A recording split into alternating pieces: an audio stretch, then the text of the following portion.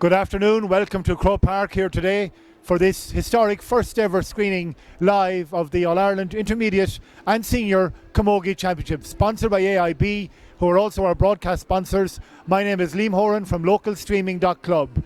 Two great games in store hopefully this afternoon, and it is also an opportunity for us to talk to Catherine Neary, who is the president of the Camogie Association, and lots of firsts today, Catherine, for the association. Absolutely, lots of firsts, as you mentioned, the live streaming, but also lots of the four firsts for the four teams that are in the finals. You know, we've Eglish of Tyrone playing Myshall.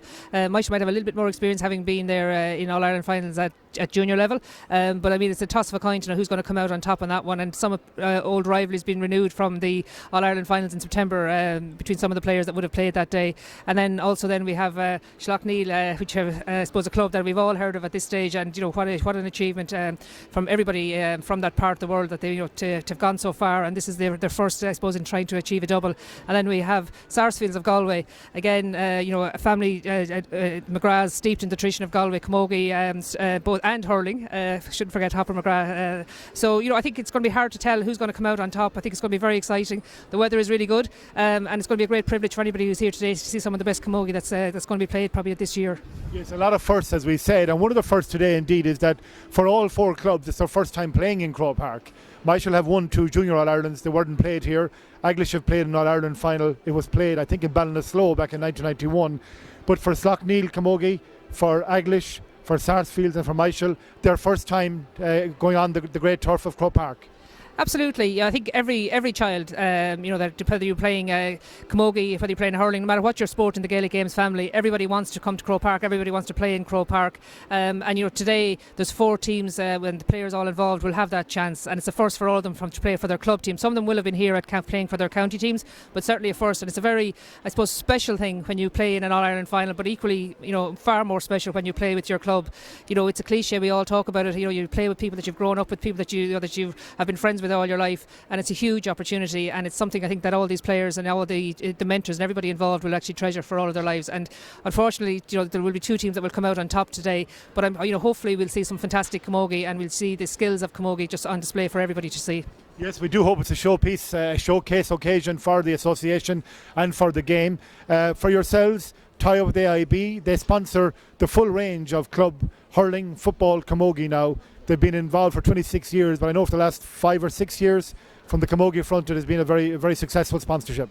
Yeah, it's been a fantastic sponsorship. It's wonderful to see the tie-in with the GA, with the hurling and the camogie and ourselves. I think that there's a natural affinity between camogie and hurling. You get families across that play the hurling and the camogie, and people want to see each other. And I think also it just shows through the AIB sponsorship and I suppose the hashtag the toughest, that there is a huge appetite there to see camogie, to see female sports and to see the female athletes playing, and that we would all see them as being at the same level as their male counterparts. So from that point of view, we're delighted that we have the sponsorship with AIB, and obviously today the live streaming is fantastic. It means that we can bring our game to an even wider audience for people who may not be able to make it here today, and also for people around the world that they can see it, because camogie is played all over the world now, and I think it's important that people get to see our game, and also get to see that everybody has a chance to come here to Croke Park and to play in Croke Park. Indeed, well, I know you have a lot of official duties today. Best of luck, and you'll be presenting cups later on.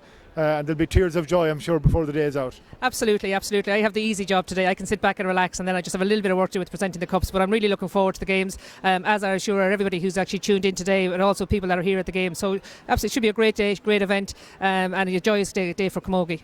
Okay, well, thank you very much, Catherine, for joining us. And we will be rolling along with the stream throughout the afternoon. As Catherine said, 4 clubs playing in Croke Park for the very first time. Intermediate final coming up at 1:30 between Myshall of Carlow and Eglish of Tyrone. And in the senior final, Slaughtneil, that famous club name from South Derry, whose stock has risen so much in football, hurling and camogie in the last few years. And they play Sarsfields, a well-known camogie and hurling stronghold in Galway as well. Galway very strong for camogie. I'm going to call in some other guests now as well. Thank you, Catherine, for joining us.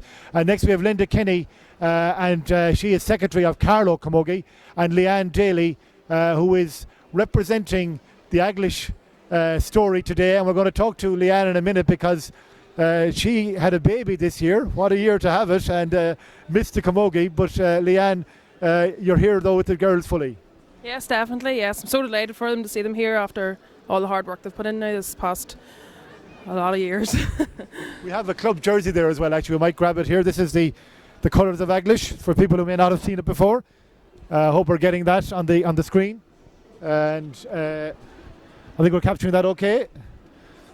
Very good. Sponsored by McCann's Shop and P.O., the post office. And Linda, Secretary of Carlow Camogie. Myshall, a very well-known Camogie side as well. 2 All-Ireland Juniors won, stepping up to intermediate level. Probably favourites today.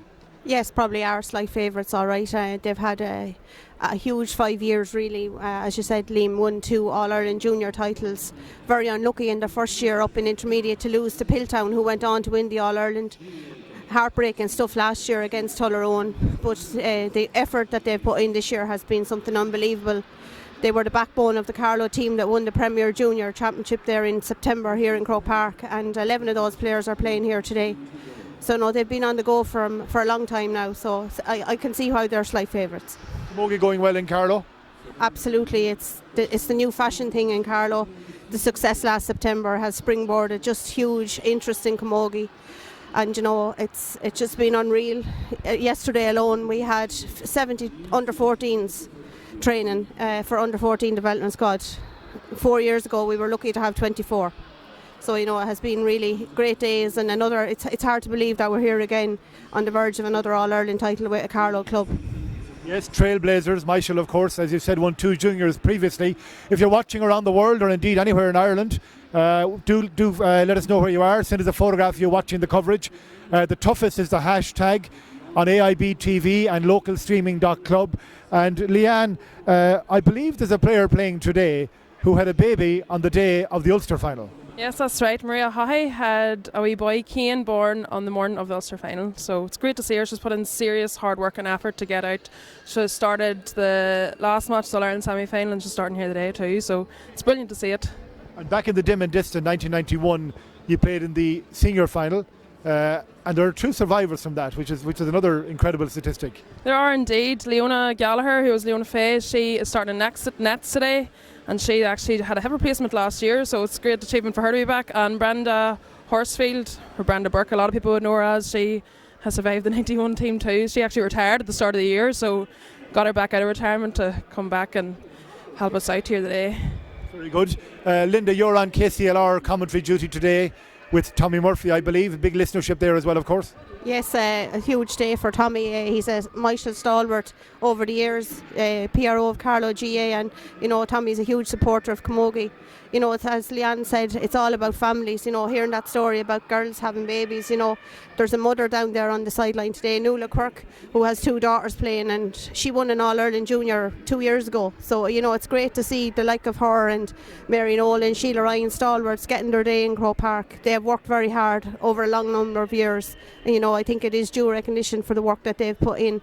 And you know, club is family, as Leanne has said, and you know, I'm sure it's hard for her. I presume she'd love to be playing today, but you know, we're not ruling it out yet. No. But it's, you know, club is everything really. You know, I'll never forget the day here in September, but you know, it's very emotional being back here remembering what happened in September, you know, and I can understand how the girls are feeling down in the dressing room. You know, it is the place to play, and you know, it's a dream for everybody, and you know, the best of luck to both teams. Okay, Linda, we'll let you off to your KCLR duties, but you will be double jobbing today, I believe. That's okay, I'll be back to you, Liam. Okay, and Leanne, we'll just grab you as well, and we have Patrick Summers from AIB in a moment as well. Leanne, you're going to be on co-commentary duty with Don O'Sullivan, our commentator, and Elaine Aylward from AIB, the former Kilkenny player and Leinster title winner of Mullinavat. She'll be flying the Myshall flag during the commentary. We do encourage our co-commentators to let it be known that they're following a club, that they're partisan, to be fair as well obviously, but that they're partisan. But last September when Carlow won that junior crown, they beat Armagh, but there's a very strong Eglish connection with that Armagh team. There is indeed. The 2 Donnelly sisters, Leanne and Ciara, are both playing that day. Ciara scoring the wonder goal that went viral over the internet, so it's great to have them have a bit of, you know, they had so much hunger after they got beat here, and the girls don't want to be going home feeling like that again today. And their other sister, Lynn Oshling's playing again today. She's really come on leaps and bounds, and says she'll be making her footsteps in Armagh in the future too. Okay, very good. You have people watching all over the world. Yes, there's lots. The two midfielders, Sean and Ashling Jordan, their brother Dwyer, hopefully watching in San Francisco, along with my own two brothers. Where are your girls going out? Yes, that's them. Hopefully they're going to do the business today. So it must be wonderful to see your club running out in Croke Park like that. yeah, it's brilliant. It's a really surreal moment for me anyway. So I don't know how the girls are feeling. I really hope that they show what they're made of today, because they really do deserve to be here. And as hashtag, they are the toughest. Okay, so just continue your ritual or your list of who's watching abroad. Yes, there's lots. A few other Americans is watching in Texas and Boston, and there's Jordan's watching in Australia. We've got people in Mexico. There's out in Dubai. There's people watching. It's just all over the world. There's so many Eglish relations and people from the club, and just so many well wishers leading up into this game. So it's been brilliant. And you have no pub in Eglish, you tell me, and to which someone retorted, that's why you're in All Ireland finals. Yes, maybe that's how we got here. We've no pubs we sitting in, yeah, but I'm pretty sure all the folks in MacLear's Barn again and in the auction rooms in the Moy will be supporting us on. There's girls play for Dungan and the Moy ladies football team, so I'm hoping they'll be all shouting us on in the bars. Okay, Leanne, we'll let you into your commentary position where you'll be joining Don and Elaine. We now bring in Patrick Summers, Paddy, the marketing manager of AIB Bank. We had a very busy weekend here 2 weekends ago with the intermediate hurling and football and junior hurling and football. And part of AIB sponsorship, of course, extends to Camogie as well. And Catherine Neary was making the point that for the last 5 or 6 years, the joint sponsorship by AIB right across the full range of club events has been very beneficial. Oh yeah, definitely. So we've been sponsoring the hurling and football for 25 years now, but the Camogie we brought on board 5 years ago, and it's massive for us, to tell you the truth. It's just a great experience, and I've been here at the finals for the last couple of years, and the support that that the girls get here today is absolutely brilliant. So just delighted to be involved in it, and looking forward to 2 good competitive games today. I suppose with the counties that are involved aren't your normal counties that we'd have here. You know, you have your Derry, Tyrone, Carlow, and Galway would be a Camogie stronghold. But it's good to see them have their day out here in Croke Park today. So we're delighted with that. Yeah, Myshall just on the field now as well. So both teams out for the junior final. They have the intermediate final. They have won 2 juniors previously. We covered the junior final indeed in Bury earlier on this year. And Johnstown Bridge will be introduced to the crowd here today as well. Yeah, Johnstown Bridge had a good win there in November, so it's great to have them here in Croke Park as well. Obviously the junior finals aren't played in Croke Park. 3 games in one day is probably a bit much, but no, it's good that they'll be I suppose recognised on the pitch for their achievements this year as well, you know. Okay, and AIB TV, GA TV streaming this worldwide. Yeah, we're kind of getting a bit of a name for ourselves now, a bit of broadcasters, Liam. So yeah, we're delighted to bring it to people all over. Do you not stick to the banking? I suppose, well, me personally, I suppose the marketing is my part of it now. I wouldn't be too great at the rest of it, but listen, yeah, delighted to be able to bring it to a wide range of people. We had great numbers for the hurling and football, so looking forward to big numbers again today, you know. Okay, Paddy, thank you very much for joining us, and we'll catch you a little bit later on in the afternoon. I'm going to call in Don O'Sullivan now, our match commentator, a Limerick man. He actually commentated on that All-Ireland junior final for us in Birr last November, as Paddy says. Back again today, Don, and a busy day for you. 2 games to call, as they say. Yeah, looking forward to it. We covered that junior game, as you say, in Birr, and the surroundings here, much the same. Very excited about Croke Park. Obviously, you know, first time for these 4 teams to play here, which is an incredible occasion, and fair play to AIB for supporting the clubs as they always have down through the years, and I'm looking forward to 2 brilliant games. It was a close game that day, and I was just making the point to Paddy there that Johnstown Bridge will be introduced to the crowd here at half-time in the senior match. Yeah, it was a brilliant game actually. Very high standard of Camogie on show that day. I mean, Johnstown Bridge were excellent, and O'Connell will be back, but introduced to the crowd here, even coming up and making that trip up to Croke Park today for that club is great for that club. And then you have 4 more clubs today that have probably the biggest day in their history of getting to play in HQ on a phenomenal pitch, even though there was games here last night. And it's just, I suppose, the anticipation builds now, and hopefully everyone will perform. That's the big worry. You've done your research. What jumps out at you? I suppose that's just the thing you were saying there about Myshall winning 2 junior titles. Having seen the standard of the Junior All Ireland champions this year, you'd probably make them slight favourites coming into it. I mean, Eglish coming down from the north will fancy their chance of a one-off win. People will call it a surprise that these 2 teams have made the final. And reading back on the reports and the history of the game, I wouldn't see it as a surprise. It'd be a very, very tight game, and I know there's no extra time and there's a replay on the 19th of March, but look, there could be a puck of a ball between them. Okay, you're keeping that day free, so I think, are you? Absolutely, yeah, we'll be back. We have loads of time off. Okay, very good. Well, Don, best of luck, and we'll be talking to you a little bit later on as well. Cheers. You'll be joined in commentary by Leanne and Elaine Aylward, and I'm going to call Elaine in now. Elaine is an AIB ambassador. She's a Kilkenny woman on temporary exile in Cork. Kilkenny don't tend to leave those exile periods very long before they call them back home. No, true, but my husband would probably hope it'd be a little bit longer than a temporary release. But no, based in AIB in Bandon at the moment now, so settling in well down there. Yeah, former Kilkenny hurler, of course, and you as well won a Leinster title with Mullinavat, finally escaping the clutches of your nearest and dearest in Freshford, or Thomastown. Yeah, we'd had a turbulent few years, I suppose, with senior camogie in Mullinavat and Kilkenny. We'd been beaten in a number of semi-finals and finals by Freshford, I suppose, for a lot of years, who were going on then to win Leinsters and All Irelands. And I suppose we always felt that if we could get past Freshford, we could put a bit of a stamp on Leinster, maybe further. So finally in 2010 we broke through and won our first senior title. They got their revenge on us in 2011, all right, but in 2012 we came back and had a great run in Leinster and beat St Ibars from Wexford in a great game in Nolan Park. So I suppose that was the pinnacle of the senior titles in the club, and it was a great day for the club.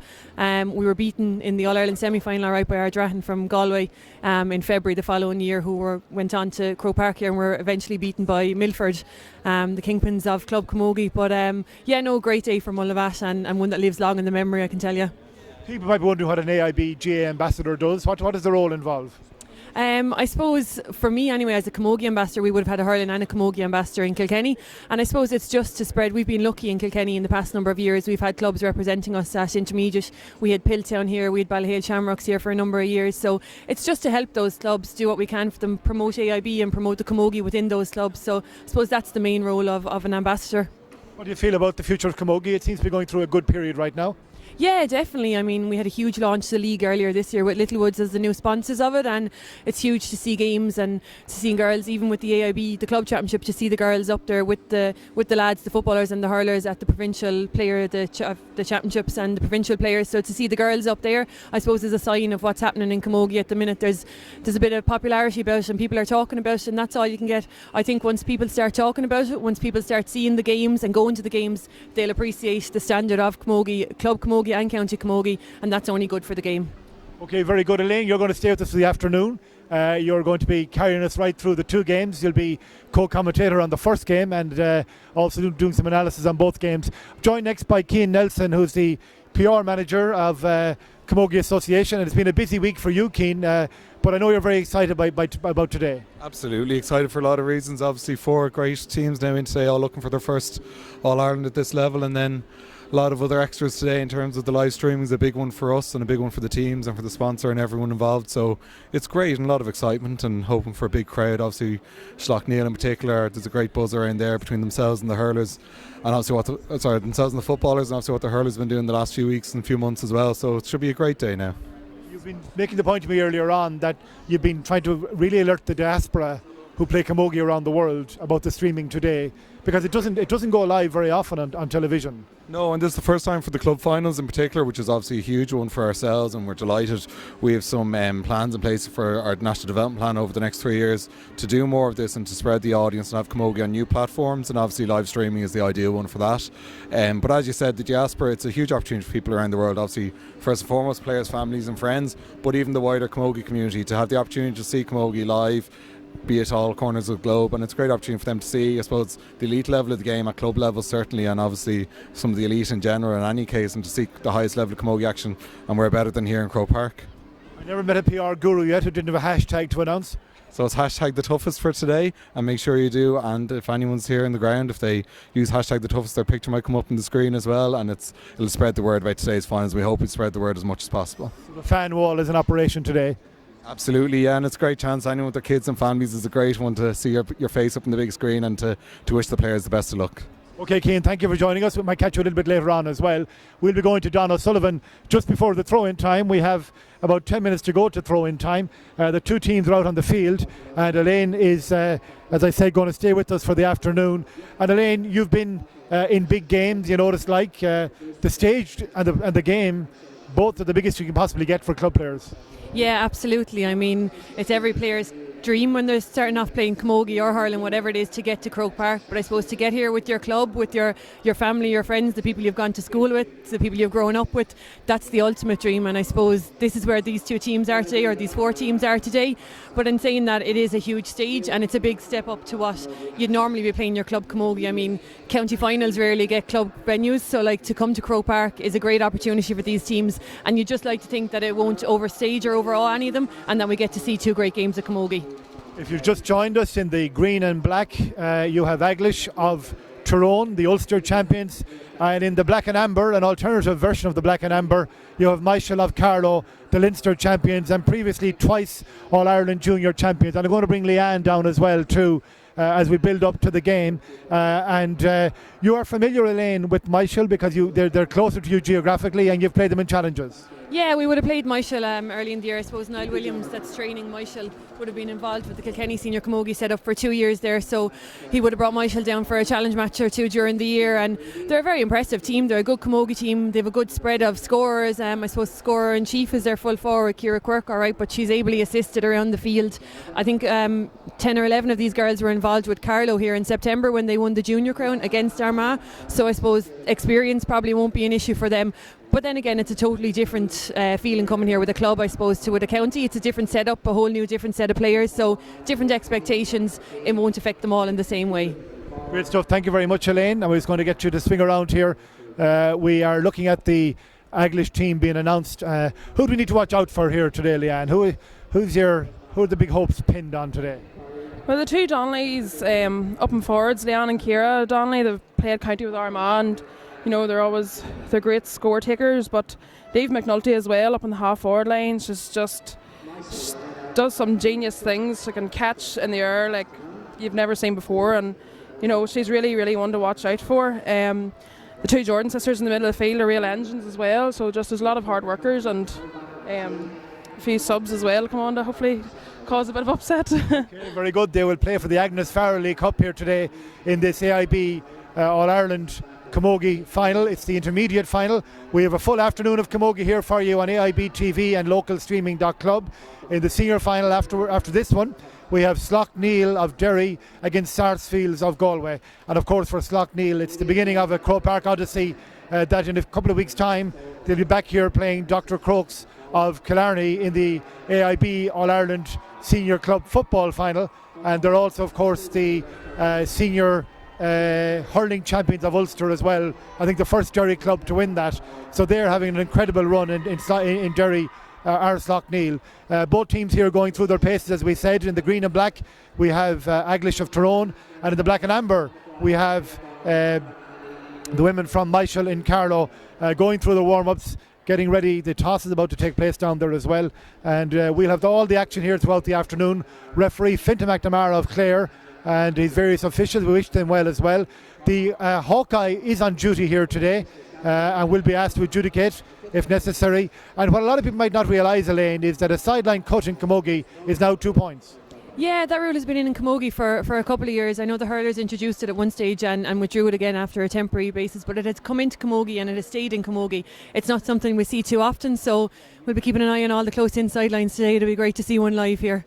Yeah, when you quote a stat, you should always have somebody to blame if it's wrong, and I'm going to quote Keane Nelson now. He says if there's a sidelines cut scored today, it'll be the first live 2-pointer seen in camogie. So hopefully Keane is right about that, Elaine. Definitely, it sounds like a good stat anyway. We'll run with it and we know who to blame if it's not. We won't let the truth get in the way. It's good. So the toss about to take place are taking place, the ceremonial photographs as well of the captains, and they of course will be framed and put up on mantelpieces, and hopefully, I'm sure you'll be thinking, Leanne, will form part of a victory diary or scrapbook from today. Definitely. I think if Eglish win here today, there'll be a shrine put up to this team in the club room, so hopefully the girls can do it now, and we'll just be so proud of them whatever happens, but we're really, really hoping for the best outcome for all the hard work they've put in over the past number of years. So tell me about the club a little bit and its place in the community in Eglish.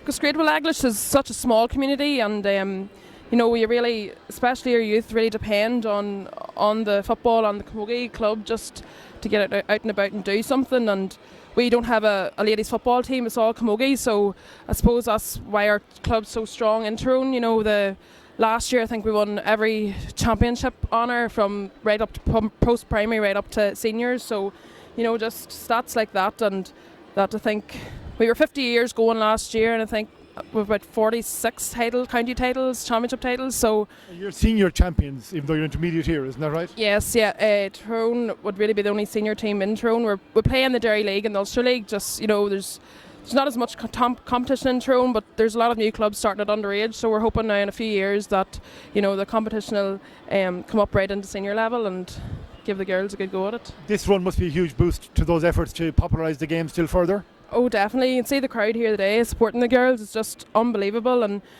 there's so many of the younger girls playing that will just be looking up here to the girls in the field and just saying, I want to be here in 5 or 10 years time, or so we hope this is only the beginning of it in Croke Park for Eglish. So who do you think of today? What former club figures do you think of today? Who's in people's memories today, and what's an emotional charged occasion? Yeah, well, there's one of our founder club members, Margaret Jordan. She's lived in the Moy, but she actually passed away there at the start of the year. So I'm sure the girls will have members like that in their mind, and so many hard-working members of the club like Ursula Jordan and Maria Mason and Maureen Ogle, and there's so many, even the likes of Leona on there. They do so much for their club, and the girls will just really, really want to do it for them today, and especially for Julie Lagan. She's on the bench today. She actually had vertigo there this past 6 weeks, and she should be starting today, but obviously she just came back from that, so the girls will be really pushing and hoping to see her come on. It'll be a big boost to the girls, so everybody will be doing it for everybody at home, abroad. And very good. Of course, Niall Williams, the Myshall manager. He managed Kilkenny previously. Yeah, Niall would have been manager of the Kilkenny senior team for 2 years there. Got us to 2 All Ireland finals, which we were ultimately beaten in. So I know Niall is probably hoping for a different result today with Myshall. But look, they've come on leaps and bounds. They would have been always strong in Carlow. I think they have 16 or 17 titles in Carlow at this stage, but would have always maybe struggled a bit in Leinster and would have been beaten by Kilkenny teams I know in the past, and Laois, and have had a hard run through Leinster this year. But look, they annexed that title late last year, and I know they've been looking to Croke Park since then. They had a tough game in the semi-final. Probably a bit of experience got them over the edge in the end of it, and look, they're here today, and I suppose once you get to Croke Park on an All-Ireland final day, it's a 50-50 game. Okay, well, we're going to release Leanne first of all for commentary duty. She's had a busy start to the game for one who didn't play this year. She's the busiest Eglish woman in Croke Park so far. A lot of stuff going up on the fan wall here as well. Good luck to Eglish and their AIB from Slaughtneil, of course. That's a Tyrone-Derry alliance. That's not always in place. I've been in Clonus a few times when it didn't apply, I can tell you, back in the days of Peter Canavan and Gary Coleman and a few of those guys. And use the toughest on your social media. Your message could appear on the big screen here in Croke Park, and we will be mentioning people around the world later on as well today too. And we're nearly there in throw-in time. I'm going to let Elaine back to her commentary position as well. Don O'Sullivan is our match commentator. Final warm-ups taking place. We'll be going to Don in a couple of moments. Final warm-ups, as I said, taking place as both teams get ready to do battle here for the Agnes Farrelly Cup in the All-Ireland Intermediate Camogie Final. Broadcast sponsored by AIB. Competition sponsored by AIB. A big moment for the National Camogie Association. The first ever live streaming of All Ireland finals. A lot of firsts here today, as we said earlier on. All 4 clubs who will play here today are playing in Croke Park for the first time. Now obviously Sarsfields have been here in their men's club. I think they won, was it a few? Did they win a couple of the All Ireland Club Championships back in the day? And Slaughtneil were here beaten by Curragh in the All Ireland Club Football Final a couple of years ago as well. Myshall and Eglish here for the very first time, though as we said Eglish have been in an All-Ireland final before at senior level back in 1991, and Myshall have been double junior champions. But today it's for the intermediate title. They battle it out, and we hand you over now to call the action for the first half to our match commentator Don O'Sullivan and his commentary team of Leanne Daly and Elaine Aylward. Thank you, Liam. Very welcome to the upper tier of the Hogan Stand in Croke Park as both teams, Eglish from Tyrone and Myshall from Carlow, get ready to play the AIB sponsored Intermediate Camogie Final, which has been streamed all around the world. Make sure to use the hashtag #TheToughest, as Liam has said in his pre-match commentary, and I'll just quickly, I suppose, give you a rundown through both teams. Eglish will start with Leona Gallagher in goals. They'll have Laura Mason, Brenda Horsfield and Cathy Jordan in the full back line. Claire Jordan, Ciara McGreedy, the captain at centre back, and Aisling Donnelly make up the half back line, while Shauna Jordan joins Aisling Jordan in midfield. Ciara Donnelly, Keely Cudahy, Niamh McNulty in the half-forward line, while Maria Haughey, Maeve McHugh and Leanne Donnelly make up the full forward line. Myshall from Carlow, Joanne Joyce in goals, Pamela Whelan, Niamh Quirk the captain of full-back, and Michelle Nolan make up the full-back line, while Breege Nolan, Kate Nolan and Mairead Doyle make up the half-back line, while Ciara Mullins partners Tara Wilson at midfield. Olivia Jordan, Ali Rajitsko and Marion Doyle in the half-forward line, while Emma Coogan, Ciara Quirk and Leanne Nolan in the full forward line. And the game is underway. Referee is Fintan McNamara from Clare. And on the attack straight away is Myshall from Carlow, looking to have a first chance there as Marion Doyle blocked down. Again tries to rise it on the 21, tries to flick a ball across in front and cleared away there by the full-back for Eglish, which is Brenda Horsey out over this sideline. And a good start so far, Elaine, for Myshall. Always good to get, I suppose, the first chance. Yeah, it's nice to get on the attack good and early, and luckily for Marion that ball didn't go over the bar, but if they got a score, it's good to get on the scoreboard good and early. It tends to put the other team on the back foot, and they're on the attack again here now. So Sorry, again, Leanne Nolan on the attack there this time for Myshall, striking again twice. 2 possessions so far for Marion Doyle. Could feature ball high in the air. Wind blowing from the Hill 16 side down towards the canal end. Again, trying to get the ball over midfield and on the attack once more. Eglish, long ball in. Could be a tactic they'll use, as say, playing against the wind here. And out on this near touch and is Ciara Donnelly. Looks to have been fouled, and she is. And Ciara Donnelly will have Eglish will have a chance to try me have a score. Good start, good recovery, I suppose, Leanne from Eglish. Yeah, great long ball in there from Niamh after a great catch. Is definitely one to watch out for now in this game. You were mentioning earlier that Ciara Donnelly, the number 10, who was fouled there, will also be taking the frees, a reliable free taker. Yeah, definitely reliable free taker for club and county, so let's hope she does the business. 1 minute and 20 seconds gone, and that is a beautiful strike of the ball straight over the bar for Ciara Donnelly. Not easy to do with that wind. no, it's a difficult goal to score into. There tends to be kind of a swirling wind coming in at the end of the 2 stands there, so that one went straight over the black spot. So a great start for Eglish. Puck out to come now from Myshall's goalkeeper, which is Joanne Joyce. Right out on the 14, drives it, landing over midfield again, playing with the aid of that wind into midfield. Trying to set up another attack for Myshall is Tara Wilson in midfield again. Out towards Olivia Jordan, long ball in, long ball is featured so far. And back there for Eglish as Brenda Horsfield tries to lift it and pick it. That'll go for a 45. And I just suppose we've seen the tactic so far with the wind that's been used there is long ball into the forward and danger ball. Yeah, definitely. I mean, Ciara Quirk would be top scorer for Myshall this year. She scored 3 great goals here for Carlow in September, so Myshall will obviously try to get as much ball as they can into her, and if they can isolate her on the edge of the square, they'll be hoping that'll pay dividends. Just in the backs there, I noticed that Breege Nolan has gone back in on cornerback. She's gone back in on the Eglish danger woman, so if that's a tactic that they've identified, that if she's their top scorer, obviously they think that Breege is going to do a job on her, maybe in cornerback there, so just one to watch. Ciara Quirk has a chance now to level the scores here for Myshall. Double junior champions now looking to win their first intermediate title. Our umpire goes to the white flag. Good start so far in Croke Park. 2 minutes and 39 seconds gone. We're all level in the AIB sponsored Intermediate Club Championship final. Again, a quick puck out taken there by Leona Gallagher. Referee blew the whistle straight into midfield. And on the ball is Aisling Jordan. Try and get away from her marker again. Neat little ball up the far side towards Maria Haughey. Referee blows the whistle, gone out over the sideline. We were talking earlier about the sisters, Shauna and Aisling Jordan. They'll have their work cut out in midfield today. They will have their work cut out, but you know what? They definitely are the engines of the team. They're great at attacking and great at tracking back too. So we'll definitely rely heavily on the 2 Jordans today. Again, another sideline ball on the far side, as we said. Wind blowing in. If you're just joining us, it's 1 point apiece. Wind blowing in over Hill 16, that famous end, down towards the canal end. At the moment, it'll be favouring Myshall of Carlow in the first half. 1 point apiece. And the sideline cut to come. Sideline ball won there by Keely Cudahy. Hand pass inside towards her midfield. Jordan on the attack here has a chance to throw this one up. Doesn't maybe connect with it too correctly. Should fall into the hands of Joanne Joyce, the goalkeeper. Lifts it, strikes it, tries to clear it out, and does towards this near side. Will the ball go over the sideline? Who'll win the race? Back there is Pamela Whelan. She picks it up. Doesn't get too much control on it. Again, a lot of intense defending there.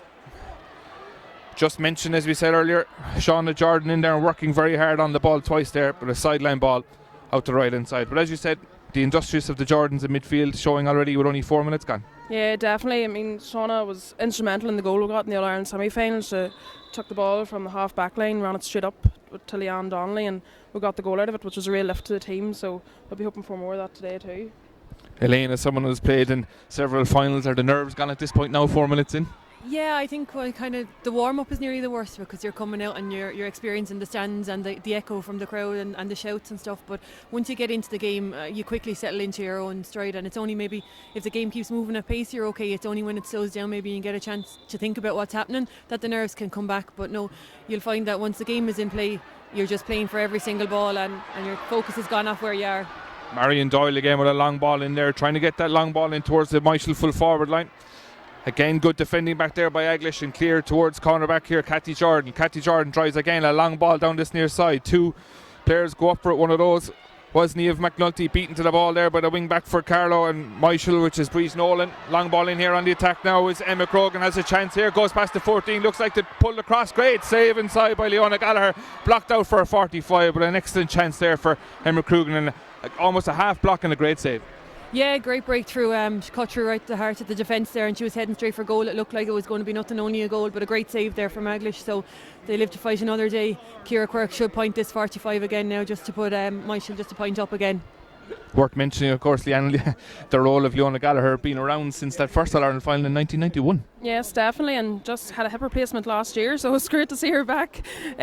She usually is a forward, but she took on the role in nets this year, and she's definitely, as you can see, she's proven her worth. She's great strike and direct, can pinpoint her puck out. So, and as you can see, can stop the shots too. So that 45, as predicted, taken by Ciara Quirk, goes straight over the bar.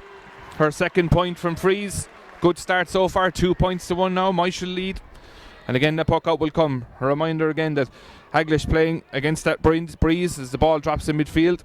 And on it is Niamh McNulty trying to pick it up. Again on midfield battle has been epic so far. 5-6 players around the ball now so far. Everyone trying to win clean possession. Second, third possession of the game. Trying to win that breaking ball. Referee Fintan McNamara from Clare thinks he might throw this one in. He's thinking about it, has the whistle to his lips, has decided against it maybe in a way. For Eglish comes Aisling Jordan. Tries to make some room. Again, diagonal ball over to the far side as Ciara Donnelly tries to come out and pick it up.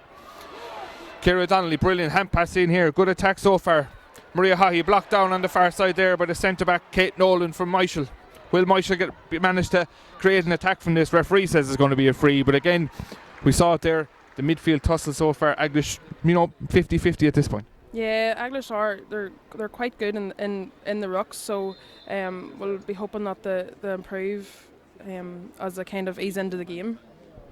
7 minutes gone, 2 points to 1, Myshall lead. This ball again around midfield, a lot of possession being hard fought for there as Tara Wilson tries to make it through. Hand passes it back towards Olivia Jordan. Again, the long ball in. Who's going to come out for this? It's Leona Gallagher for Eglish. Will she have a chance to clear? She does. Out towards this near side. Again, the long ball causing a lot of confusion back there. It seems to be the main tactic.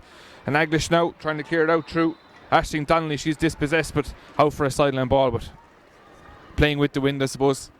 Get the ball in early. Yeah, I suppose you'd expect Myshall to have a good bit of pressure on the Eglish goal in this first half when they do have that breeze behind them, and like I said, they're going to be trying to get that ball into Ciara Quirk as fast as they can, so you'd expect it should pay dividends hopefully at some stage for them.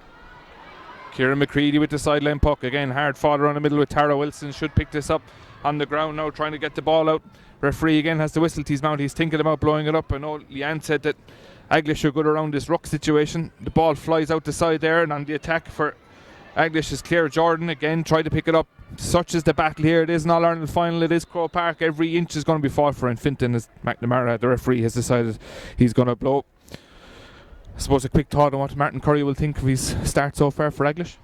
Yeah, I think it's a good start. The girls, they just need to settle the nerves and just ease their way into it. So I'd say Martin will be happy enough now. They'll just have to keep it going and up the ante now. On the attack once more, Myshall playing, as you say, with the aid of that wind, leading by 2 points to 1 with 8.5 minutes gone. Again, Jordan away off to her sister. From Shauna to Aisling to Shauna. The ball is driven in high again once more by Keely Cuddihy. Going back there for Myshall to try and clear is Cathy Jordan. Again, good defensive on both sides. 2 points to 1, 9 minutes gone. Every single possession being fought for here.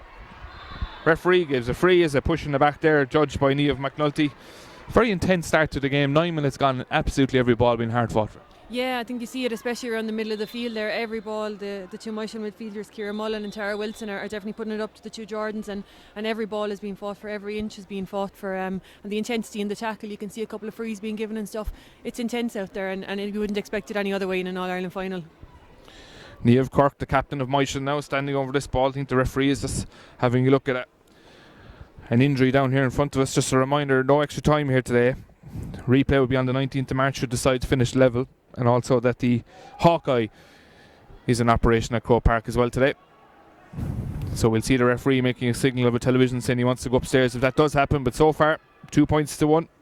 Umpires have seen everything so far, and the ball driven really, really long down across midfield, and Myshall on the attack once more, and again in the middle midfield is Aisling Jordan. Cornerback and corner forward coming out as intense as ever, trying to win that ball, and back is Kieran McCready, the captain and centre back for Myshall. Gets a quick hand pass away, and again the long ball driven in, and Brenda Horsfield is out in front this time, has plenty of time on the edge of the D, drives a diagonal ball over into the corner, looking for Maria Haughey. Tries to get out, tries to flick it past her marker, which is Mairead Doyle. And again the ball not getting past that half back line, half forward line for both sides. Back in around midfield, and all the way back there is wing forward Marion Doyle. Tries to block a Hurley, we've a Hurley broken. Long drive again, wind assisted down on top of the half back line. Trying to pick the ball up there. Marion Doyle, the aforementioned, again another small little ruck for possession. Kicked out there by the centre half back, which is Kate Nolan for Eglish. We're pulling the jersey. And again 2 points to 1, as you say, Eglish trailing, but they'll be happy with this, 10 minutes into, or 11 minutes into a 30-minute half with that wind. Yeah, well, I suppose, you just have to take what you get and go with it, and we'll hope now that the girls can make the best of what's coming here now. Chance of a goal here, the full forward for Eglish strikes it just onto the left and wide from Maeve McHugh, and the chance is created for her. 1-on-1 with the goalkeeper, pressure, but good, well worked chance. Good chance for the first goal of the All Ireland final. Yeah, definitely a let off from Myshall there. The ball slipped in behind, and the corner forward was quick enough to get in after it, and great shot, just a little bit off target. Maeve McHugh, she'll get another chance, I'm sure. Ball driven high again. The puck out comes from Myshall's goalkeeper, is Joanne Joyce. Again into midfield there towards Shauna Jordan. Hand pass out here to her sister Aisling, tries to drive it again up along the sideline. Very much a tactic for Eglish so far. Trying to get that ball into Leanne Donnelly. Beaten to it. And the ball cleared down along the sideline once more towards Wilson in midfield. Looks like she's pushing the back, and she was. And Finta McNamara decides that's a free. Leanne going back to that goal chance, unfortunate, but still good to see a chance created so early. Yeah, definitely, and more to come from Maeve. She's a real strong physical player and has a great strike. Just a wee bit unlucky there and off target, but definitely more to come from Maeve. Well, the Tyrone flag and the Carlow flag are flying at the end of Hill 16. Referee has decided we're going back here to say there was an issue with the free being taken. I think the linesman has his flag up saying something was wrong with that, and Eglish will have a chance now to go on the attack. The ball there, Kelly Cuddy. Looks like she's going to hand it off, and she is. And Ciara Donnelly, or Aisling Jordan I should say, will take this sideline cut. Bit of a repeat for Eglish, a chance here to try and drive it in. The free Wilson on the ball again for Myshall in midfield. Long ball down, who's covering across here? Looks like one of the Jordans, and it is. Covering a lot of ground so far, the midfielders. Again the linesman has his flag up. The crowd now getting involved in this game with 2 points to 1. It really, really is hard fought out there. Every single possession coming down to, I suppose want at this level. Yeah, exactly. Nothing like a couple of closely called line balls to get the crowd excited and get them on the linesman's back. But no, it's swinging and flowing. The Jordans are getting on an awful lot of ball for Eglish. They've dropped back, and yet when you look again, they seem to be in attack. But Myshall are just on the attack here now. A chance there for Myshall to get a score, and it is. Emma Coogan raises the white flag. Emma very nippy so far, showing a lot of pace, trying to get in behind her defender, operating way out from the goals. And a good score there means that Myshall now lead by 3 points to 1. A reminder, we've 13 minutes gone here in Croke Park in the intermediate final. The senior final is to come, all streamed live thanks to AIB and local streaming. And a free in once more. Myshall will have a chance to add to another score, but 3 points to 1. It's important now, I'd say, Leanne, for Eglish to make sure the gap doesn't get too big for half time. Yeah, definitely. It's important for the girls to start pushing up the field and looking for the scores. Another one over the bar should settle them down another bit, and hopefully just keep going on. Centre half back Kate Nolan will hit out to take this free, way out on the far side there in front of the Cusick stand. Could be within the range here with this wind, we'll see, we'll judge it. Going to drop in around the edge of the square. Who's going to go up and win it first? Ball bounces 2-3 times inside. Could be danger here, could be a chance for Myshall. Picks it up and flicked, unfortunately for Myshall, and happy enough for Eglish. The ball looks like it's going to be cleared out here past the 21, but again back in there trying to win the ball. It looks like it's Coogan. Flicks it out here towards Marion Doyle. Again, the long ball in, trying to get it in around 21-14. Ball is left bounce, one of the Jordans. It looks like it's Ashling is back there, tries to clear, and again, Eglish up this near side, right under the Hogan stand. Ball looks like it's going to beat the two players out over the line. Doesn't back there, in fairness to Pamela Whelan, has a chance to clear into midfield. Wilson, who's had a lot of possession so far around midfield, wearing a black and yellow helmet to match the colours of the club. And again, another, as we call it, ruck here, trying to get this ball out, up into the hands of number 13, as you saw, for Maria Hahi for Eglish. And again, Shauna Jordan trying to win possession for Eglish to try and clear around midfield. But again, superb battling for the ball by both sets of teams, both sets of players. Both looking for that vital possession in midfield. Looks like it's going to come out to Doyle, who quickly flicks it to Ciara Mullins, who drives it down along the end line. Getting a lot of possession so far. It's full forward there, up over the shoulders. Ciara Quirk, looks like it's a good shot. Unfortunately for Ciara, it's gone left and wide. But again, as you can see, hard fought in midfield and quick to take the shots, Myshall, when they get the chance. Yeah, definitely. That was an ambitious shot, but it looked for a while like it was going to go over. I suppose Ciara, as their top scorer and having had such a good day with Carlow here in September, won't be short on confidence for taking shots like that. And with the wind behind her, she'll definitely take the shots if they're on. Again, the puck out, traps around midfield. Jordan on the ball once again for Eglish. Tries to clear it upfield. We won't really know how much that wind is going to play an effect until, I suppose, the second half. But 15 minutes gone so far, and on the attack once more for Myshall. Ball going in behind, and on the attack is Leanne Nolan. Nolan tries to get away from her marker. Her marker back there is Laura Mason. Nolan trying to pick it up 2 or 3 times, tries to get the flick in. This time Cork goes in to help out. Ciara Cork, who just had that shot go wide. And as we've seen so far, every single possession been hard fought for. And again, the solo now and the chance for Eglish to clear. Knocked off the stick of Ciara McCready. And in again once more on the attack is Emma Coogan. Coogan has been on the ball a couple of times, using her pace to get away from the defender. But again, great defence so far by Eglish. 3 points to 1 as the ball is cleared down. The Carlow side lead with the help of that breeze. And again, Pamela Whelan has possession. And the referee gives a free. Now the crowd, as we said earlier, Elaine, getting into it now with some calls from the referee. But again, 16 minutes gone now, 3 points to 1. Is there any kind of pattern you can see to the game? Yeah, I suppose the rucks, like we spoke about, the battle in the middle of the field there. The Jordans are striking a lot of ball, but so too are Ciara Mullins and Tara Wilson on a lot of ball. So a lot of that ball is being fought for around the middle of the field. I suppose a lot of it will depend on who can win those rucks and get the ball out quickest and into their full forward line. Both full forwards look to be dangerous enough, so you'd imagine that Myshall would want to start making use of the breeze, because if Maeve McHugh is to get a lot of that ball in the second half with that breeze behind her, she does look dangerous in there.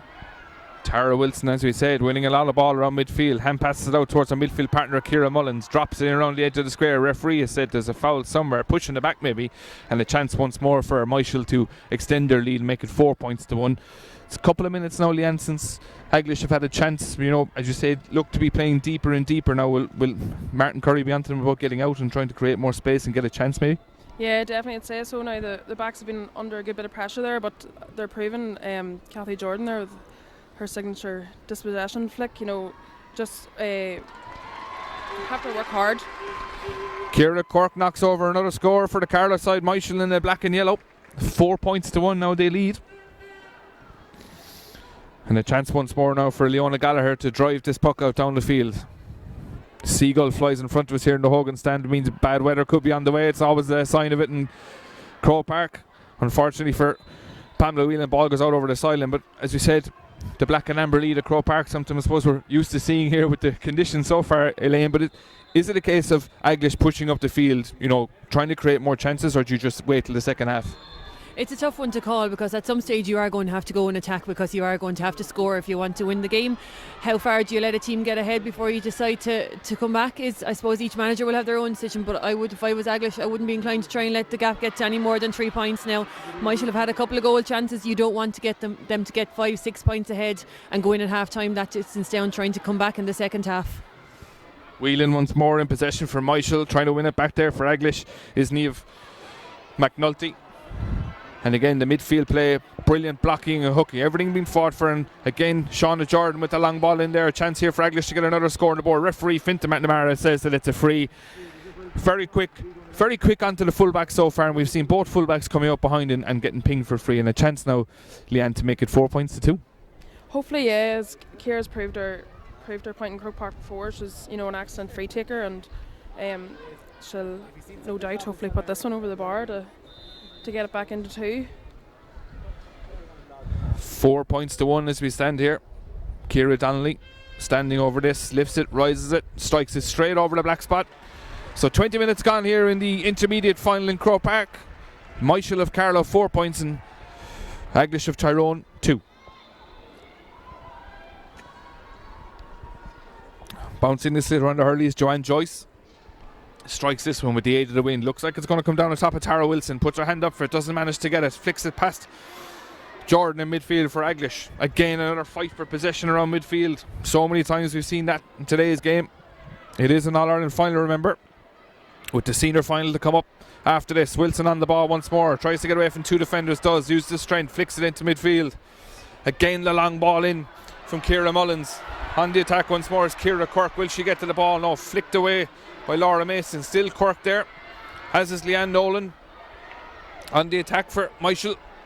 And Quirk has a chance and does pick it up. Has a chance here for a shot. Will this be the 5th? Goes straight into the hand of Leona Gallagher, who lifts it, strikes it all very quick out to the far side, trying to find Maria High. But back there is Mairead Doyle, who tries to clear it into midfield, and on the attack will be Kelly Cuddy. Again cleared away by centre half-back Kate Nolan into midfield towards Wilson. Again the long ball in, looking for Quirk, and out in front is Brenda Horsfield. Has won a good couple of balls. Dangerous to come out sometimes in front of the full forward, but it's all or nothing at this point. Haven't come all the way to Croke Park for this. It's not called the toughest for nothing.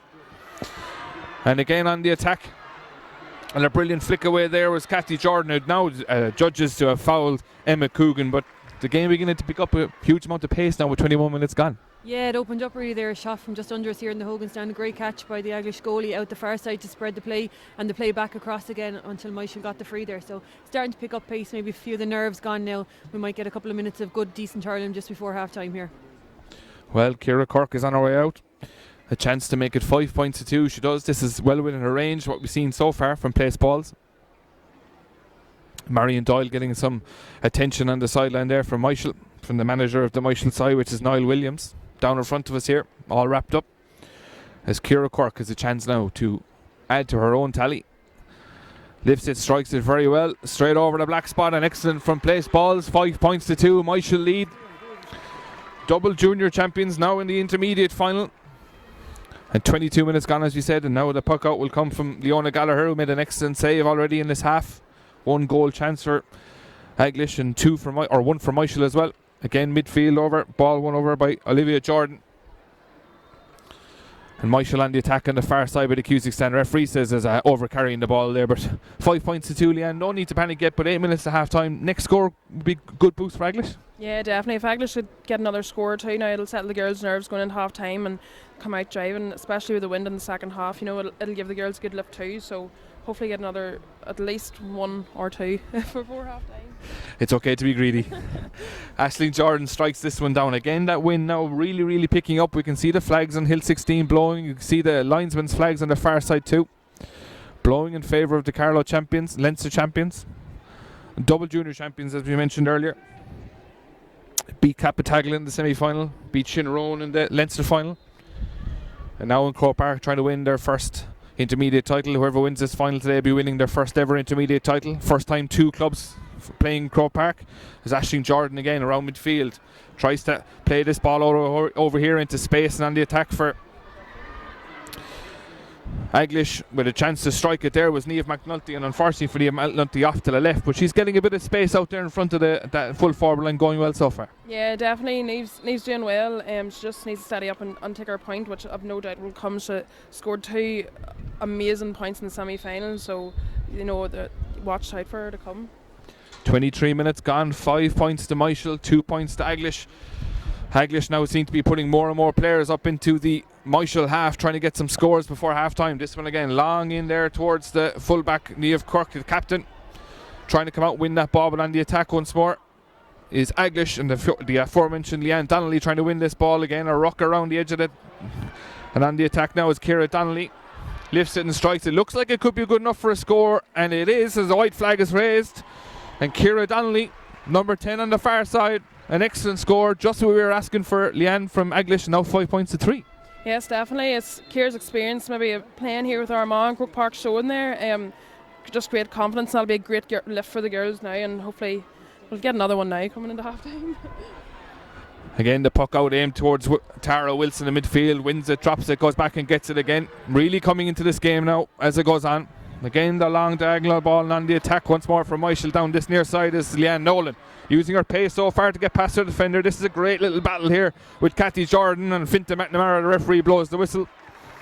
There's something I suppose we can touch on there, Elaine, while we're waiting for this free to be taken, is the picking out the posts in such a large venue, with, even when the crowd behind the goals isn't there, can be difficult sometimes to get the eye in.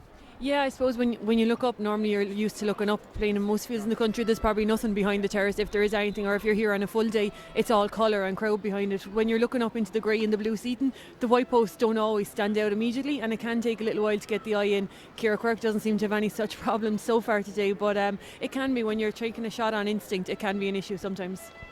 Well, Cork lifts and strike this. It was a difficult angle. It's gone across in front of the goals. If you look at the flags at the back of Hill 16 here today, you can tell that it's blowing right into that corner. Not an easy free to take. Still 5 points to 3 now. And the sharp puck out this time for Leona Gallagher goes to Brenda Horsfield. Both members involved in the 1991 panel, losing All Ireland final team. That's a long strike down there towards the corner. And that's Maria High. And again, the quick ball to midfield. Quick ball in towards Quirke inside the full forward. She's got in behind her marker now. Here's Ciara Quirke with a chance. Goes back. Will she go for the goal? Will she go for a strike? She's gone for the goal, and it's a goal for Myshall of Carlow and Ciara Quirke. An excellent strike. Got behind Brenda Horsfield for the first time, really. Picked it, struck it straight in. We mentioned her in the pre-match commentary. We've mentioned her already. Goals in Croke Park, not new to her. No, she's a bit of a specialist at him when it comes to him. That was a great finish from her. I suppose ironically it came from one of the stronger puckouts, maybe from Eglish. Full back had sent a long ball down, but it came in twice as quick on her, and Ciara Quirke, like a good full forward will, got in behind the full back and finished it well. Again, the puck out has come out here. It's now 26 minutes gone, 1-5 to Myshall, 3 points to Eglish. Maybe the next score for Eglish would be crucial. Referee has decided to throw the ball in. That's maybe the second or third time he's done it. And Myshall will be looking to build on that goal, playing with a strong breeze, whereas Eglish will be looking to respond now. The referee waiting, getting everyone to go back. Required metres behind the ball, throws it in again. 5-6 around and away come Myshall on the attack once more, trying to build on that goal they've just got. They lead by 5. Crowd really getting into this match now below us in the stand, and the question now, I suppose, Leanne, is how will they respond to that concession of that goal? Yeah, that's it. Going into half time, just conceding a goal is hard, but if there's any time for a goal to come, it's good. You can refocus and regroup, and come out hungrier than ever to just really attack and get your own back on them, really. 27.5 minutes gone. Sideline cut taken into midfield once more, and Aisling Jordan tries to pick it up, and will she hand pass it off? Looks like she was blocked. Some people in the crowd looking for a free.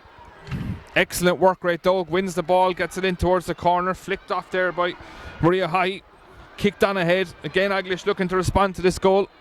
Leanne Donnelly adjudged a fouler marker, and looks like it's going to be a free out to Myshall, and you can almost see the intensity ramped up by that goal. I suppose all the teams, Myshall who got it, and obviously Eglish trying to respond to. Good finish to the half with 2 minutes to go.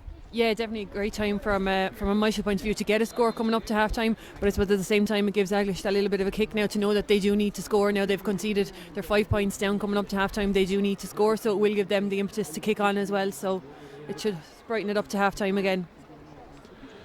1-5 to 3 points. Again, the long ball in. Back there once more is Shauna Jordan. Will have a chance to clear this. Has to go short. That wind is, I suppose, picking up, if anything. And Kelly Cuddy tries to win possession against her opposite number, Ali Rashitsko. Once more, it's the midfield partnership of Myshall coming out on top. That's Tara Wilson, who's trying to hit that point on the run. The umpire goes around to the far side. Looks like it was going to go over the bar. Hasn't. It's gone left and wide and let off for Eglish. And a chance now for Leona Gallagher to have a puck out. 28 minutes gone. Nearly 29 with a minute to go at the half time. Down the middle of the field again once more. 4 or 5 players going up for it. Who's going to win the breaking ball? Could be crucial before we finish this first half of the AIB Intermediate Camogie final at Croke Park. Good standard of hurling on show so far. That ball is going to drift wide, and Leona Gallagher will have one more chance.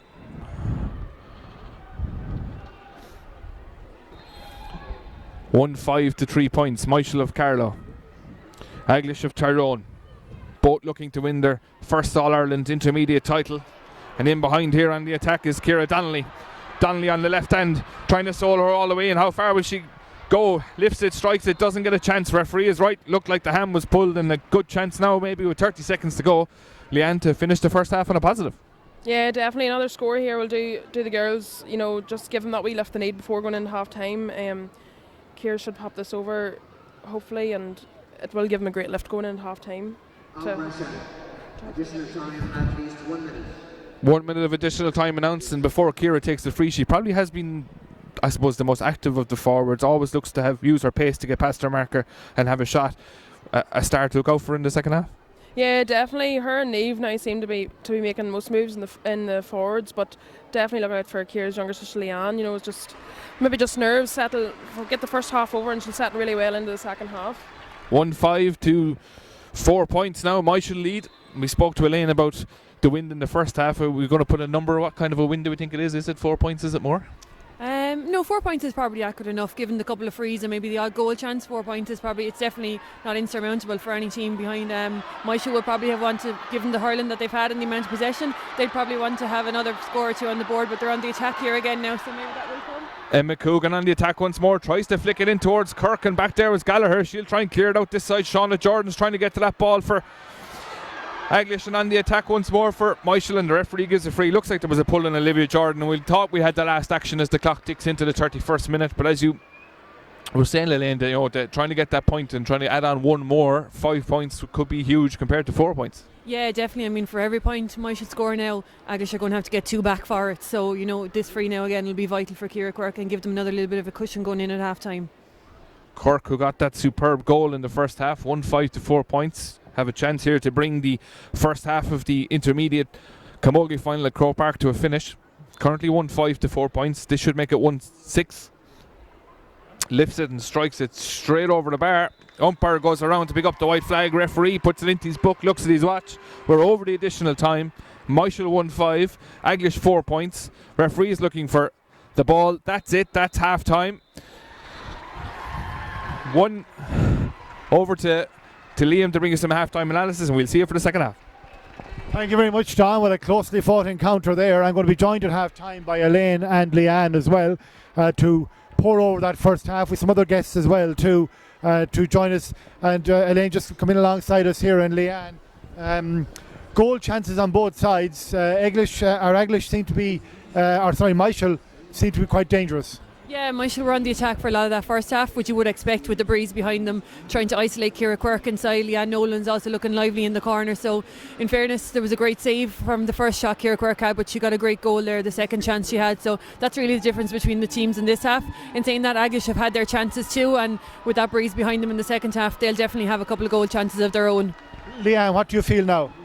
Well, I know the girls, they'll be disappointed going in, you know, down, but getting that point there before the end will definitely give them a boost. And as I said, now they can go in and regroup and refocus, and you know, Martin can, you know, come up with a plan hopefully to use the wind as really in the second half to their advantage. You've been living dangerously at times there. Yeah, there has, but you know, the defence has just worked so hard. Kathy Jordan there and Laura Mason too, she's only 17, you know, it's great work, and it's just, you can see the passion, and they're not going to give up easily. How do you feel it's going to go, Elaine? What do you think? We've had a great tussle around the middle of the field with the 2 Jordans, and the 2 Myshall girls have had equally as good a possession, so I think a lot of it is going to depend on that, who can break out of those rucks. The 2 full forwards do look dangerous, maybe with Leanne Nolan up front for Myshall, they look maybe like they're that little bit more dangerous, but that wind is going to have a big impact, and if Eglish can make use of that in the second half, they'll definitely cause trouble for Myshall. The wide open spaces of Croke Park, who does it suit better? Yeah, it's so unusual to where you'd normally be playing your club camogie matches. I think it's kind of a shock to people to see how much room they have in front of them. Both sets of corner forwards look lively, that if they can get enough ball into those space, they look like they're able to create the space. Fitness, I suppose, will be a big thing. It's a massive pitch out there. 30 minutes is one thing, but there's a second 30 to come, and if Myshall are facing into that breeze with the little bit of lack of fitness maybe, or coming towards the end, maybe it'll be a chance for Eglish to put it on, but it's anyone's game still. It's still anyone's game. Yeah, I'd have to agree now. You know, fitness will be a huge part of it, but the Eglish girls have been training hard, and hopefully that'll stand to them now in the second half. Okay, well, lots to play for here. 1-6 to 4 points, the half-time score. I'm going to let Elaine and Leanne take a breather. We'll be talking to them again before the start of the second half. We have Linda Kenny now from Carlow Camogie, the Carlow Camogie secretary. We have the half-time teams on as well, the mini teams. I'm going to get Linda to fish them out of the programme for me. In fact, the mini teams at half-time, and we're going to give them a mention as well, because I think all the competing clubs have teams here as well. And while she's doing that, to let you know, we have the senior final later on as well. We have Sarsfields of Galway versus Slaughtneil of Derry. I'll find it, Linda. This is proving a needle in a haystack. I saw it earlier on. What do you think now at half time? Yeah, happy enough at half time. There is a bit of a win there, but Myshall are playing the game that you'd expect them to play.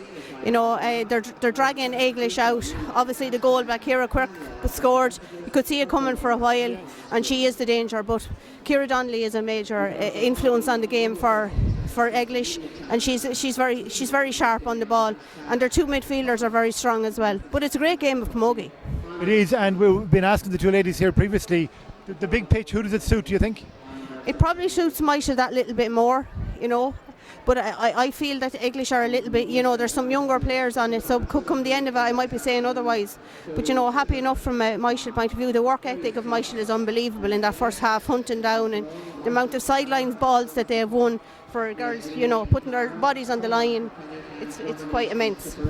Okay, well, I'm fumbling desperately here. I found it finally. We have mini games in the intermediate final out there at the moment. We have Eglish, we have Tyrone. In fact, we'll try and get a shot on the screen of them as well, the teams out on the field. Eglish of Tyrone, St. Columns of Cork, Tulloher of Kilkenny, Myshall of Carlow, Niamh Bridge of Carlow, and Druminch of Tipperary. Big occasion for all those young players as well. Before we let you back to KCLR FM, where you're commentating with Tommy Murphy on this game, you're still hopeful of a Myshall victory? Yes, Myshall grind out wins. That's their trademark. They've got into the game. I feel their inside forward line, there's more in them, and their defence is very solid. But it's a great occasion, to have Myshall and another team, Naomh Breed from Carlow, out there. And actually, the mentor from Naomh Breed, Mary Smith, was a former Myshall player before she formed a club in her own area where she's living now. So it's a great game and a great occasion. Okay, I see Darragh O'Croher. Well known. Thank you very much, Linda. We'll talk to you afterwards, hopefully. Darragh O'Croher, a well-known GA writer. He does a lot of camogie writing and covers a lot of games.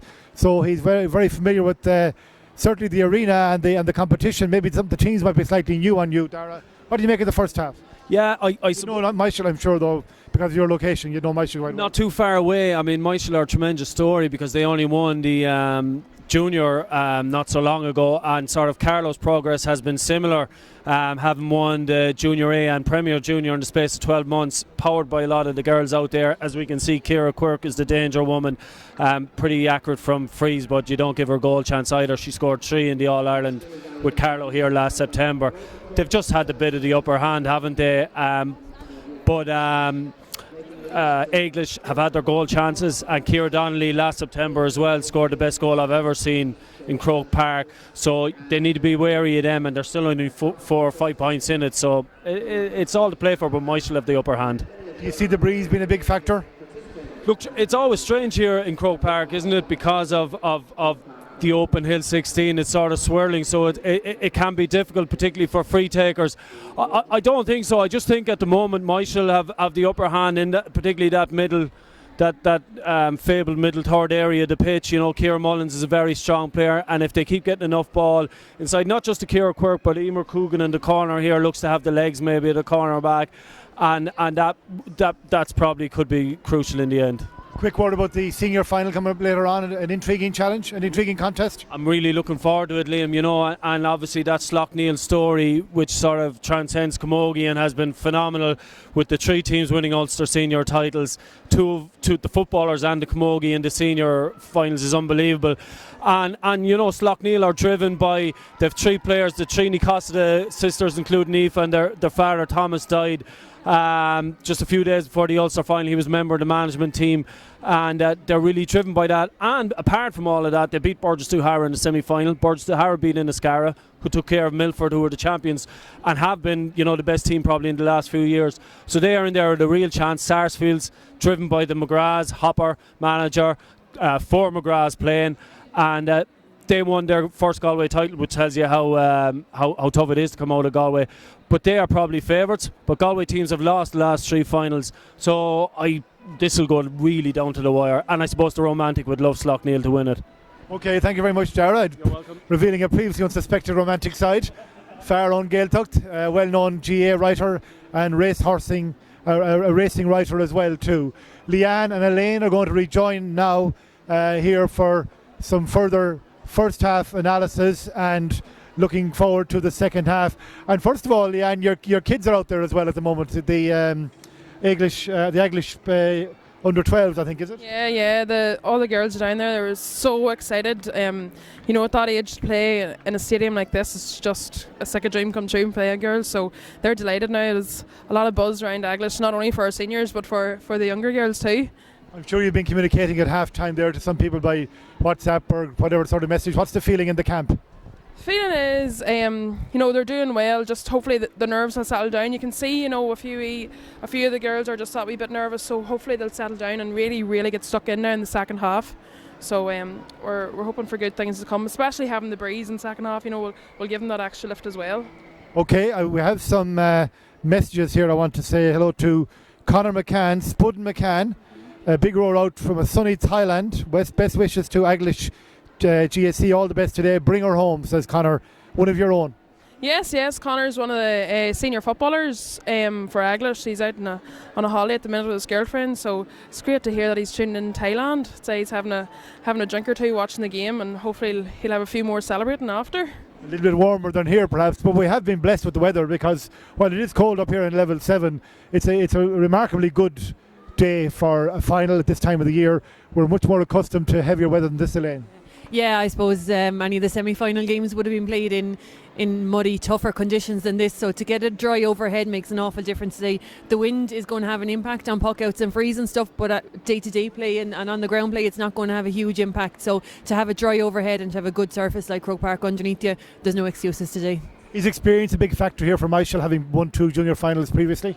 Yeah, I suppose they won't have won them in Croke Park. They won't have played in Croke Park. It will be, they have been All Ireland champions. They know what it takes and they know what it feels like. So I suppose, but at the same time, Eglish were beaten in a semi-final last year. That kind of hurt can drive a team on just as much as the memory of winning it. So, it's probably 50-50. Like I said, Myshall will probably maybe have that little bit of experience just of winning finals, and that can count for a lot when it comes to the last 5 or 10 minutes here today. But still, if you're Eglish and you're chasing a game and you know the heartache of last year, you're going to chase that a little bit harder too. Yes, just to remind you, you're watching localstreaming.club and AIB GA TV.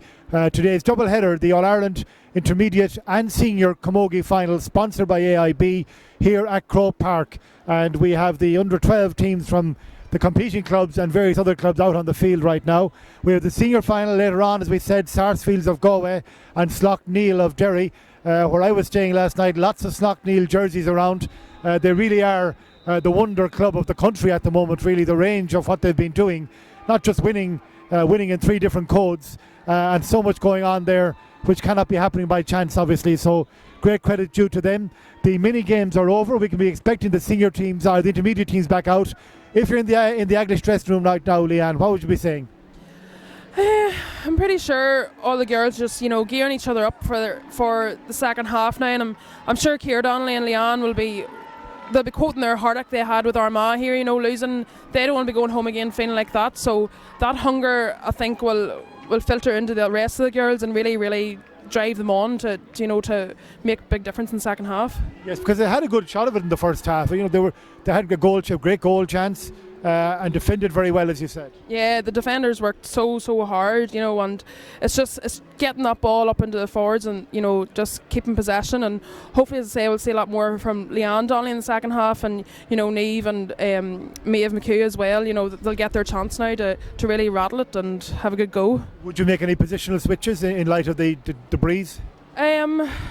I'm not sure. I think the girls are doing, quite well. Maybe just taking. I think Ciara was out. She moved out of into the half-forward line there for a while. But maybe having Maria Haughey, she's so skillful. Having her maybe in the corner and full might, will help. But I would say now hopefully see Julie Lagan come on the second half, and she'd make a good comeback, and that'll be a real good lift for the girls. Okay, very good. Well, we're expecting the teams back out any moment. Out here in Croke Park. It has been a very entertaining first half. The half-time score, Myshall of Carlow 1 goal and 6, Eglish of Tyrone 4 points here at Croke Park. And as we said, we're expecting the teams back out, supporters getting back into position as well as they get ready for the second half. And here come Myshall. Here they come. They are the clear leaders by 5 points. Not a huge amount in the game of Camogie, of course. They are double junior champions previously. We expect hot on their heels any moment. Eglish to come back out as well, and we'll be getting going here in the second half. Elaine, I think you're figuring Myshall are going to hold on here.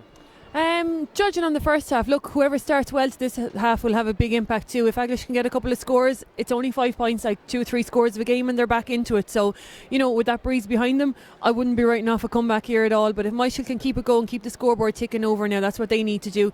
Take the point opportunities when they come. Eglish, like I said, will have to score 2 every time they get one. And look, if a goal opportunity comes, no better woman than Ciara Quirk on the edge of the square to take it. So they'll be looking for that opportunity. But if they can keep it going like they did in the first half, they defend it well as well. Eglish did have their chances, so more of that in the second half, and hopefully Myshall will be heading home with the cup. 1/2 hour, Leanne. 1/2 hour, and it's the girls are going out now. It's all or nothing. So that's, I think, the attitude they'll be going out with. Just give their all. Is their last 30 minutes of Camogie this in this championship, and hopefully we'll be taking the cup up to the north. It's a stark proposition. The stakes could not have been higher. Cannot be higher. All Ireland title, All Ireland glory on the line here. There they are, back out again. Eglish ready to roll in the second half. And back to our commentary team, Don O'Sullivan, joined by Leanne and Elaine. Don. Thank you, Liam. All set here in Croke Park for the second half of the intermediate Camogie final. As they said at half time, Myshall lead 1-6, 4 points to Eglish. Fintan McNamara, the referee from Clare, man in the middle. Half an hour to go. Who's going to collect the Agnes of Farley Cup? Referee in the middle just waiting for sideline hurley carriers to make their way to the far side of the field. Again, the wind now will be with Eglish for the second half. 1-6, 4 points. And in half an hour's time we'll know who's the All-Ireland champions for 2017. Ball in and on we go. Again, much like the start of the first half, the second half will start with a scramble for the ball, but Wilson coming away for it. Long ball in, ball held up in the wind, and should favour the defence this time as Ciara McGeady will try and clear this for Eglish.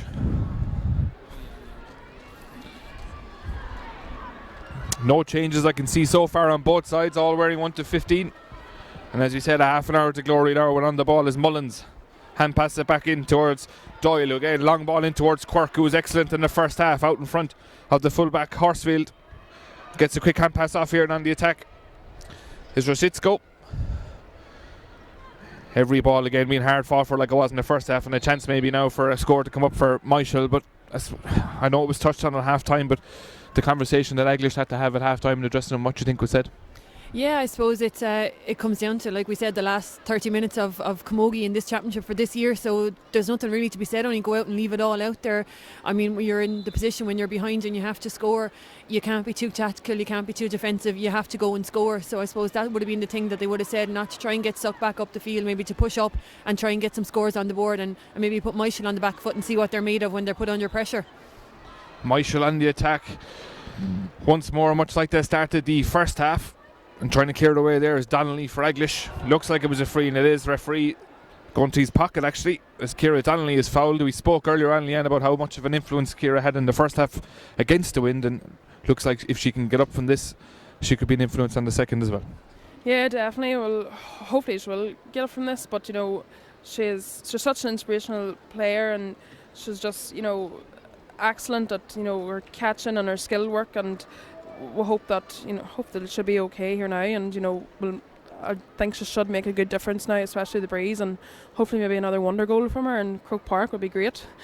If Martin Curry was to use any of his bench, which at the moment is Lisa Marie Sheffington, Julia Lagan, Siobhan Hughes, Denise Galvin, Amy Barrett, Casey Gallagher, Maeve McLeanan, Annette Jordan and Susan Conlon, now that we've given them all a mention, which one do you think we might see? Seeing there's 2 girls on the bench that are pregnant, so I don't think they'll be coming on, but I think I see Julie Lagan warming up there, and it'll be a great lift for her to come back on. She's one of the starting players all year and just was out sick there for a while, so hopefully her coming on will give the girls a real good lift that they need.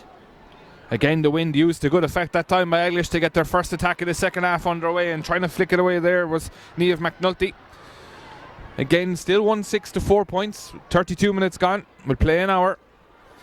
And Myshall cleared their lines through the cornerback Nolan. Long ball up towards the fleet of foot Nolan. Again, this time it's Leanne, and Leanne tries to take on her marker. Flicked once, flicked twice, gets a free in, and already Ciara Quirk is out to take this place ball. But Myshall have started the second half well, even though 1-6 to 4 up. Yeah, no, they haven't taken the foot off the pedal at all, which they won't be able to afford to do, and they won't want to give Eglish the chance to get back into this game, so they'll want to keep the scoreboard ticking over and keep attacking. 30 minutes is a long half if you're going to go defensive to defend just a 5-point lead with a breeze like that against you, so they'll want to keep the scoreboard ticking over, and hopefully Ciara Quirk will get it off to a good start here now. I was just about to ask you, actually, in terms of tactics, with Ciara being such an influence in the first half, do you bring her further out the field with this wind? Yeah, I suppose it's always an option. I don't know if it's one they'd use because she is so dangerous inside on the edge of the square as that one floats in over the bar. If you bring her out, are you inclined to pull Eglish back out the field and pull them up and attack on you? They'll probably want to leave her inside, I would imagine, and try and just maintain that whatever ball that they get into her, that they get the maximum out of that. As you were saying, Ciara Quirk slots another place ball over the bar, and again Leona Gallagher tries to get her team on the attack with a long puck out, goes to midfield, this time cleared in by Aisling Jordan, in around the edge of the square there, the 21. Good defence back there by Quirk, the captain for Myshall, who now have a 6-point lead, 1-7 to 4. And as Eglish come on the attack here, the side from Tyrone will try and get the next score on the board, try and get into this game. And again we have another ruck looking for possession. Looks like Myshall are going to come away with this, and they do. Flicked over the head there by Kate Nolan, the ball goes out for a sideline cut, and all the 50-50 balls at the moment anyway seem to be going towards Myshall. Yeah, they seem to be really getting stuck in now, and that you count that as one of Eglish's strengths. But there's still a good bit of time left, and hopefully they'll get stuck in themselves and win a bit more ball there. The aforementioned Julie Lagan, you were saying, who has been sick for a while, looks like she's about to come back onto the field. She'll have an influence in this final as Myshall have a chance here of a sideline. You were saying, Julie, whereabouts can we expect to see Julie come on? She's usually in the back line, centre or full, so Granda's doing a good job in there at the minute, so she might be going and slotting into the centre half back line, and it'll just be such a massive lift for the girls. Like she really is she's the backbone of the team, so it'll be a great lift to have her on, and it'll just spur the girls on even more. Crowd now growing below us, growing into the game also, as Shauna Jordan has this chance, tries to lift it 2 or 3 times. Alia Shitsko there hooking and blocking, excellent defence. Must say from both sides today, excellent skills on show and trying to win the ball back. Referee decides, Fintan McNamara, that's a chop down. It looks like we're going to have the first substitution of the game. We see the board going up now in 2 minutes. As we said, Julie Lagan is going to come on for Eglish, and it's the full forward Maeve McHugh is going to come off. They'll be shuffling the deck a small bit as Julie heads towards the full back position. Yeah, going in there to mark Ciara Quirk. Such is the danger of Ciara Quirk. They've made a change early. Elaine. Yeah, definitely. I suppose they've identified that Ciara is the go-to woman up there for Myshall, so if they can curb her influence, they're putting themselves on the front foot again, so that'll obviously be the plan for Eglish now.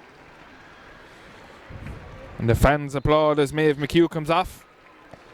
36 minutes gone in this All-Ireland Intermediate Final, streamed live, local streaming with AIB, with the senior final to come straight after this one. And on the attack now, chance for Eglish, their first chance of this second half, and working our way through as Leanne Donnelly, referee, decides she's being pulled back. That'll be a free in, and a little bit better now from Eglish. Yeah, it's definitely more like Leanne there. She's moved out into the half-forward line, so might have a bit more space. I think she must have swapped with Maria Haughey there, so it'll be good because Maria's a very skillful player as well. So having her in the edge of the square and Leanne out with a bit more space around her to run more free will suit her. So hopefully we'll see a few scores now from Leanne. As we say, there's a pause at the moment for an injury there. Donnelly was injured on the way through, as Ciara Donnelly was going to take this place ball and put it over. 1-7 at the moment to 4 points. Now a selector has come on from Myshall to give instructions to 3 players on midfield, surrounded now by 4 Eglish players, making sure they pick up the message too. As Donnelly has a chance now to reduce this gap. It's currently 6 points. She reduce it to just 5. With 37 minutes gone. Plenty of time left in this All-Ireland final at Croke Park. Donnelly lifts it and strikes. It looks like it's a good one. Both turn around. Nod from one umpire to the other. And a good response. 1-7 to 5 points now. Leanne, a little bit happier. Yeah, definitely. That'll definitely set the girls down now, and especially with Julie on, hopefully they'll really drive forward now, and a few different positional switches hopefully maybe will add to the game as well and get a few more scores. Just 4 Eglish players in their own half as that puck out came. They're really going for it now with the way the wind is blowing. And on the attack is Leanne Donnelly, tries to get that ball in, and it does. Lands in front of Joanne Joyce, goalkeeper from Myshall, clears it out the near side here towards Doyle. Doyle does a lovely turn, flicks a long ball in again now. Just 2 attackers inside. Cork staying on the edge of the square for Myshall as Leanne Nolan tries to win this ball. Again, another pull. Now maybe the tide is turning. There's a little bit of a momentum shift here. 1-7 to 5 points. Yeah, definitely the introduction of Julie Lagan there has given Eglish a bit of a burst, and they have been on the attack since. Myshall, you'll see, have found themselves drifting back the field much like Eglish in the first half, and now there's only 4 or 6 players inside their own 45. So Eglish are on the attack on the front foot, so they just need to make a count on the scoreboard now. Maria Haughey had a chance there, tried to play it across the ball. It looks like Donnelly has actually picked it up, tries to get it back out towards Haughey on the hand pass, flicked it in towards midfield. Ball in around the danger area now, and on the attack is Kelly Cuddy. He flicks it. It could be a chance of a goal. A brilliant save inside by Joyce. The second goal chance for Eglish today, and blocked and saved. Not the goal they would have wanted, but more positive play. Yeah, definitely more positive play there. Just very unlucky as Aisling Jordan, she's played amazing the first half and just, worked her socks off. So hopefully now we'll see more scores from Aisling too, but definitely more positive play from Eglish. McNulty with the sideline ball, goes in around again. 6 Myshall players around it, but it is broken to Eglish. The game really turning now, 1-7 to 5 points. That goal would have blown this game wide open. We've another hurley broken down there, and trying to get that ball away is Mullins for Myshall. Again, another ruck around midfield, trying to go in that ball. Wilson and Mullins in there for Myshall, and the referee has decided, rightfully so, that he is going to throw the ball in. Again, looking for the hurley. Referee is deciding which 2 players he wants to throw the ball into. As you say, 1-7 to 5 points. That goal could have blown the lid clean off this game. Yeah, it could have absolutely opened it up all over again, and I see Niall Williams down there urging his full forward line maybe to work a little bit harder when the ball is down with them. He's directing some of them back up now towards the Eglish goal. They need to hold their shape now. If they fall back up the field between frees and goal opportunities, they're going to bring. And actually Ciara Quirk, I'd say, is going to come out to centre forward here now as I speak, so she's going to come out maybe to try and turn the tide back in Myshall's favour a little bit. She'll need to drag her half forward line, her full forward line back down the field with her. They've come way too far up, and they're just inviting Eglish onto them. Just 2 Myshall players in the attacking half as the ball is thrown back in and we're back on. 40 minutes gone, 1-7 to 5 points here in Croke Park. The intermediate Camogie final could be anyone's yet. Nolan tries to clear this away from Myshall. Looks like it's going to break towards Horsfield, and it does. The former fullback now operating around midfield, it seems. Diagonal ball, looking to get that breaking ball on the far side for Myshall, and out she comes is Breeze Nolan. Good clear. Quirk isn't in there anymore. Instead inside is Rojitsko. Has one attempt to pick it up, tries to get a referee is playing an advantage. He decides it's a free for a pull down. It's almost as if Myshall's scores seem to be becoming a little bit easier than Eglish's chances do. Yeah, the breaks just seem to be falling their way at the minute, and often when you're on top, that's what seems to happen. When you're behind and you're trying to chase a game, you can find that the breaks just don't come your way as easy. But a lot of the sidelines and the 50-50 balls seem to be breaking Myshall's way at the minute. But if Ciara Quirk can point this from just outside the 45, it'll give Myshall a bit of breathing space again after that great goal chance. 1-7, which is 10 points to 5 points. Myshall lead as Quirk attempts to add to that lead here. Umpire's going for the flag. He has. It's 1-8 to 5 points. 41 minutes gone. The Carlow champions, Leinster champions, 2-time junior All Ireland champions, showing their experience here as the ball is taken quickly out there towards midfield, and on the ball is Jordan. Eglish looking to get on the attack. Unfortunately, ball goes towards, or from their point of view, goes towards Marion Doyle. Marion Doyle back in. Quirk seems to be unmarked. A brilliant interception there by Lagan. And again, the hand pass out towards Jordan, who clears. Everyone now trying around midfield, trying to get the ball down towards the Myshall goal and Eglish on the attack here. And it's Haughey once more, who's had a couple of possessions. Haughey flicks it in towards centre forward. Kelly Cuddy has it. The umpire goes around behind the goals. Looked like it was a point, but unfortunately left and wide. Just suppose the accuracy wasn't there, but more of the same needed. Yeah, definitely. Eglish just really need to drive forward now and take every chance they can get when they get up to the forward line. You know, they just need to work really, really hard. 42 minutes gone, as we say. We'll play 60.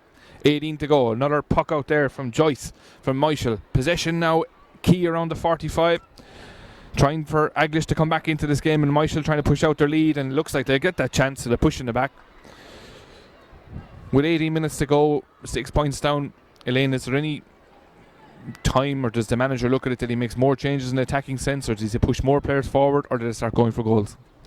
I suppose there will come a time in the game if you're behind and you do have to get the goal, but I suppose if they can keep the pressure on against that strong breeze, Myshall are not going to have a fantastic puck out, so Eglish will be trying to keep the ball in this half of the field for as long as they can, and look, the breaks will come. There'll be a 45, there'll be a free, scores will come if you can keep the pressure on.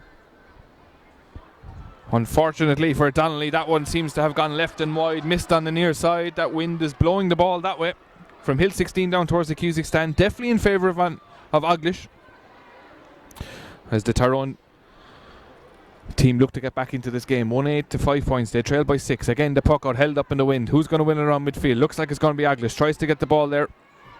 2 players go for the one ball. Referee's going to decide to throw this in, I think.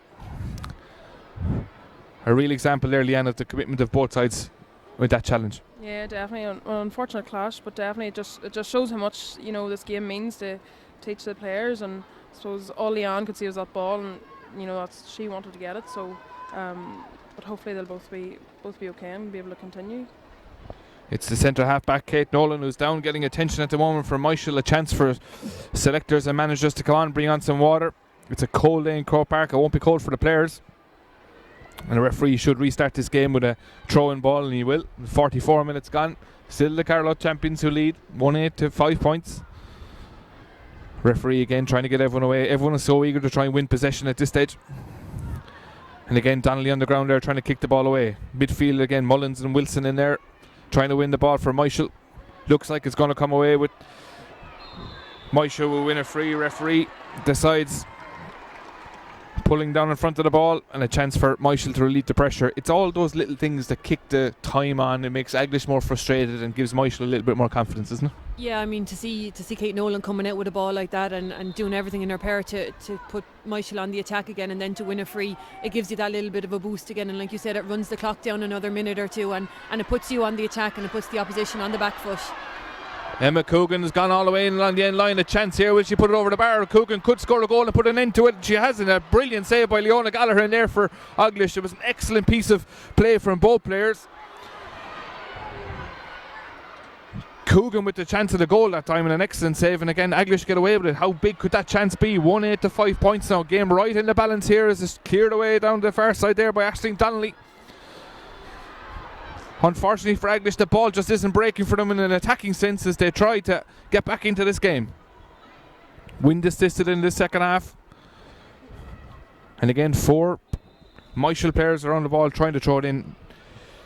Leona Gallagher has had an exceptional game. Excellent save so far. Yeah, great couple of saves there from Leona, and her puck outs have been pinpointed to the players. So hope she continues that, and hope Eglish can lead from that and get a few more scores. Speaking of a couple of more scores, just as we were talking there, an excellent goal from Eglish that has blown this game wide open. It was Donnelly with all the donkey work to start, and it's Niamh McNulty with the goal. An incredible piece of skill, and it's now 1-8 to 1-5. Elaine, game on. Yeah, game on now. An excellent work score from Eglish there. They worked the ball well through the hands to get it in to get a great finish. Myshall will have to score again. They're going to have to attack, so it'll be interesting to see how this develops. Well, you can tell now, if you didn't know before, that it's an All-Ireland final. The crowd are back in it. Both players going hell for leather inside in the middle of midfield, trying to win that ball. 3 points now separate the sides. 46 minutes gone, 14 remaining. Referee has given it a free. And maybe he's going to throw in the ball. Another injured player down for Eglish. A phenomenal finish, another great goal for Eglish in Croke Park. Yeah, great. I mean, I was waiting there on Niamh McNulty to do that. She just, she really is an exceptional player, and she had some great catches in the first half, and you knew that there's always more in Niamh, so that'll really, really give Eglish to lift the need. And it'll just get all the girls going. And as you say, it's got the supporters going again. It does die down a bit whenever you are lagging behind, but that's really just what Eglish needed at this time, and hopefully now the comeback is on. Leanne Donnelly is currently down injury, getting attention. Just why that there's a pause in play there, Leanne, you can now see that Myshall have pushed more and more players into the Eglish half. They really, as you say, have to go now and chase that next score. Yeah, I suppose that turned so quickly. It went from Emma Coogan's chance down at the Hill 16 end right up and into the net at the canal end. So, that's how quick the game can turn. So Myshall are going to have to score, and they have pushed up and on the attack with diffs free, but they are going to need to start to score. They're going to need to score again if they're going to win this game, I think. Well, Kate Nolan played that long ball. She was looking for Coogan that time. This time they've gone down the far side, and on the attack for Myshall is Doyle. Doyle tries to pick it up again. Every single ball being fought for. Will Eglish have a chance to clear here? 3-4 players are on the ball at all times as Rosicko has it on the Hurley has a chance here to tap it over the bar. It's going to drop into the goalkeeper's hands. Decides to block it instead. Back out here towards Jordan. Jordan might have a chance. Looked like it was a free, and it is. Referee as he's hand out Finta McNamara. Now the game has gone end to end. Exciting stuff. Yeah, we have a penalty here now, so it'll be interesting to see what Myshall do. They're 3 points up. Do they put it over the bar, or do they go for it? Something tells me Ciara Quirk will probably go for it. She's an eye for goal, but look, maybe you're better off to go 4 ahead and put 2 scores in it again. But yeah, up and down the field now, this game is really opening up. Referee has gone in to speak to his umpires. There's 3 Eglish players on the goal line, one of which is Leona Gallagher. She's a goalkeeper, blocked out that ball originally, made some excellent saves so far. She makes another one now. The crowd will be really lifted. 1-8 to Myshall, 1-5 to Eglish. Cork stands over this ball. Referee, I think, was going in to try and find out what number the foul was committed by. We've seen a card. We have first card today is Cork has this unique style before she takes a free, bounces the ball left and right on side of the hurley, places it now. Ciara Quirk has this chance. If she puts this over, it'll make it 1-9 to 1-5. If she goes for goal, it'll be 2-8 to 1-5. Cork stands over it. Penalty, 3 on the goal line. Lifts it, strikes it, goes for the point, knocked it over. 1-9 to 1-5, 4 points in it, and a sigh of relief from Leanne next to me. Yeah, definitely. It's a relief that she pointed it, but 3 real solid players and backbones of the team there in the goal mouth. So you would hope for the best as well if she'd have went for a goal. On the attack once more from Myshall. On the far side of the field is Doyle. Referee judges have been fouled. Another chance for a long free to go in and put some pressure on the Eglish defence. 49 minutes gone. 1-9 to 1-5. Myshall lead. And up from centre back comes Kate Nolan. Going to take this place ball into the wind. Could drop in around the edge of the square. We've seen it in both halves. The ball holding up. Big breeze coming in over the top of Hill 16. You can see it in the flags. Swirling around under the Hogan. Again, Nolan with the long ball in towards Cork, who's inside there for Eglish. And that's Aisling Donnelly. And again out towards this near side, towards the ever-present Ciara Donnelly. Always an outlet ball, tries to play it into the corner. A bit more structure to this now, into the corner. There's Maria Haughey, who has played the ball across the box, or across the square a couple of times already this game. Very dangerous, and gets ball in hand. And again another fight for position in the far corner. Less than 10 minutes to go in this season for these two sides. Chance to lift the cup at the end and become All Ireland champions. Every ball is going to be fought for. Couple of hand passes around the edge. Myshall will look to clear this out their lines. Have they got a chance to flick into the midfield? It's McNulty, the goal scorer. Doesn't win possession, as you can see, though. Still on the hunt, trying to get the ball back. And Myshall have a chance to clear and they do it on this near side. Crowd really coming into the game. In towards Sarsfields in full back, now operating around the middle of midfield. 2 blocks there, excellent defence. Ciara McGreedy, the captain of Eglish, has her shot blocked down on the attack once more as Marion Doyle. Game really heating up now in towards Quirk. And Lagan coming out fight for fight. Cork tries to flick the ball away, doesn't get it. Lagan, an excellent defender out in front, wins the ball from behind. Not easy to do. Again, if Eglish score from this possession, they'll remember that 1-on-1 battle which was won by Lagan back around full back. Again, McCready, who was back down originally, tries to create some space. Referee Finta McNamara gives a free out, and now we're seeing some intense camogie. Yeah, definitely. That was a great battle on one in there. If Ciara Quirk had got around that goal, she was straight in on goal. But the Eglish players were so quick back to help out their full back there. Just showed the intensity that they're going to fight for the last 10 minutes here. As we say, 10 minutes to go. 1-9 Myshall, 1-5 to Eglish. Again on the attack once more. The team from Tyrone have come down here to try and get this cup as McNulty falling. Great strike of the ball all the way across to the far side. Is it going to be in there to this? And Haughey is in there. She's had 2 or 3 possessions so far. Also in there midfield is Aisling Jordan, now operating closer to goal. Referee says keep playing on as the ball goes out over the far side on for a sideline. And Eglish have a chance to get back into this game still with 8 minutes to go now. Just 4 points behind. Have had their goal chances. Just looking down on the sideline here, we may see another change coming up for Eglish soon.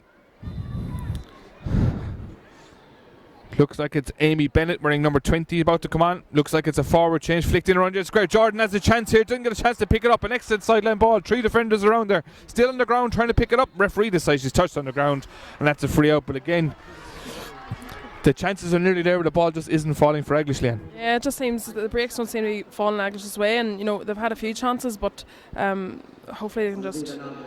Hopefully Amy now, she's a skilled wee player, so hopefully Maria's legs just. Obviously, only being back after having, her baby Kane there the day of the Ulster final, just mightn't be standard. So fresh pair of legs might do Eglish all the good. Well, Maria Haughey makes her way off the pitch, as we say. Amy Bennett has come on for the last 7 minutes of regular time, it looks like at this stage. Fullback Niamh Quirkin, captain of Myshall, has a chance to clear her lines. Touched on the ground. The ball was. A round of applause for Haughey as she comes off. And lift and struck here now by Niamh Quirk. Drives it long again. Won't get past halfway with that wind. Maybe another chance for Eglish to mount another attack from midfield. Again, every possession being fought for. A referee decides he's blowing the whistle again, a push in the back, and a chance now for Eglish to put some real pressure on. 1-9 to 1-5 in around the house, I presume, Elaine. Yeah, this one will probably drop in. It's just inside the 65. It probably won't go the distance, but a bit of stop-startness now probably won't suit Eglish. They'll want to keep the game flowing to try and get the scores. Other than that, you're just running down the clock. But this one will drop in dangerously unless it goes the whole way, but it should drop. A brilliant strike. The both umpires have moved away from behind the goals. Drops in the edge of the square. There's a chance to clear it away off to the side. Unbelievable save inside from Joanne Joyce, the Myshall goalkeeper. I think the cornerbacker Pamela Whelan was in there as well, but right in under the crossbar. Look, the umpire has moved as if they were going to decide whether this is a point or not. An excellent strike of the ball. Yeah, great strike, I say, Ciara. She can pull it out of anywhere whenever she needs to. Just unfortunate their Niamh didn't connect just in the forward, but there's still time for the Eglish girls to do it, and hopefully the next few breaks will fall in their way. Well, Ciara Donnelly stands over the 45, a lot closer in this time. This one should probably go over the bar. Lifts it, strikes it. That is still climbing as it goes over the black spot. An incredible strike. 1-9 now to 1-6. One's puck of the ball between them. Yeah, it's going to be a long 6 or 7 minutes for the Myshall supporters here. Ciara Quirk now is on her own with the full back up in their half of the field. There's only one other Myshall player inside that 65. So, like I said, I don't think they're going to be able to defend this out to the end. I think they will need to score again. So, momentum seems to be with Eglish now entering the last 5 minutes. Well, you can hear both sets of supporters encouraging their team. Myshall and Eglish both going for this All-Ireland Intermediate Camogie crown. Flicks the ball over into the corner, trying to get over there for Myshall is Leanne Nolan trying to get on the ball. Has company of Laura Mason. 2 Eglish players trying to win the ball again. Another fight for possession. Referee blows the whistle, says he's given a free out.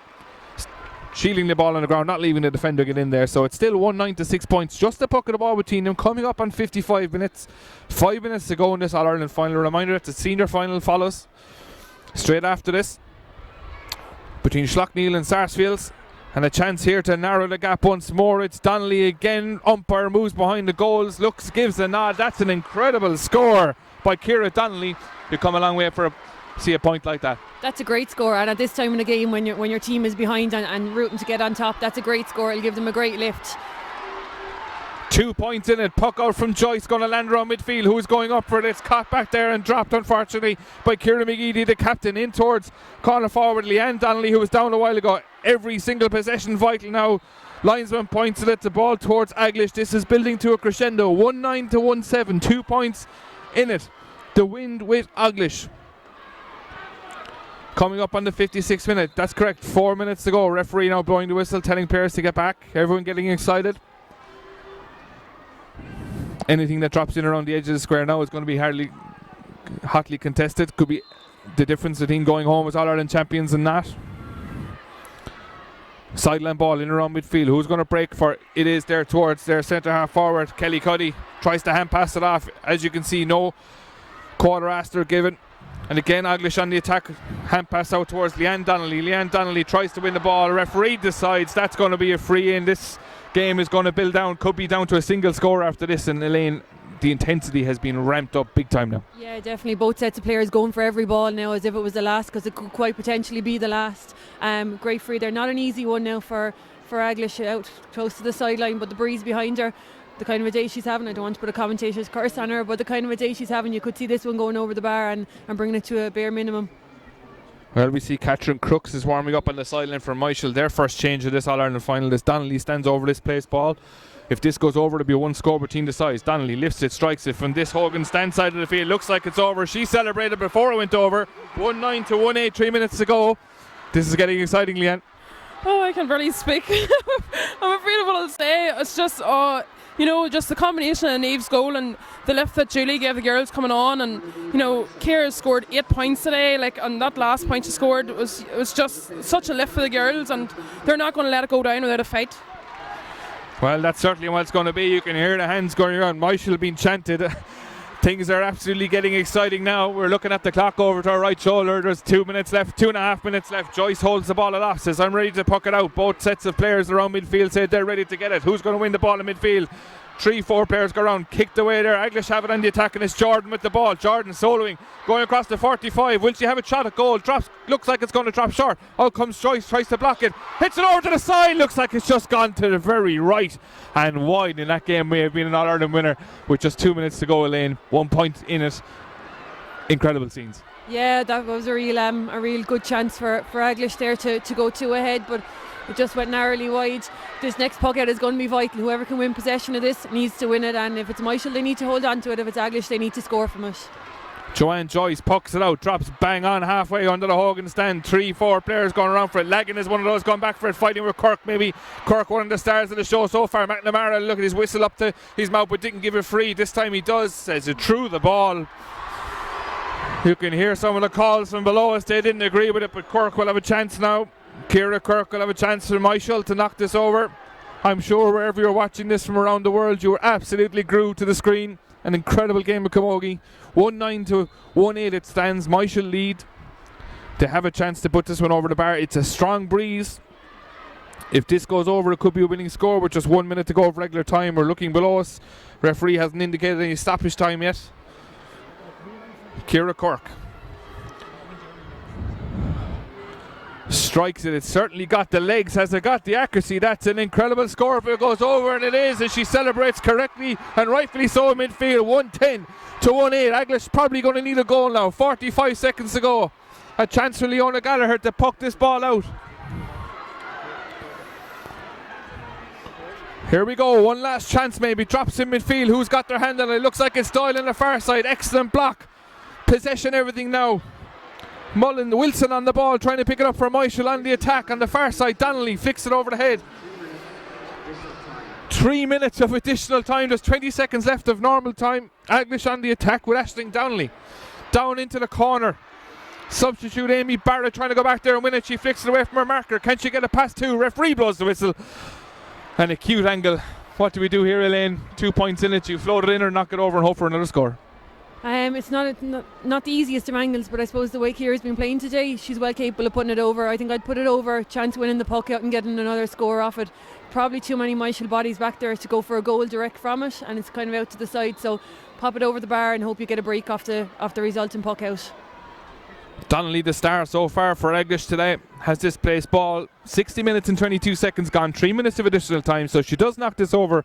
There will be time. Lifts it, strikes it, umpires nod towards each other. That's another great score. 1-10 to 1-9. 3 minutes to go. 2.5 of injury time. Pressure's on, Leanne. Pressure's definitely on, but the Eglish girls seem to have the real drive now going, and hopefully if they win this puck out and get up the field and put it over the bar, level it, or I would love a wee goal. 1-10 to 1-9. The puck out comes from Joyce. Going to land again around midfield with that win. 4 or 5 players from Eglish go up and trend it. The ball is on the ground. Everyone's going to be fighting for it now. Into the hand of Aisling Donnelly on the attack. Blocked. Trying to get it over to the far side towards Ciara Donnelly, the star. And Myshall have this, and Myshall have a chance to clear. And Ciara McGreedy has to back away as Kate Nolan wins the free, and I think they'll take their time over this from Myshall. Minute and a half to go. Do you play it down into the corner, Eileen? Yeah, definitely put it out into a corner and try and hold possession. Kate Nolan has been brilliant for Myshall there today. She's held centre back there all day and broke out with crucial balls and driven Myshall onto the attack again. So definitely this one up into the corner and try and hold it up here for as long as you can.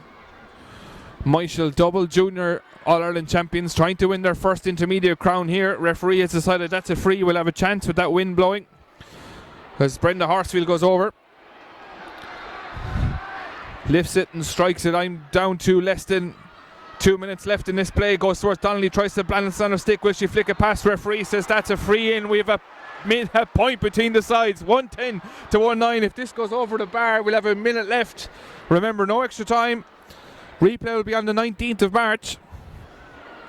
A phenomenal game of camogie here as Ciara Donnelly, number 10, standing over it.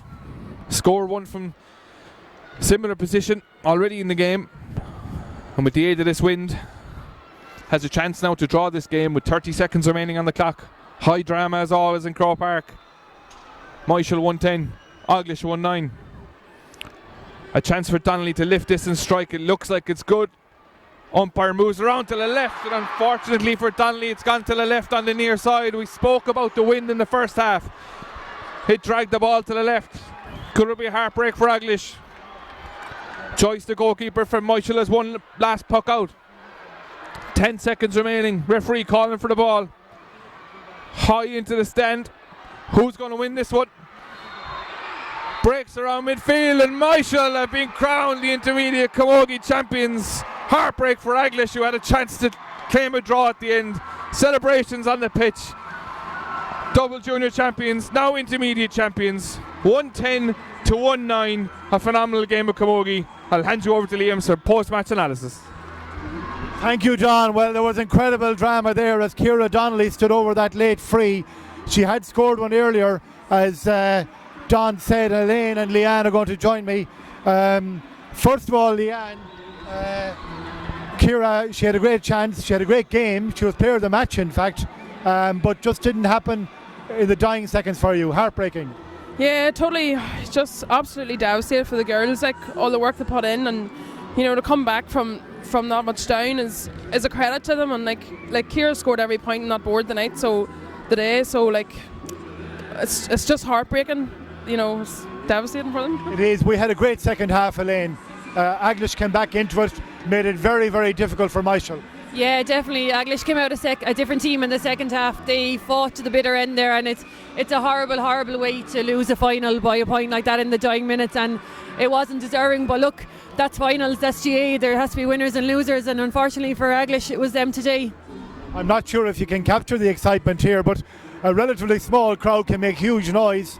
And that's what we're getting here, because the Myshall crowd are thrilled. They have won 2 juniors. They've gone another step now. They're intermediate champions of Ireland, and they're a force to be reckoned with now.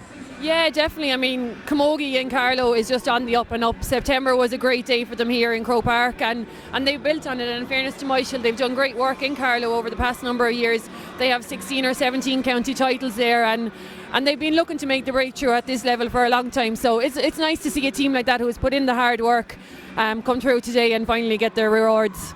I watched you as the second half comeback was underway there, Leanne, and it was bit by bit, hoping to get there right into injury time, hanging in, hoping to get that equaliser, but just didn't happen. Yeah, the girls just pipped at the post today, but you know, it says a lot for these girls. Like, they'll definitely be back again. I've no doubt they'll be back in the next year or very, very soon. And you know, they were beat last year in the semi-final, so maybe next year, you know, they'll go all the way. And you know, a great bunch of girls, and you know, just I'm devastated for them, but they've played their heart and souls out today. So you know, there's nothing can be said for not showing everything. As Elaine said, only one team can go up the steps. Only one captain can lift the cup, and Myshall will have that honour today. They're making their way up now. We hope to get one of the players up here very, very soon. And great scenes as they move up towards the Agnes Farrelly Cup, which they will now accept, and it will join their roll of honour with those 2 junior titles accumulated. And the player of the match, Ciara Donnelly. Some consolation for a player who was stunningly effective out there, but gets player of the match. Heavily involved in all the drama, including that late drama of the free that unfortunately for her went narrowly wide. She takes home the player of the match award. But the big prize, the Agnes Farrelly Cup, will go home in the hands of Niamh Quirk, the full-back for Myshall. And this is about to happen. Jerry Grogan here in Croke Park calling it. the presentation. Catherine Neary is the president of the Camogie Association. I'm not sure, I don't think you can catch her speech. An absolutely amazing game, she says, as she gets ready to make that presentation to Niamh Quirke. Catherine congratulates both teams. She has words of commiseration for Eglish, who were very willing participants in an epic second half in terms of the closeness of the contest. Scores were really hard to come by, and everyone mattered, as we saw, and the one unfortunately that Ciara missed mattered most of all in the end, despite her huge contribution to her side's efforts today. But Myshall are the ones on the steps, as we said. The cup is in black and amber. The cup is draped in black and amber, a not unfamiliar sight here in Croke Park. But the first time Myshall have won an All-Ireland in Croke Park. They've won 2 juniors in provincial venues, but now they have the All-Ireland intermediate title won here in Croke Park. The Eglish players out on the field waiting for the presentation, and we just await that great moment when Niamh will lift the cup. I think it's imminent. Catherine Neary, the president, Niamh Quirke, the captain, and there it is. Just some pictures before she will raise the cup. It's on its way to Myshall. That's where the party will be tonight. And a great captain, Elaine. Yeah, absolutely. She's been a stalwart of Myshall Camogie for a number of years there, and a sister Ciara at full forward, I think. So a great day for the Quirke family and for Myshall. Yes, so Niamh will make her acceptance speech now. As I said, we hope to speak to one of the Myshall players very, very soon. We're going to bring in Dara O'Croher, the Camogie writer, who is going to join us as well as Niamh makes her speech. And Dara, that was a closely contested second half. Eglish put it right to the death and nearly got there in terms of forcing a replay. Yeah, I think Myshall would have really killed themselves if they'd have lost this game. They invited Eglish onto them. At the end, they'd only 2 forwards. They dragged everyone back, and that allowed Eglish to come back into it. And the saying is, don't give a sucker an even break, and they left them in the game. And once the goal was on, you could sense the nervousness settling in. And look, it was such heartbreak for Ciara Donnelly there in the end. I mentioned there at half time, she scored probably the best goal I've ever seen in Croke Park, and she missed a real gilt-edged opportunity, and then the free at the end. The pressure is obviously huge, and you could see her teammates rallying around her in the end. She's devastated, but I think probably the best team on the day won, but the way it was there for the last 5 or 10 minutes, you probably wouldn't have complained if it went to a replay. Yeah, I think a lot of people would have been hoping for that, actually, because it was a great contest. But it's Myshall who will celebrate tonight. We might talk to you a little bit later on, Dara, sure, at some stage during the senior final. Yeah, absolutely, no problem. I mean, I just like to say it's a phenomenal story there for Carlow Camogie. They've, the county have gone up 2 grades in Camogie in the last 12 months, and Myshall have won now 2 Club All-Irelands at the grades for the last, I think, in 4 years. So it's probably symptomatic of the work that's been done in Camogie around the country, and it's fantastic to see 2 Ulster teams here as well. So that hopefully is continuing right through. Okay, Dara, we'll talk to Dara a little bit later on as well. And we have Linda Kenny from Carlow County Board. She's the Carlow secretary, and Dara O'Croher has just been saying these are good times for Carlow Camogie. Absolutely, it's hard to believe again, to achieve another All-Ireland within 6 months here in Croke Park. 11 of those players won here in September, so it's absolutely fantastic. They grounded out in the end, and to be fair, I'm heartbroken for Ciara Donnelly. But that's sport. It happens to the best. It happened to Joe Canning, but it was a fantastic game.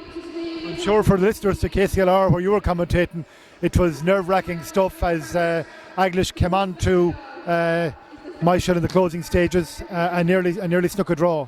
Yeah, and maybe a draw would have been a fair result with the comeback that they had in the last 10 or 15 minutes. But Myshall really grind out wins. They do it year in, year out, and it's all about a work ethic. But it was a fantastic game of Camogie, and Eglish really should be very proud of their performance. And Tyrone, a new emerging county. We were there where Tyrone was 4 years ago, and look where we are now. So it can be achieved. Indeed. Thank you very much, Linda, for joining us, and enjoy the celebrations.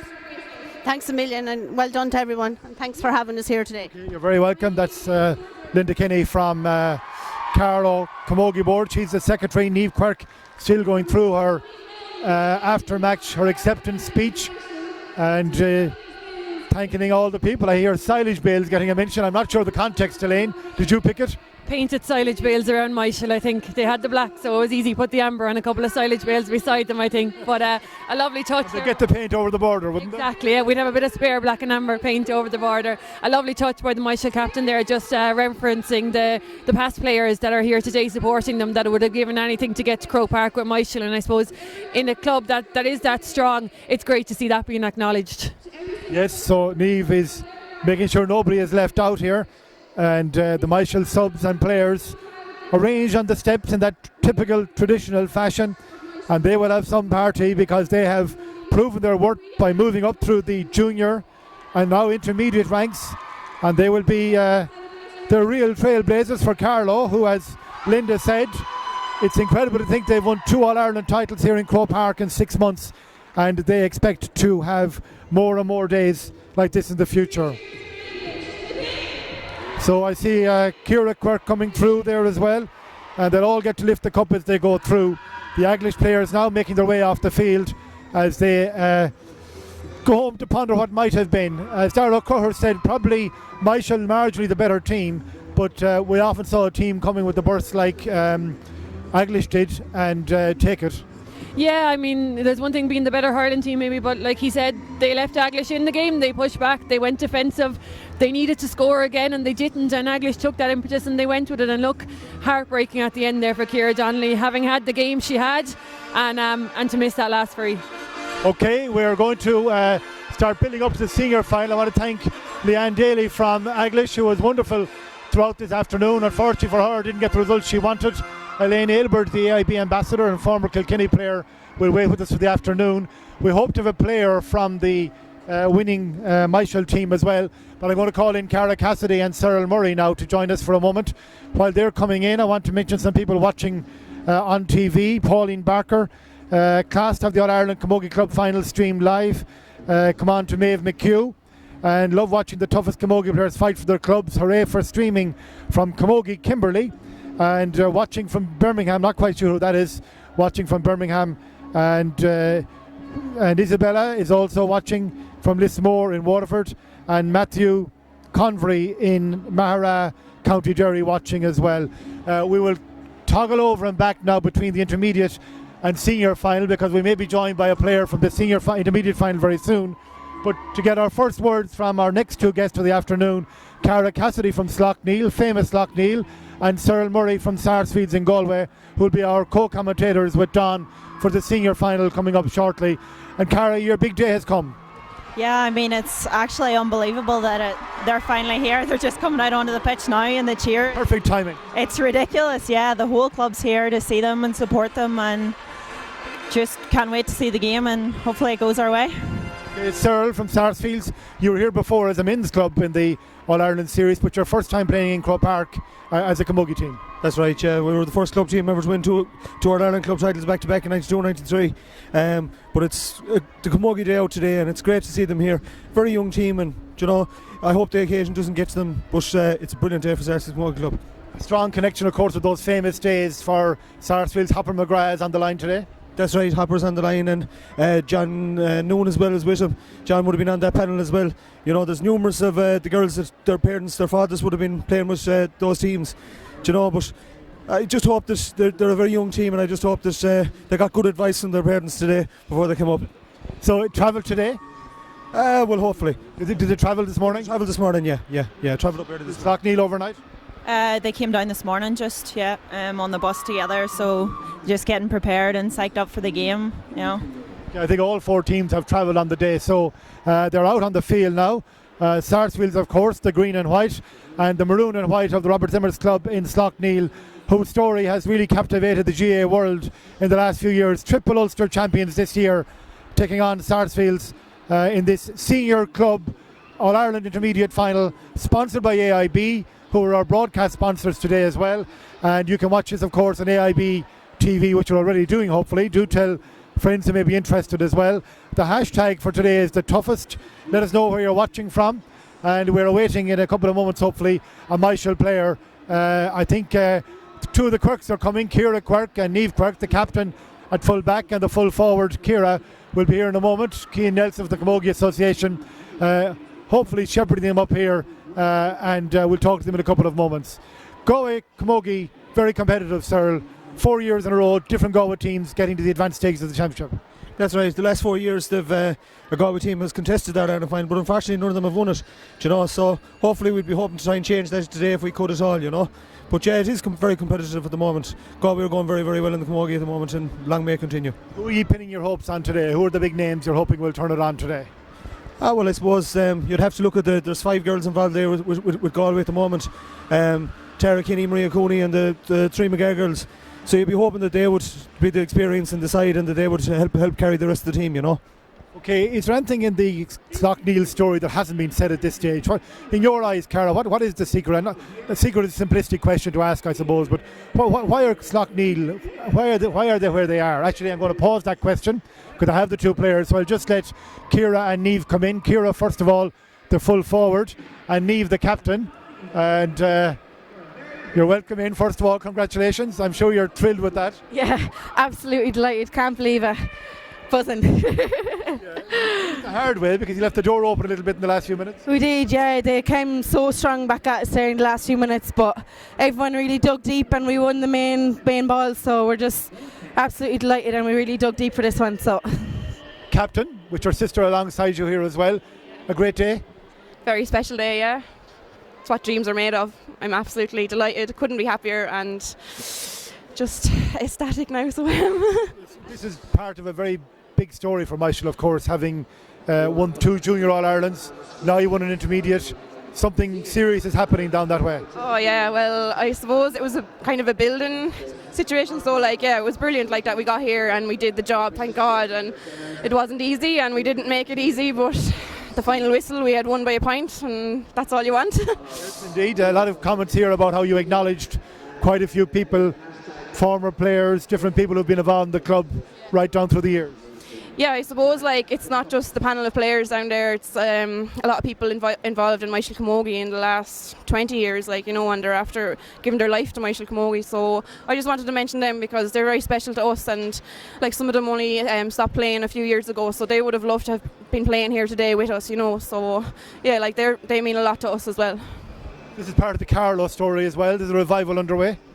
absolutely, yeah. Carlow Camogie's been very strong for the last couple of years, so thankfully we're getting the recognition now, and hopefully everyone can keep pushing on and keep Carlow Camogie going. Can I ask you what you were thinking as Ciara stood over that last free? I was just I didn't know what to do, but it's terrible to say, but I was like, please go wide, please go wide, please go wide, and I couldn't believe it. I wouldn't like to be her. It was a horrible position to be in, and she had an absolute and amazing match, and I hope that doesn't define her at that last puck, but she's an amazing player, and I just feel sorry for her that had to come down to that, but it could have been anyone. They had a few more wides throughout the match, and it wasn't just that last puck of the ball, so it could have gone either way, really. Anybody listening at home or watching at home you'd like to mention or abroad? Too many people to name. I mentioned my auntie Mary Quirk, she's at home with Granny, so I just wanted to mention her, and all the people abroad. I know Amy Ryan would love to be here as well, so yeah, a lot of people that can't make it, but they're getting to watch it, so it's brilliant, so it is, yeah. Yeah, absolutely. To anyone watching, thank you for all your support, and thank you for everything. Bringing the cup home to Myshall now. Yeah, cup's coming home to Myshall! Okay, Niamh and Ciara, thank you very much. Sisters and captain of the team, and enjoy your celebration. Thank you very much. Thanks a million, thank you. Cheerio, thank you. That's great. They are part of a very happy Myshall contingent here, the All Ireland Intermediate Champions. Cup going back to Myshall and Carlow, and I'm going to bring in Elaine Aylward again briefly for a second, and Cyril and Cara as well are going to join us in here as we continue our build up to the senior final. Elaine, our AIB ambassador, former Kilkenny player, Cara Cassidy of Slaughtneil, and Cyril Murray of Sarsfields. And Elaine, first of all, you will be familiar with lots of players on both of these teams here. What are you thinking about this one, the big one, the senior final? Yeah, it's definitely going to come down to the wire. I mean, Sarsfields are on the up and up. I think a lot of this team would have been involved in a Fela win a few years ago. So, they've been building on that. A great club in Galway and great tradition. Similarly, Slaughtneil up the north are having a great year. I mean, the hurling, the football and the camogie and the Ulster titles, and the footballers here now again Friday week in the All Ireland finals. So it's been a great year for Slaughtneil. So I'm sure they're hoping that'll continue today. Sarsfields have their own story, and I'm sure they're looking to finish it off on a high today too. We'll bring you around a little bit here, and Cara as well into the half circle. Cara, we say before games we must get a good start, we must this, we must that. It usually means absolutely nothing then when it all starts. What must you do today? You just need to work hard to the end of the game, like no matter what way it's going, if you're up or you're down, they just need to stay focused, play their own game plan, play their games. Don't worry about the other team or what their tactics are or how they're going to play. If you go out and you play your best, then that's all you can ask for. So just stay on course, stay focused, and hopefully the big occasion won't get to them too much. So I was about to ask you about the whole Slaughtneil story before Ciara and Niamh joined us there. What's your view of that? Where does that come from? What's the genesis of all of that? I mean, like, people talk a lot about this year being so special, but it's been on a long while. Yeah, I mean, the last couple of years we thought was, going to be the height of it. The footballers played in Croke Park here a couple of years ago, got beaten in the final, and we didn't really think, we thought that was going to be the height of what it would be. But this year is just unbelievable. The hard work that goes into keeping the pitches up and the training, like, you can go down to the pitch and you'll not get a spot. There'll be underage out, there'll be senior out, and everyone just works so well together. The hurlers and the footballers, they just have such a good agreement, but it's just hard work, and it's been a long time coming. We've always been there or thereabouts, and then it's just this year we've inspired each other watching the other teams play, and we get a lot of support from the hurlers and the footballers. Is there a bit of healthy rivalry there? Oh, definitely, yeah. With them winning, like, we want to go one further, obviously. We don't want to let them take all the limelight, to be honest. So it's good for us, for them winning as well. I saw your mannequin challenge. You even did that well. Yeah, that was... One fella did move, I think, in the corner. Yeah, we had to throw him out after that. He's not part of the club anymore. But yeah, like, we do a lot of fun stuff at the hall as well. Just take part in a little bit of everything. So it's exciting to be here today. Okay, Sarsfields, of course, very traditional name in hurling and in camogie as well. To what extent does the Galway Championship prepare a team like Sarsfields for what lies ahead when they leave Galway? Well, I suppose the fact that the Galway Championship is such a competitive championship at the moment, we spoke there earlier on, we said that the last four All-Ireland finals were contested by a Galway team. So, like, previous winners, they've bet previous winners, they've bet Mulla, they bet Ardohan already this year, So that gives them a great incentive going forward, Okay. Anybody want to mention who are watching on at home or around the world? Well, I suppose there's a lot of people watching on around the world. Niall Quinn and Ellie Clark are over in Sydney. There's two of the Cooney. I mean, they're up early or up late? I'm not quite sure. I think they're up late. They'll be okay out late, those fellas, will they? I'd say they'll manage it, There's Ciara and Sarah Cooney are also in... famous name? Yes, Jimmy Cooney's two daughters out there in Australia as well. And I believe there's two of the Shays out in Barcelona, Tommy and Sean. And they're all watching in today. So. And the Ramble is watching Sarsfields. On the Ramble, yes, yeah. Flying the flags out far. Cara? I think most of the people in Slaughtneil are actually in Croke Park today. You're beating again there, sir. You're beating again there. Just anyone that's abroad or can't be home at the minute, like, across the way, the water in London and stuff like that there. But most people are here, to be honest. They need the numbers. Yeah, and there is a big crowd here. Croke Park, of course, can hold about 85,000 people. And it won't be full today, but it will be a very enthusiastic and lively audience. I see Roisin Glenn from AIB Bank here as well, part of their digital media team. We'll just grab Roisin here as well. Has been on the Camogie beach quite a bit, and in fact was in Birr for the junior final showing then. I was in Birr at the junior final, and God, that was a brilliant intermediate game, so looking forward to the senior now. I think it'll be very tight, very hard to call. I'd say Slaughtneil will really be up for it after, their men kind of losing out in the hurling there as well. They'll do them proud. I have the Slaughtneil colours on actually by accident. Wasn't on purpose, so to Sarsfield. I am very neutral. So just really on behalf of all our team, I suppose, best of luck to the two sides. Looking forward to a great game. And again, we'll see who comes out on top and who will be the toughest. Yes, indeed. All will be revealed here in the next hour. Thank you very much, Roisin, for joining us. Roisin Glenn from AIB Bank. Who will be the toughest? That is the question. As the teams are introduced by the Camogie Association President, Catherine Neary, and the captains doing their work there. And all of this part of the pageantry of building up to a final. In those moments, players have been known to lose focus, Elaine. Here we are going to have a national anthem. We're going to have lots of things to be done. The red carpet is out. How would you approach times like that? Yeah, I suppose this is the unfamiliar part for teams. I mean, you're used to your warm-up, you're used to the game. There's nothing new there. It's the 10 minutes of hanging around on the red carpet, of the shaking hands, the dignitaries, all that you're not used to. So it's important that a team can leave the dressing room completely focused, but by the time they get past the warm-up and get to this stage, a couple of nerves can kick in and it can throw a team off, and it can make it for an unnervy 5 or 10 minutes of a start of the match.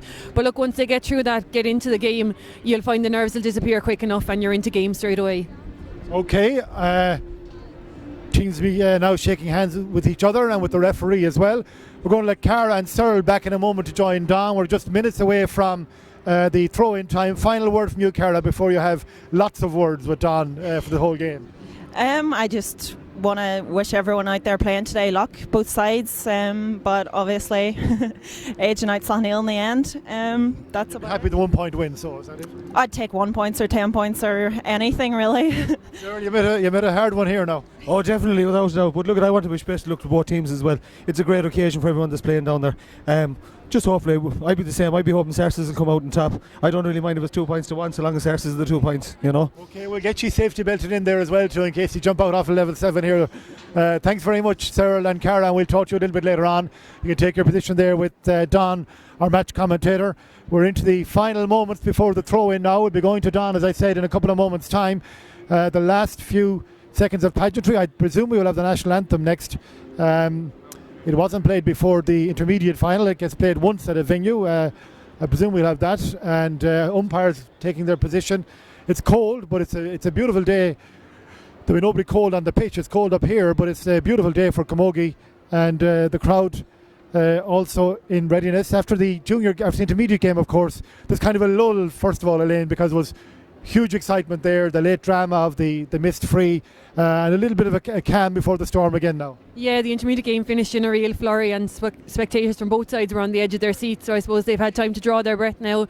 Eglish are probably analysing where it went wrong, and Myshall are celebrating that it went right, and then you have the two sets, the Sarsfields and the Slaughtneil supporters, that are full of anticipation, I suppose, and waiting to see what's going to unfold. So yeah, there's a little bit of a lull here, but I've no doubt as soon as the ball gets thrown in, there'll be plenty of noise and plenty of racket. That's one thing. The Camogie finals don't normally fill the stadium with people, but they fill it with noise, and today is no different. It's great to see the mini games going on at half time and stuff, and they bring their own pageantry and crack to that as well. So I'm sure once the ball gets thrown in, the decibel levels will rise here again. Yes, indeed, the two best club teams in the country here, Sarsfields of Cundernagallagh and Slaughtneil of Cunderdera. Now we have the national anthem.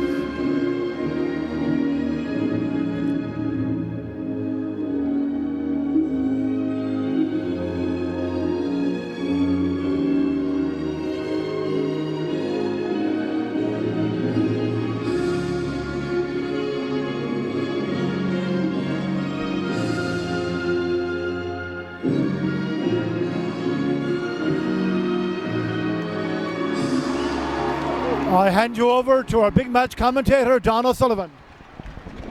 Thank you, Liam. Very welcome to the upper tier of the Hogan stand for the Senior Camogie Finals, brought to you by AIB TV and local streaming. Don O'Sullivan here in match commentary, and if this game is half as good as the intermediate game, we're in for a right cracker. Sarsfields of Galway against Slaughtneil from Derry. The referee in the middle. The man who'll have the whistle is Ray Kelly from Kildare. Checks his watch. Huge crowd below us in the Hogan stand. You'll hear them get involved in the game. I've Cyril Murrell with me and Cara Cassidy and co-commentary. Referee counts out the players. Half an hour each side. No extra time. Replay on the 19th of March. And away we go. And an excellent start already from Slaughtneil on the attack. In the long ball in towards that full forward line there. And back for Sarsfields is Aisling Spellman. Go through the teams quickly for you. You've Yvonne Lyons in goals for Sarsfields. Rachel Murphy, Laura Ward and Aisling Spellman. Tara Kenny, Claudia McGrath and Erica Leslie. Sinead Cannon and Kate Gallagher. And Orla McGrath will captain the side next to Niamh McGrath. And the aforementioned Kate Gallagher has the first shot of the day, which looks like it's going to go. Yes, it is. Over the middle of the bar. And Kate Gallagher side from Sarsfields, Niamh McGrath, Sarah Spellman, Cara Donoghue, Maria Cooney, Siobhan McGrath. The Slaughtneil team, Jolene Bradley, Josie McMullen, Bronan Nakashadep, Dervlin McGuigan, Grania O'Kane, Aoife Nakashadep, Karen McGrath, Louise Dugan, and Shannon Graham in midfield, Siobhan McCaig, Eilish Nakashadep, Denise McGuigan, Mary Kelly, Sinead Mellon and Teresa Mellon, and Cara, an excellent start for Slaughtneil. Yeah, it's actually the perfect start there. They just got the ball in quick and moving it around, and they found the spare player, and Shannon put it over the bar. So far so good. Shannon Graham there, referee, has decided for some reason that there's going to maybe an encroachment on the puck out and a chance for the first place ball for Slaughtneil. 1 point to no score so far. Now just as the match starts, the wind is blowing in Slaughtneil's favour, blowing high in over Hill 16, a very, very strong wind. As the second point is Louise Dugan knocks over that score, 2 points to no score, and Cyril, not the start you would have wanted, but that's a very, very strong breeze. It is a very strong breeze, alright, yeah. But Sarsfields just haven't come out of the blocks at all yet. Slaughtneil have a really flying start from them. 2 good scores, but hopefully Sarsfields can pick it up from here. 1 minute and 30 seconds gone, 2 points to no score. The senior final, as I said, AIB TV, hashtag the toughest. Again, the ball into the corner, a bit of ploy. We saw the first game here, the intermediate match. There was a 5-point lead at half time, and on the attack for Slaughtneil is Mellon. And flicked into there on the attack, set the forward. Eileen Lakoska back out towards Mellon. Mellon has a chance to go on the attack once again. Good defending back there. Looks like there's a bit of rain coming in too. Just see out here from underneath the Hogan stand, a bit dry at the moment. We have it. And again, the first ruck for possession. And on the attack, Slaughtneil try to rise the ball here as McCaig. Again, tough pressure from the defence from Sarsfields, Galway champions. Again, much like the intermediate game, both sides here, whoever wins this game will be winning their first ever senior camogie title, which is a huge honour. With just 2 minutes gone, as I say, the rain now coming in. Ray Kelly there jogging away the referee. We'll have a free out to Sarsfields, but Slaughtneil having a great year for the club, and this would be the icing on the cake. Yeah, I mean, like, it's been an unbelievable year with the Ulster titles, and the footballers also playing in Croke Park here in a couple of weeks' time. So this would be, what dreams are sort of made of. It would just be unbelievable to get across the line today.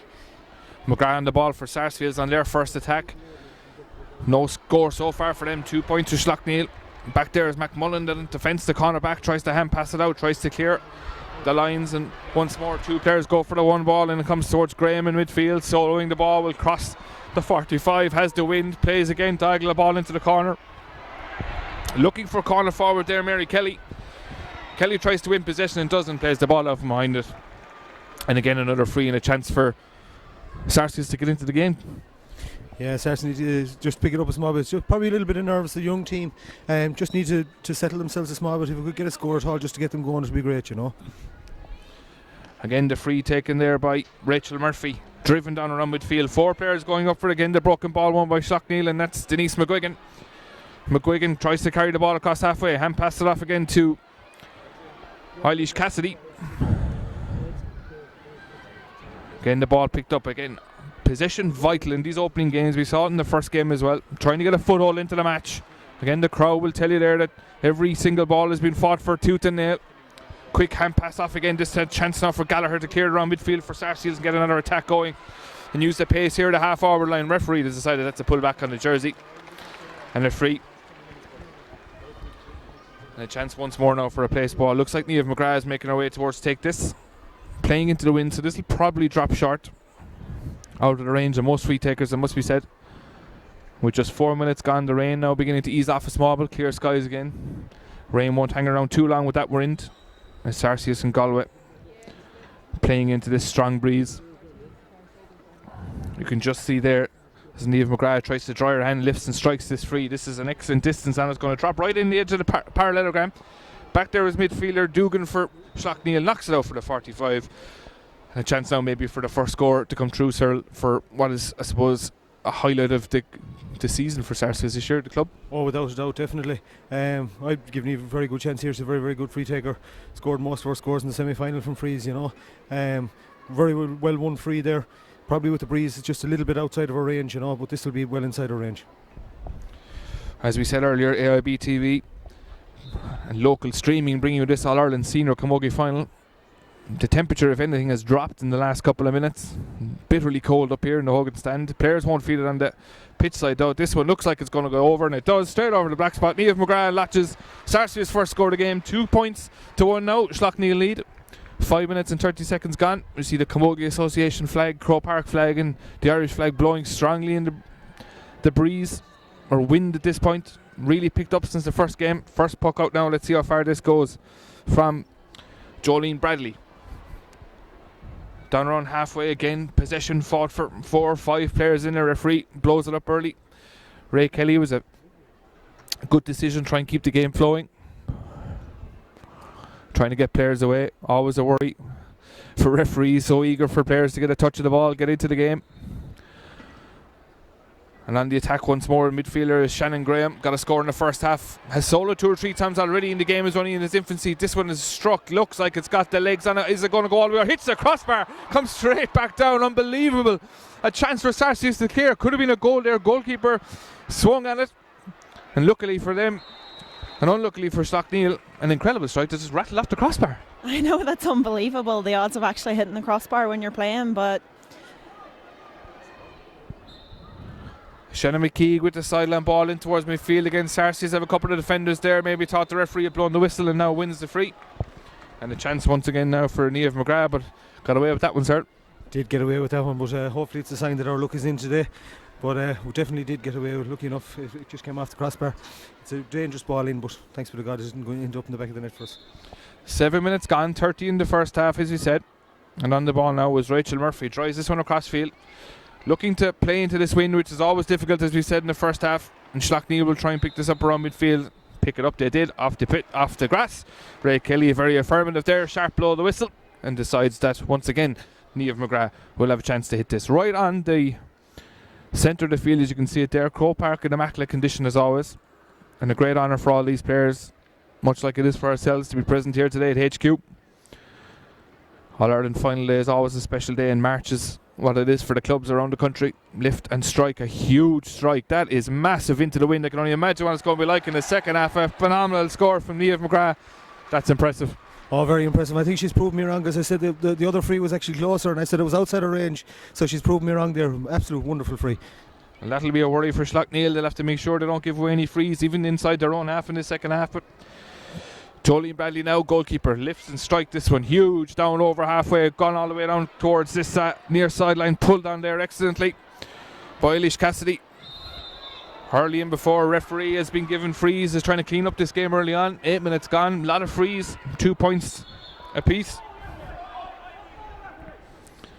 Referee been told to leave a goal there, but a sideline from Slaughtneil. I think Dominic McKinley is the manager there. And Michael McGrath, a name people will be familiar with in Galway, in charge of Sarsfields. And once more, cornerback Rachel Murphy will have a chance to clear her lines. Referee Ray Kelly is stamping his authority in this game early, 2 points apiece. 8.5 minutes gone. Murphy strikes this one down. 4 or 5 players go up and try and win this one in the air. Ball breaks for Sarsfields, and on the attack is Orla McGrath, the captain. McGrath has a chance here. Red helmet looks like it's going to go high, and does over the bar. And an excellent score from Orla McGrath. 3 points to 2, and a good start from Sarsfields. Yeah, they've really picked it up there in the last few minutes. That was a great point. Vinci Orla McGrath, took the ball on the run, and great score. Again, another puck out from Bradley. Lands around midfield. Who's going to win the breaking ball? That's key. Has been key all day so far. Pitch in perfect condition. Trying to pick the ball up. Kick it along in front of them. And Slaughtneil have space inside the midfield, but it's Eilish Cassidy takes it on down the sideline. 2-3 defenders around her. Flicks it in eventually towards Aoife. And back out towards Mary Kelly. Lifts. Strikes it. Unfortunately for Mary Kelly, a good strike, but goes right and wide. I think the referee has already marked it wide. I thought he was going to go to Hawkeye there for a minute, which is an operation today. But a miss on the near side, but still a good start. yeah, definitely. They came out strong there and got a couple of early scores, so they're taking over now, and I just need to settle down and get into the game properly. So I know it's down as Nick Casada there, but Cassidy's running right through the spine of this team. Very strong influence on this club side. Yeah, absolutely. Like, the girls are a very, very important part of the team. The backbone, really. The three sisters, cousins of my own. So very important to the team in general. Very strong players. Once again, Ray Kelly has blown his free. Very hotly contested game. Nothing, no quarter after given, as we saw in the first game, in the intermediate one, which Myshall won from Carlow. And as the physios come onto the pitch here, just touch on the fact that, as I said earlier, both these sides, should they win today, will be winning their first ever senior club title. AIB TV and local streaming here to cover it. And Sarsfields, who beat Thomastown in the semi-final to get through, while Slaughtneil beat Burgess Duhara in Tipperary. High scoring game, 3-8 to 3-6 in the semi-final. And I know that the Sarsfields semi-final, 8 points to 7, doesn't tell the tale of the conditions that it was played in at the time, sir. A difficult game, that semi-final. Yeah, difficult game, alright. A lot of indecision around it as well, you know. But it was kind of definitely a game of two halves, because we started very poor but came out and played outstanding in the second half, you know. But great to be here. Like. An excellent point from a place ball there, as you can see. That's Louise Dugan, another point for her. An excellent start to this game, I must say. 3 points apiece, 11 minutes gone. Puck out being taken back there by Rachel Murphy, who takes the place balls too. 6 players go up again once around midfield, trying to win the breaking ball. Slaughtneil have had the best of the 50-50 so far. As we say, still 3 points apiece. Referee again blows the whistle. Lying over the ball, saw it a couple of times in the first game. Niamh McGrath pulled for it that time. And once again, Slaughtneil will have a chance here with the aid of this strong breeze. To have a chance as Louise Dugan will lift and strike this one. The exhibition of free taking on show today, I must say, has been excellent from two intermediate sides and now the senior side. Dugan lifts and strikes this one. Looks like it's going to go a bit to the left and wide, unless it's blocked on the in-line. No, unfortunately for her, a left and wide, but a good striker of a place ball. Yeah, definitely. Louise is a real skill. The strike that she has of the ball's unbelievable. You know, the distance she can put on it. So it's a very, very strong part of her game. You know, someone who can put frees over from anywhere.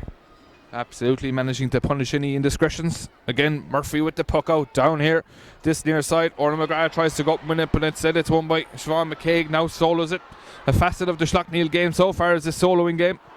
Tried to flick it in, trying to find a better player around the side. Down this near side under the Hogan stand here. Tried up over the head of Orla McGrath. McGrath now on this solo run so far. Goes across the 45, has 4 or 5 players around her, runs into one of them, hand passes it away. Looks like it was a body check. You'll hear some boos from below. You'll hear that anyway in a 50-50 call. Referee calling her over. But once Orla McGrath gets going on the ball there, she looks a dangerous girl. Yeah, she's very, very, very pacey player, you know. Probably got a body check, alright. I don't think there was any malice in it whatsoever, but we'll take the free. Niamh McGrath, a chance to put this ball down. 3 points apiece as it is. It's good scoring against this stiff breeze. The referee is having a word there with, I think it's Slaughtneil's Brona Cassidy, but we'll just check the number when she goes back. It's actually Dugan, I think, midfielder. Couple of boos. Slaughtneil not too happy with the decision, but as I said, McGrath now over this place ball. 13 minutes gone. Bitterly cold here now in Croke Park for today's game. Wherever you're watching around the world, make sure to use the hashtag #TheToughest AIB TV. Lift and strike from McGrath straight over. We're right behind it here. An excellent start for Sarsfields of Galway. 4 points to 3, they lead. Referee once more blowing the whistle. Trying to delay that puck out, which Bradley had taken quickly. Slaughtneil trying to play as much time as they can with this strong breeze. You wouldn't blame him. Try and play as much attacking camogie as they can in the first couple of minutes. And a sharp puck out this time, which goes to Brona Cassidy. Flick towards midfield, breaking ball this time. Looks like Shannon Graham might get on it, doesn't. Beaten to it there by Sarsfield's corner forward, which is Clara Donoghue. And again, 2, 3, 4 players at all times going for each ball. Very tight game so far between the 245s. And the decision made on the sideline here to say that it's going to be a line ball to Sarsfields. Not a lot of grass down there, I must say. Plenty of football played here in the last couple of days. Niamh McGrath, who's taken all the free so far, tries to find a blade of grass where she can take the sideline cut. Excellent sideline cut, goes in well over the head of 3-4 defenders there. Sars is looking to try and win that breaking ball, broken away though by McMullen. The referee blows the whistle again. Don't think the Slaughtneil fans are too happy with him at the moment. He's definitely trying to crack down early in any decisions.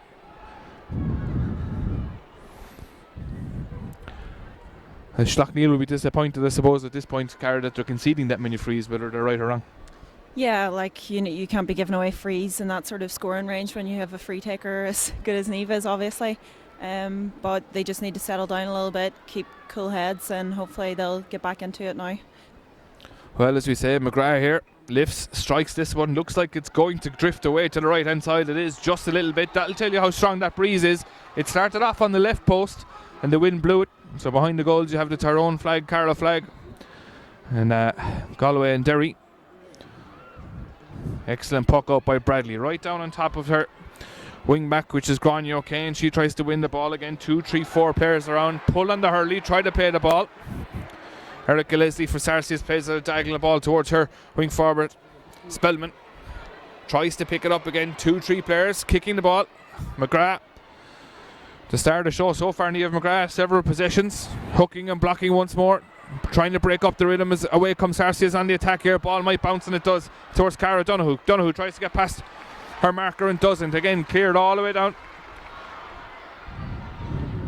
Back in towards midfield once more.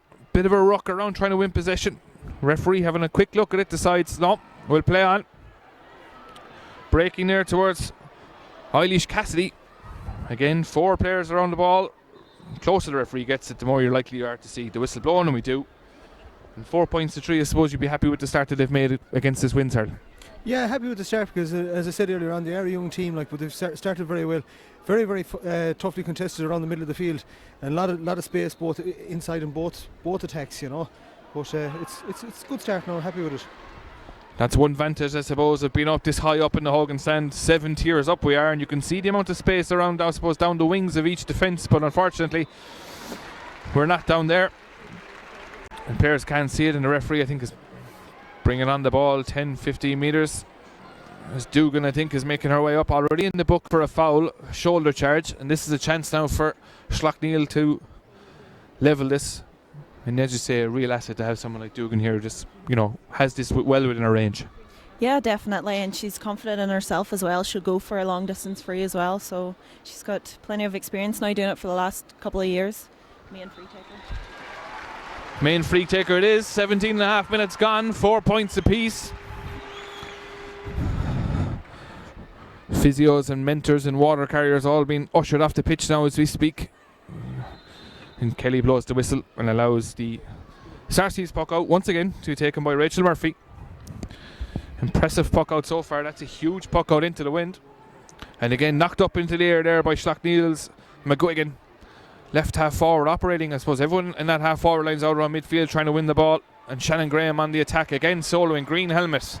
Trying to make away and does a little sidestep, an excellent little swerve, still on the go. Could have been fouled there, flicked it indoors there. Chance for Slaughtneil inside her man. Has a chance here to go over the first goal of the game. For Slaughtneil hits the post. It's the second chance to hit the post. Saved on the line. Unbelievable save. If referee blows the whistle, there seems to have been a challenge made on the goalkeeper there. Hit the crossbar earlier and hit the post now. Incredible. It's just very, very unlucky, I guess, to do it once in a game, but for it to happen twice, it doesn't seem to want to go in, to be honest. An impressive piece of attacking play, I must say, by Mary Kelly. Showed her pace coming in on the end line. We currently have a break and play for a stoppage. They might do the lot on the way home, sir. That's twice now the woodwork has been tested. Only 18 minutes gone. I did say earlier on, I think it looks like our luck is in.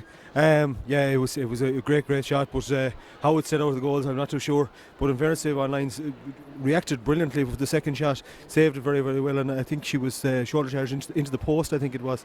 But hopefully she'll be okay. But brilliant save after the first initial shot, We saw some excellent saves in the first game where Myshall were crowned intermediate champions. This is the senior game, live on AIB TV with local streaming.club.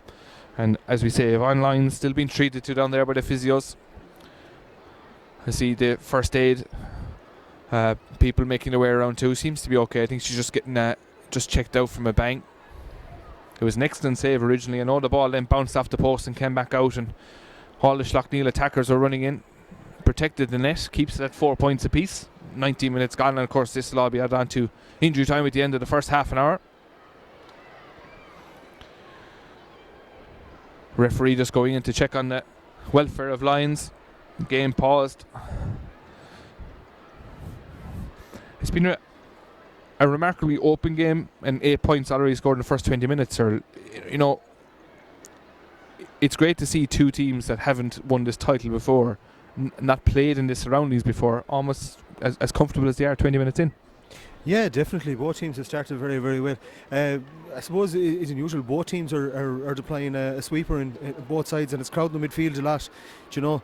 But the tenacity from both sides has just been unbelievable. You know, it's a brilliant final so far. Let's hope it continues that way. You know. Absolutely, and hopefully Yvonne Lyons will be okay at the end of this. I know she's just getting checked out down there as well. But from a Slaughtneil point of view as well, I mean, trips down the road to Dublin were things of dreams, as you said earlier, but becoming a bit more of the norm now. I mean, yeah, it's sort of bad when you have to get used to, you know, getting into finals like this. I would love for it to be a continuous thing over the next few years, you know. But yeah, like it's been a crazy experience, and everyone's just savouring it at the minute and just really, really making the best out of it. So hopefully it'll end well today for us. An Ulster treble, camogie, football and hurling. I mean, the buzz around the locality must be incredible. It's actually crazy, and like Slaughtneil is such a small place, like there's really not a lot to do apart from go to the pitch. It's the main focus of everything, the main hub, and that's probably part of the reason why we are where we are today, you know. It's just great. Well, long may it continue, as I say, as the puck out is taken once more by Rachel Murphy, and on the attack once more comes Slaughtneil, trying to flick the ball into the middle. Seems to be a tactic of theirs, and chance here to clear for Sarsfields with Gallagher. And flicks it down the far side. As Cyril correctly said in commentary there, every single ball has been fought for. Such intensity around midfield, everything breaking around. Two sweepers being operated, as we've seen in Croke Park for several years now. And a chance once more for referee maybe to blow his whistle here, which he will. And he'll throw in the ball. I was saying there, sir, you know, Slaughtneil, if these Ulster title is great for the club. Great for Sarsfields too to claim that Galway county title this year. Oh, definitely. Like I've mentioned it numerous times that they're a very young side. Like we played our first our county final in 2012, you know, as a senior club, and to be after winning one this year and to go on to an All Ireland final, like it's just phenomenal for such a young team, you know, and long may it continue. Absolutely, and again we see there as Siobhan McGrath tries to come out and win that ball, lies down, got pushed over on top of it, comes towards midfield here now. Slaughtneil have a chance to pick it up here through Eglish. Cassidy looks around for someone to play it that doesn't, plays it directly into the hurley of the centre back. That's McGrath, and already Mayor Forna is on the pitch from Slaughtneil. Wants to have a chat with the referee about what he thought of that. The referee decides you're right, it was a free, and as emotions get the better of people, it's a chance now once more for Louise Dugan to come up and put over this pointed free. As it looks as if Clodagh McGrath is going to go into the book there, the centre back for Sarsfields, but passionate Mayor Fornes, I think we'll describe it as here. Yeah, I mean, like to play on an occasion like this in the day that it is, you get so pumped up for it. So any little thing, you know, it's just complete reaction. It's just passion for the game. Well, passion for the game is right, and it's hard fought so far. 4 points apiece. Dugan lifts and strikes this one. Looks like this one's definitely got the legs, going to go in and straight over the bar. And Dugan jogs off as she should. Quite happy with herself as they Slaughtneil side now lead by 5 points to 4. And again, Murphy will take her time with this puck out. That's Rachel, the cornerback. Green and white helmet matches the kit. With the goalkeeper, Yvonne Lyons, who's takes the hurley back off her. Different hurley for pucking out the ball. And again, Slaughtneil on the attack. 5 points to 4 they lead with the help of this massive breeze in towards Cassidy at centre forward. Hand pass over the head and excellent. Tried to catch it and hit it straight over the bar from Shannon Graham. And once more, low ball in around out in front of that there is Murphy trying to clear the ball away. As Sarsfields have a chance to clear their lines. So compact around this midfield area. 6 players now around the ball. Kelly has the whistle in his mouth and he'll blow it up again, and he does. And then stoppage to try and get this ball hard fought out there. That is for sure, yeah. It's really touch and go around midfield at the moment, you know. It's kind of going in patches. One team getting on top and then the other team, you know. Full forward there is Maria Cooney. Hand passed it off towards Siobhan McGrath, who's on the attack. Excellent solo, keeping the ball away from her marker. Be pushed out into the corner of Croke Park. Nice and tight there. Tries to get in, does actually, comes in along the end line. Will she have a chance to knock this one over the bar? Lifts and strikes and blocked. And again, once more is full forward Cooney. And falling on the side of the strike is Sarah Spellman, and that is an incredible score, and Spellman has levelled it up at 5 points apiece. Great score. Yeah, great point. Sarah recycled that ball very, very well. Got it back to her and she took a great score. Cooney name, of course, synonymous with the tribesman. And again the ball pucked out down this near side, right under the Hogan stand. And again Cassidy, the centre forward for Slaughtneil, comes away with it. And again, two players go straight for that ball. One falls over and away will come with McGrath, who just went into the book a couple of minutes ago. Flicks it towards midfield again on the attack for Sarsfields, looking to get it down into the corner towards Siobhan McGrath. Siobhan McGrath beaten to it there by McGuigan for Slaughtneil. Out towards wing forward, Denise McGuigan has plenty of space, tries to get the ball in and does towards Cassidy. Cassidy on the attack now. Goes past her marker excellently, keeps the ball away. Will she have a shot at goal? Did threw up the ball. Maybe her eye was taken by the defender coming out. The defender was Rachel Murphy. Murphy blocked it down, but again Slaughtneil still on the attack. 5 points apiece here with 25 minutes gone already. This first half has absolutely flown. Senior final played in a blistering pace so far. And again on the far side, referee making his way over. 3-4 players around a bit. Slaughtneil on the attack, in along the end line. Full back goes out there, tries to block. Some of the Slaughtneil fans looking for a free. Away comes McGrath, the centre back. Have a chance to clear this. Does. Only goes so far out over the sideline there. Looking at the linesman on the far side of the field with Poppy's flag. No, he doesn't. Again, one-handed flick. This is in towards Cassidy. Cassidy has time this time. Will she? Yes. Looks like it's going to be good enough. Umpire looks at it. Unfortunately for her, goes to the left and wide. But again, Cassidy finding a lot of space around the centre half forward line there and doing a lot of good work with it.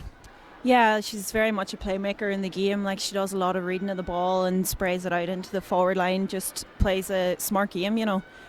Just gets everyone else involved so well. 27 minutes gone here in Croke Park. 5 points apiece. AIB TV bringing you the Senior Camogie Club Final. March is the month for the club finals, as they say. Everyone wants to be in Croke Park in March. I'm sure it's been mentioned up and down the country in every half-time and pre-match speech. As we await a sideline ball on the far side. And again, another hurley being brought in. Plenty of timber broken in the first game as well. A sign of the effort being put in by both sides. There's Niamh McGrath will be on the far side for Sarsfields. She's going to try and take this sideline ball, if we can find it. Another one on the way in. But sir, I mean, 3 minutes to go to half time, 5 points apiece. Sarsfields will be very happy with that, as you say. Oh yeah, Sarsfields will be happy with that, you know. Playing against the breeze and to be level going into half time will be very, very good for Sarsfields, you know what I mean? It'll really settle the nerves of them. Well, a young side, as you say, sir, up here in Croke Park. Both sides, it's their first time playing in Croke Park, which will be nervous enough in itself. Add in the fact that it's an All-Ireland final. Add in the fact that you've never won this title before. There's a hell of a lot to play for. That's the reason they call it the toughest. And the sideline ball goes high up into the air, ends up in midfield again. 3-4 players around there. The hand pass could be key today. And on the attack once more comes Sarsfields. Up the right hand side of the field, soloing away there. Corner forward, Siobhan McGrath looks like. McGrath with an excellent score against the wind. Hard fought. One hand pass out over the top and away. And it's been a focus point of this at Sarsfield's attack so far, sir. When they get space, they're picking off their scores. Yeah, they're getting the scores when they get the chances, in fairness. Orla McGrath again, they're taking on the defence and getting a bit of space and getting a great score, you know. Ball played in there. Cooney will go back and try and win it against Brona. Cassidy flicks it away. Back there seems to be Dugan operating as almost a sweeper around there. Big puck of a ball. Tries to get across halfway and she will. Out in front is Eglish. Cassidy doesn't win it. In towards midfield and again Sarsfields on the attack. 6 points to 5 they lead, playing against the wind. McGrath, the centre back, tries to get in towards Cooney. This time it's going to be Aoife Cassidy, the captain of Slaughtneil, in towards midfield. Now Denise McGuigan has a chance to drive the ball down the field, which she does excellently. Out in front for Sarsfields, cornerback Murphy flicks it over again this near side. Ball now beginning to, I suppose, bypass midfield a little bit quicker than in the first half. You hear the crowd getting into the game, and Slaughtneil, Siobhan McCaig has an advantage. Referee says play on, no advantage, and now a free. And as the minute the ball is put down, we can see Dugan making her way up for it, and a bit more space around midfield that time. Benefit of Slaughtneil and a chance now to level the scores at 6 apiece. Definitely, like, the space is so much better when it's all crowded in the middle and they're all getting caught up. But it's a testament to the work rate that's gone into it, the blocking, the hooking, the play that's going on. But now with a bit more space, you'll be able to run up the sides and hopefully get into the attack a bit more. Erica Leslie goes into the book for Sarsfields. I have it down. That's 2 bookings for Sarsfields by my calculations. And 1 for Slaughtneil. Dugan lifts and strike this. And the additional time announced is 2 minutes. 6 points apiece. We're level as we started. As I said, Erica Leslie went into the book. Clodagh McGrath is in the book. And as far as we can work out, we'll check it at half time, but Louise Dugan is also in the book. And the puck out will come again now from Rachel Murphy. 30 minutes gone. Regular time gone in the first half. 2 minutes of additional time to be played. Again, 10, 12 players around midfield. Long puck out into that wind. Interesting to see how far that goes in the second half, as you said. 3, 4 players around it. One of which is Sinead Cannon for Sarsfields and Galway. Sarsfields and Galway wearing green and white up against the maroon and white, which will be their county colours.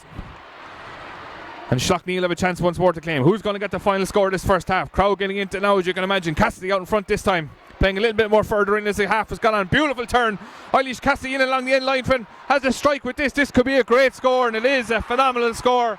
7 points to 6. Slaughtneil lead. 1 minute into injury time this first half. You'll go a long way to see a score as good as that.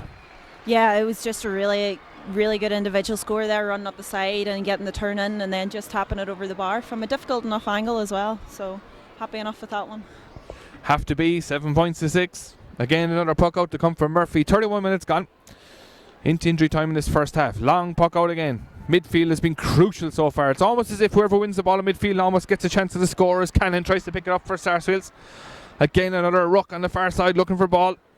Referee will probably blow his whistle. Has been consistent in doing so, trying to keep the game flowing, but it breaks out this time. Looks like Cooney is trying to win that ball for Sarsfields, and away it comes. Cassidy, the centre back for Slaughtneil. Tried to hand pass it off, didn't. Again, another chance for Sarsfields to come on the attack. One shot in towards the edge of the bar. Looks like it's going to go right and wide, and it does. And as we said in the first half, Cyril, anytime you get a chance here, you kind of have to take it, because they're not coming too thick and fast.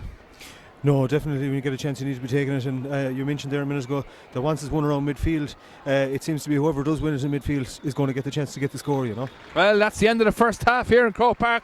All Ireland Senior Camogie Cup Final.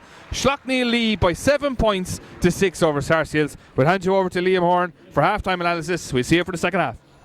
Thank you very much, Don. I'm joined by Elaine Aylward, AIB ambassador, the former Kilkenny player. And Elaine, Slaughtneil go in with that great point from Eilish a moment ago, puts them in a strong position. It looked like they're going to win a point down, they're going to point up. Yeah, definitely. Having played it with the breeze, you'd expect them to have been ahead, but look, that was been a great first half. We had a bit of everything in it, a couple of controversial refereeing decisions, a ball off the crossbar and off the pole at the canal end. It had everything, and it's been a blistering start. Some great hurling and some great scores, some long distance frees, long distance striking. It's been a great first 30 minutes. They're very evenly matched. Yeah, they seem to be battles all over the field developing, but overall it seems to be coming out kind of a 50-50 game. It looked like they were going to go in level at half time, which would have been reflective, I suppose, of the first half. But that great point, a great win, great turn here on the sideline, took it the whole way into within shooting distance and sailed over the crossbar. A great score to send Slaughtneil in on and to put Sarsfields on the back foot. Louise Dugan at midfield has caught your eye, Slaughtneil. She's been on top for a game there, some brilliant long distance striking and some long striking from play as well. She's been definitely on top for a game. Similarly at the far end, McGrath has put over a couple of monster frees against the breeze. So I mean, you'd have to be saying at half time if Slaughtneil are going to go on in this game, they're going to have to cut out the fouls anywhere from midfield up, because she's well capable of putting them over from that distance. Okay, we're going to bring in Cyril and Cara as well now too. So Cyril and Cara, who have been tensely watching that first half. Cara Cassidy from Slaughtneil and Cyril Murray from Sarsfields. Your thoughts now, Cara? It's a really good game of camogie. You know, it's very, very competitive out there. The work rate's unbelievable. The hooking, the blocking, the scores. Some of the scores have been great. Happy enough to go in 1 point up. You know, there's a strong breeze there, and we'll be going out into it in the second half. So a lot of hard work still to do, but good start. It is the cliche, but it's almost a fresh start now in the second half, isn't it? The whole thing starts all over again. Two very evenly matched teams. Yeah, I mean, that's what you have to come out in half time with. You're starting over again 0-0. Like, you have to come out and win that half as well. You know, playing well or being a point up in the first half isn't going to help much in the second half. You know, you just have to go straight back at it again 100% and hope for the best and see what happens. Sir, what do you feel? Oh, very, very toughly fought first half. Two very, very good teams, obviously here on merit, you know. I suppose we had a bit of luck.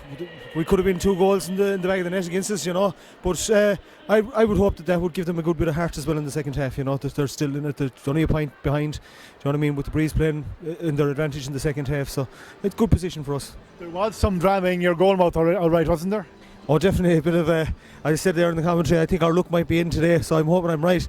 But in fairness, Yvonne Lyons made a great save at the second chance, you know what I mean. But to hit the post and hit the crossbar in one game it's definitely very, very lucky to survive it, Okay, I'm going to bring you into the half circle a little bit, and Cara as well too, just to face into the camera there.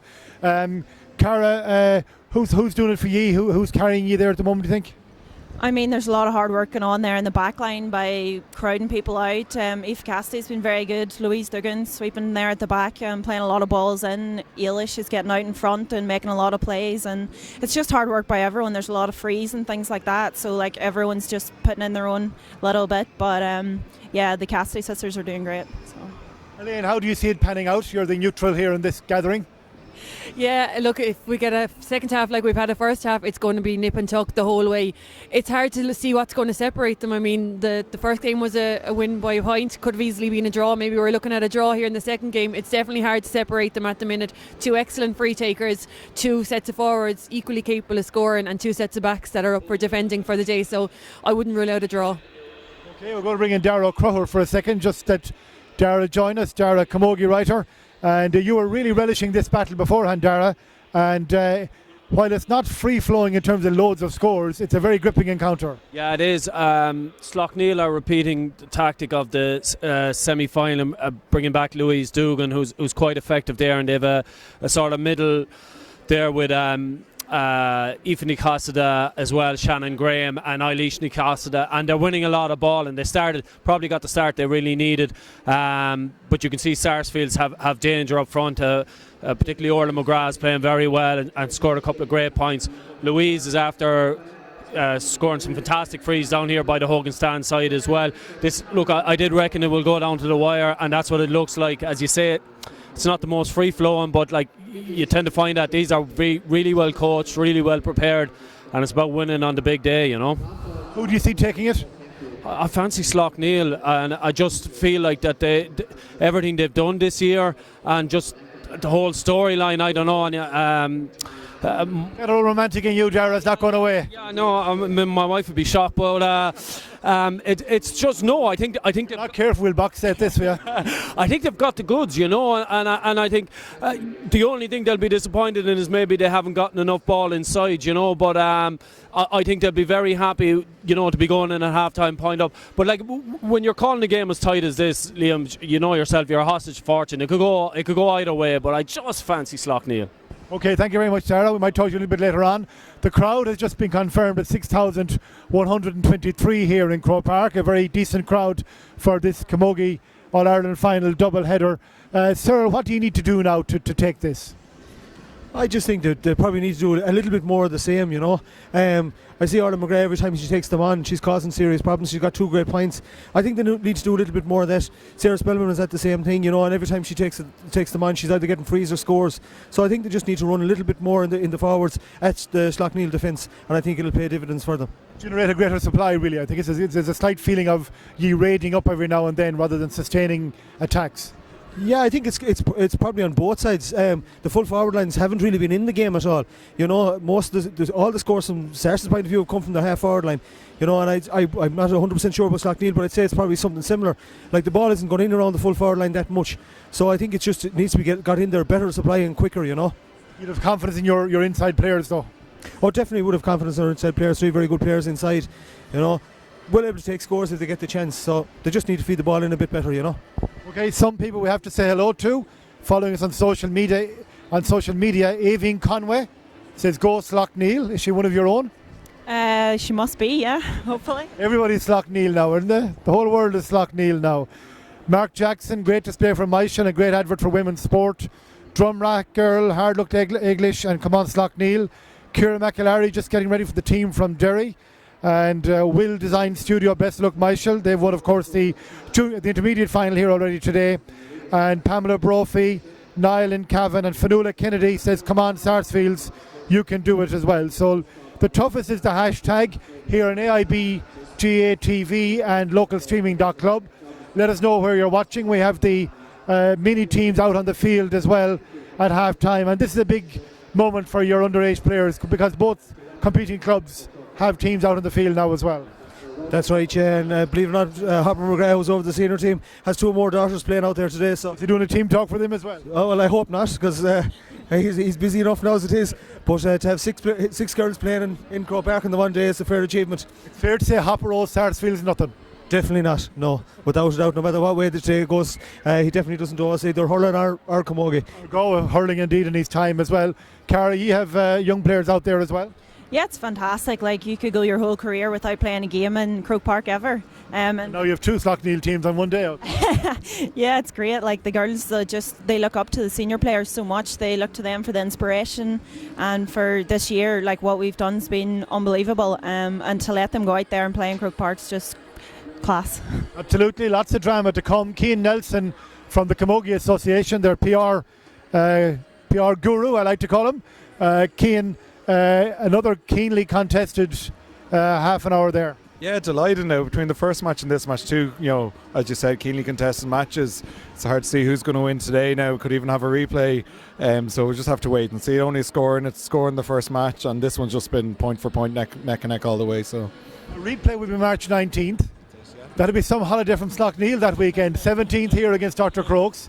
I know that we just have to empty out the town altogether for the week, I think. So yeah, be some double up, but we'll have to wait and see how this goes now for the other 30 minutes. Time to change your pricing filter if you have an Airbnb in Dublin. If Slaughtneil hit here in Block that weekend, 6,123 people here today. Yeah, absolutely delighted. It's a record for the association for our club finals, and by a good distance too. 5,000 would have been a record, so we're delighted now. And obviously, you know, between the 4 clubs, you know, they've done great work in the last 2 weeks in terms of, you know, their own club nights and so on, and getting everyone involved. Obviously, Slaughtneil have their own great story, and we've had a lot of backing from the hurlers and the footballers, but likewise with the other 3 clubs, great backing from county, from province, and from the footballers and the hurlers in all the 4 clubs. So it's been great. Okay, we're going to have a quick word with Don O'Sullivan, our match commentator as well. Thank you, Cian. Cian Nelson of the Camogie Association. And Don, not much to separate these teams. No, I was just saying there off air, another incredibly tight game, much like the first one. So if the second half of this one is anything like the first one, we're in for a real treat. Yeah, you've got 2 formidable warriors either side of you in the commentary box. Are they keeping it in check? So far, so good anyway. Yeah, we'll see if it gets down to the wire. If there's 1 or 2 points between the 2 of them, I'll have to separate the 2 of them, I think. But Carlow made the early running, but Murray from Sarsfields could come with the worst.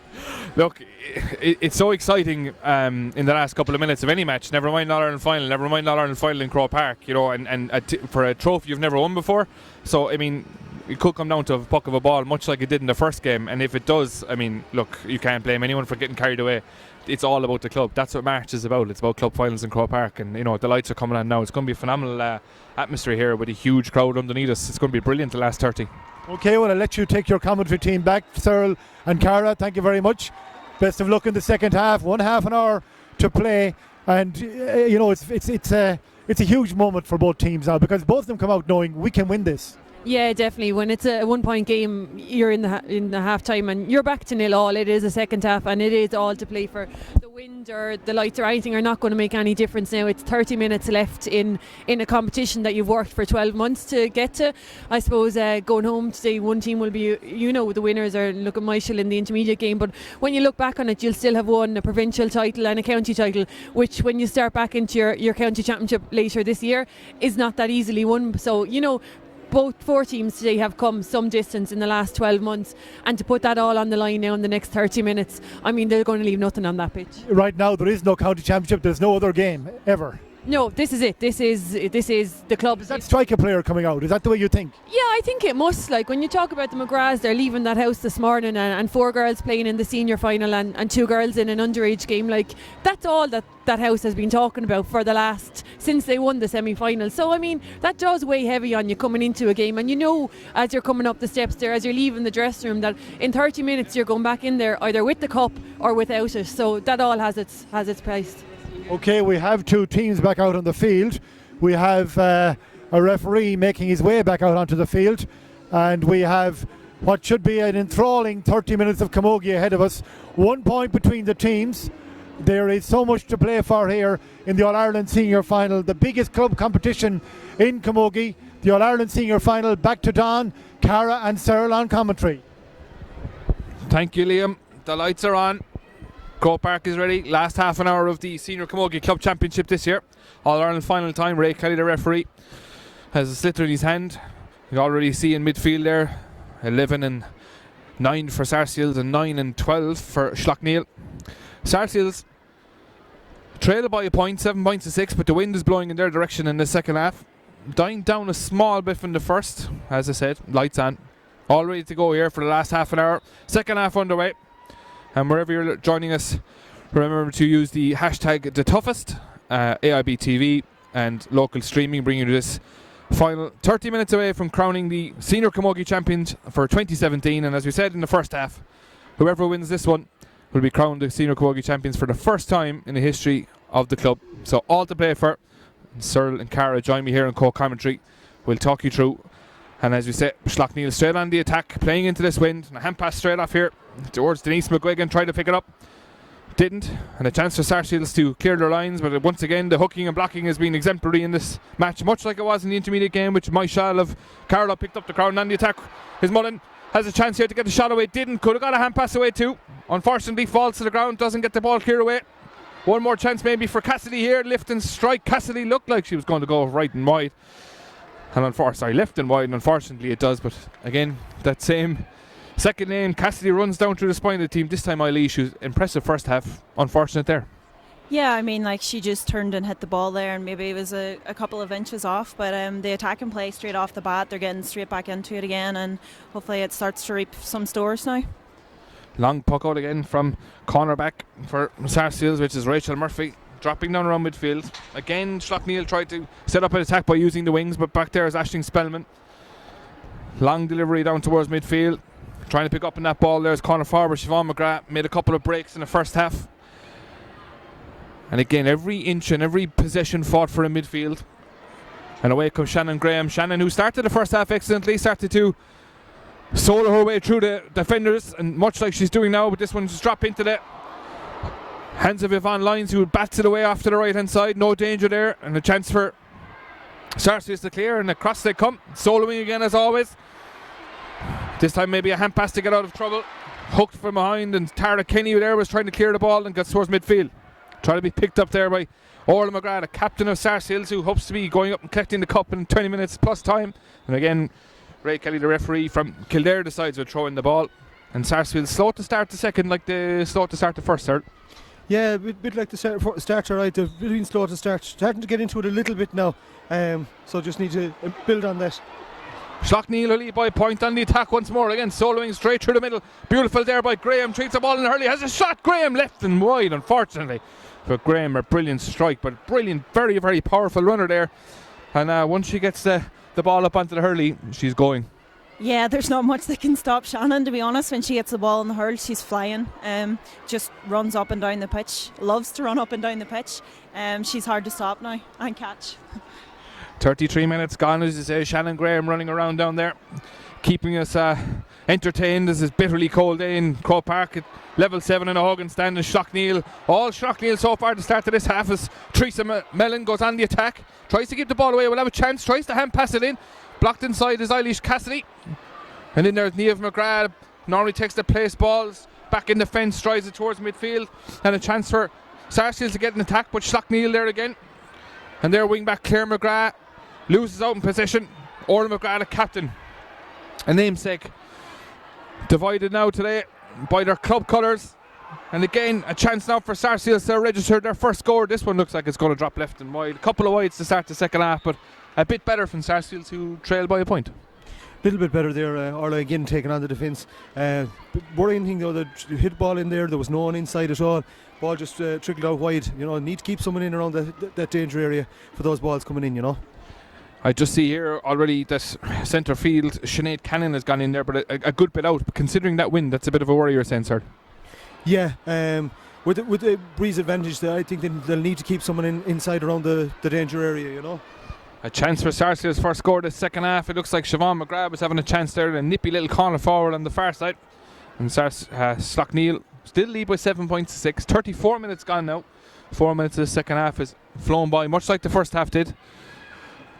Delighted to be bringing you this game on AIB TV with local streaming as well, as Cassidy has this, the centre back and captain for Slaughtneil. Drives it long over to the right hand side of Croke Park. Wind didn't seem to affect that. Eilish Cassidy going over there trying to win that too, as is Denise McGuigan.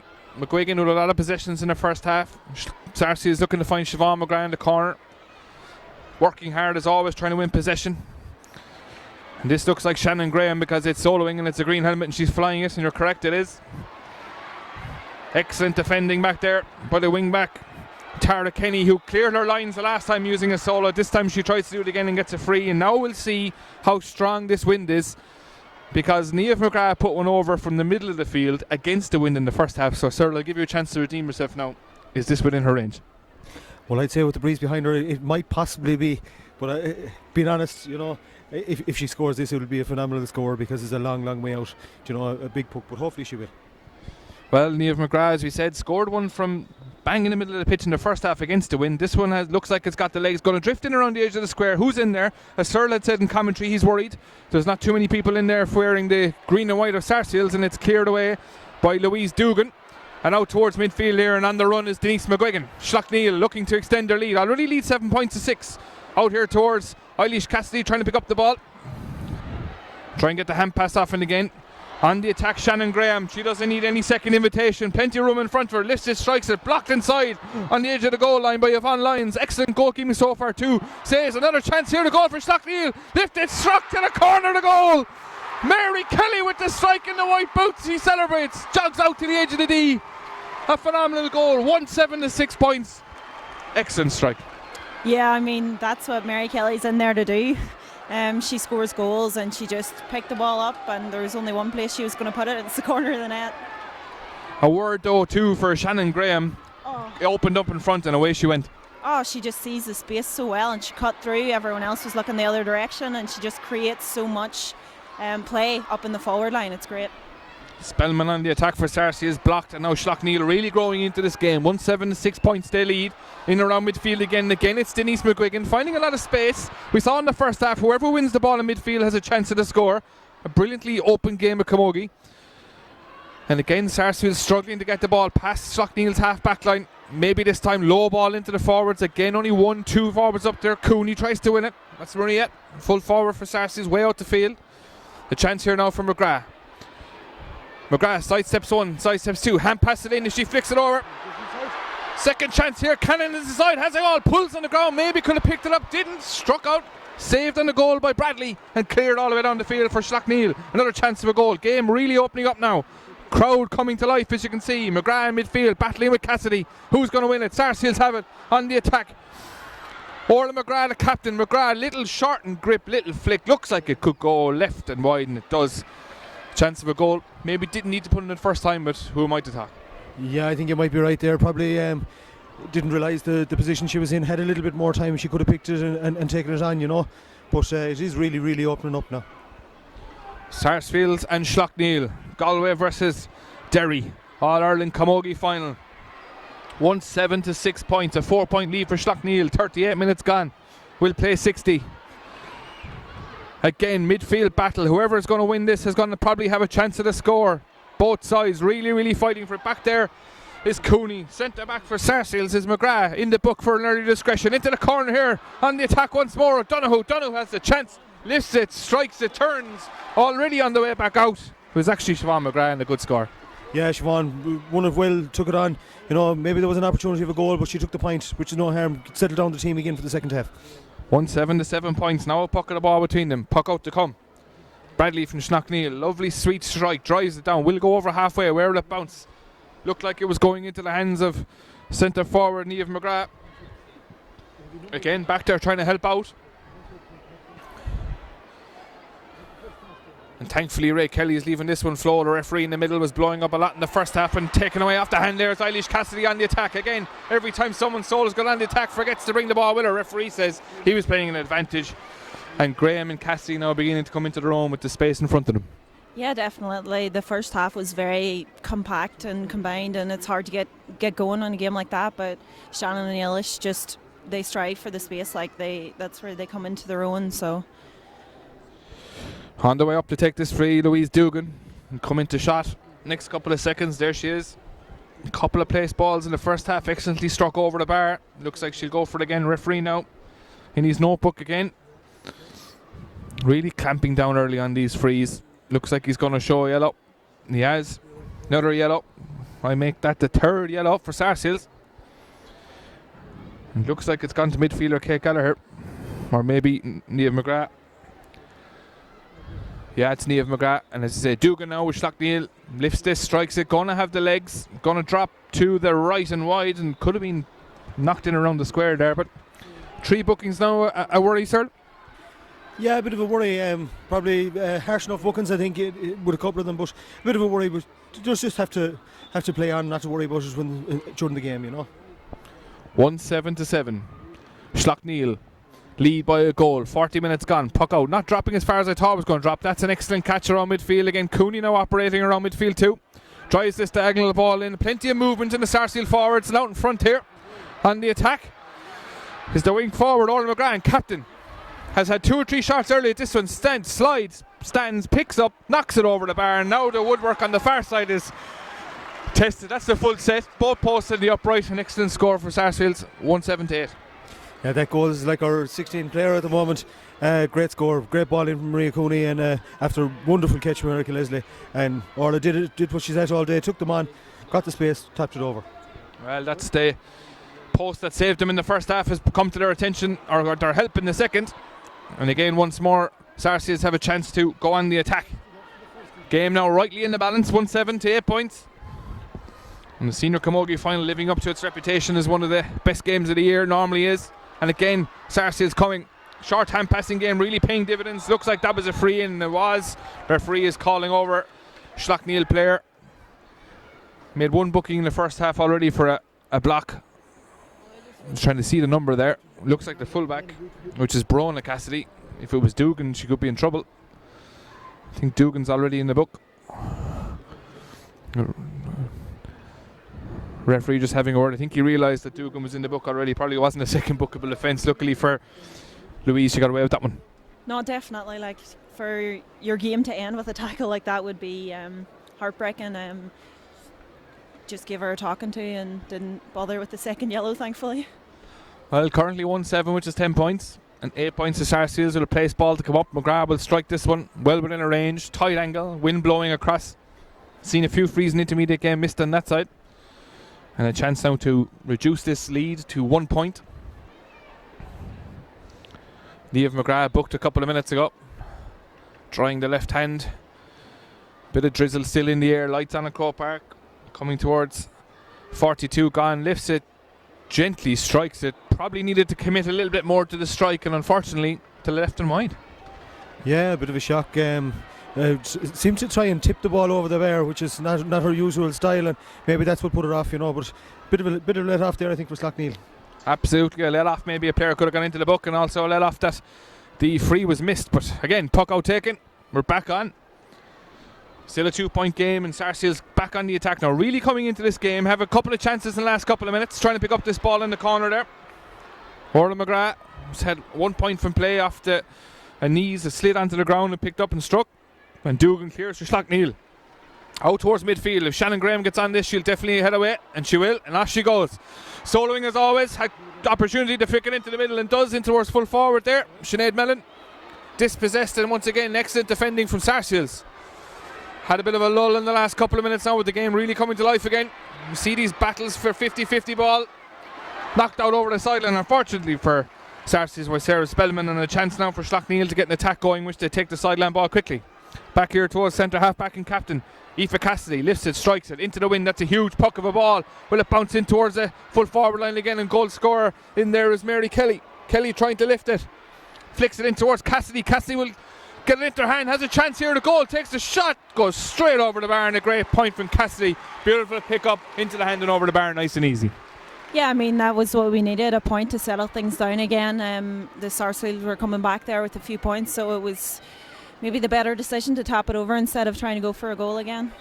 Again, Mary Kelly to the fore, causing chaos in there, almost on her own at times, but seems to get onto the ball and win some possession. Yeah, I almost think she likes it better when she's in there on her own, and it's a bit more of a challenge, to be honest. But that's where when she gets into open play, she gets a bit of space. She just turns straight for the net. Again, midfield, ball being won and taken on there and on the attack by Siobhan McGrath, soloing it all the way. Tries to lift it and strike it on the run. Great score, great reply too from Sarsfields. 1-8 to 9 points now, an incredible score. Yeah, Siobhan's come into it there in the last while. 2 great scores from her. And I'd just be hoping that she'd get a bit more ball into her and she'll continue this. Sharp buck out taken towards Brona Cassidy, trying to clear this ball past midfield. As we said in the first half, anyone that wins the ball around midfield seems to have a scoring opportunity, and Sarsfields have a chance here as Aoife Cassidy is adjudged to have fouled Sarah Spellman. Well within McGrath's range now, particularly with the wind. And a chance once more to close that gap, currently at 2 points. Slaughtneil 1-8. Sarsfields 9 points. A reminder, AIB TV, local streaming, that whoever wins this All-Ireland Senior Camogie final will be crowned champions for the first time in the history of their own club, which will be a huge award for all the hard work and effort being put in. And the years building up to this final as McGrath stands over this one. Missed a simple enough free in front of the post earlier on. Don't think any frees are simple, but her standard it was. This one high, looks like it could drift all the way over, and it does. That's an incredible score, and that makes up for the last one, Searle. Great score. Any free taker can make a mistake. She scored some brilliant frees throughout the whole championship for us, and again today, great free from long range. 1-8 to 10 points, a puck of a ball between it. That's what we thought there would be in the previews beforehand. Our experts on the sideline said this would be a tight affair, much like the intermediate game was, and everything again being fought around midfield, and off goes Siobhan Graham again, or Shannon Graham, I should say. Tries to play that diagonal ball in, and on the attack once more for Slaughtneil is corner forward Teresa Mellon, who'd set up a goal earlier. Referee watching around to see, does he need to blow the whistle, and he does, and playing the arm. And Slaughtneil 1-8 now, lead by a point, and Sarsfields got away with that one, and they're happy enough to clear the lines with that decision. Yeah, it was good battling, in fairness. It was a ball that it looked like a Slaughtneil advantage, but Tara Kinney blocked it down well and got great support from Liam Claude McGrath. They won it back and now free out. Tara Kinney impressive so far for those watching on, out in front of her marker every single time. Yeah, Tara Kinney is one of our best backs, definitely, playing outstanding with the county as well. Very, very good girl, great technically, A chance for Sarsfields to build an attack here with the ball drops, and back there for Slaughtneil to clear the lines as Louise Dugan. Again towards midfield, and Shannon Graham out there, no hurley this time, tries to win the ball, had dropped it a few minutes ago, and on the attack once more is the sprightly Siobhan McGrath. Siobhan McGrath gets some space, has this chance, will it have the legs, will it have the accuracy? It does, and McGrath is geeing up the crowd. There's the first fist pump of the year. 1-8 to 10 points. 47 minutes gone. Great score. Very, very good score. Notably, a couple of changes that made it. Orla McGrath's got into full forwards, and Siobhan has come out around the half forward line, and really it's paying dividends for Sarsfields. Siobhan has got 3 points now, and Orla has also got another point as well from inside, Brini McAllister is in for Slaughtneil, wearing number 17. Gone off as number 12, Denise McGuigan. Started the game fairly well. We'll get Cara's thoughts on that substitution in a couple of minutes. Sides level, 1-8 to 11 points here in Croke Park. That ball is going to beat everyone out over the sideline, but the first change, Breed McAllister brought on for McGuigan. Yeah, I mean, Bridgie McAllister is just an unbelievable underage camogier. It's just putting a bit of youth into the team, trying to get an injection of something here. They've been lulling a bit. Try and get back into the game, I suppose, but hopefully she'll be able to come on there and do some damage. First substitute used as Sarsfields try and get this attack on. Ball goes out over the sideline again, unfortunate for Tara Kenny. I'm just singing her praises 2 minutes ago. Sides level, 48 minutes gone, so 12 to go. And much like the intermediate final, I have a feeling this could be a cliffhanger. Claire McGrath and Slaughtneil and Derry takes the sideline cut.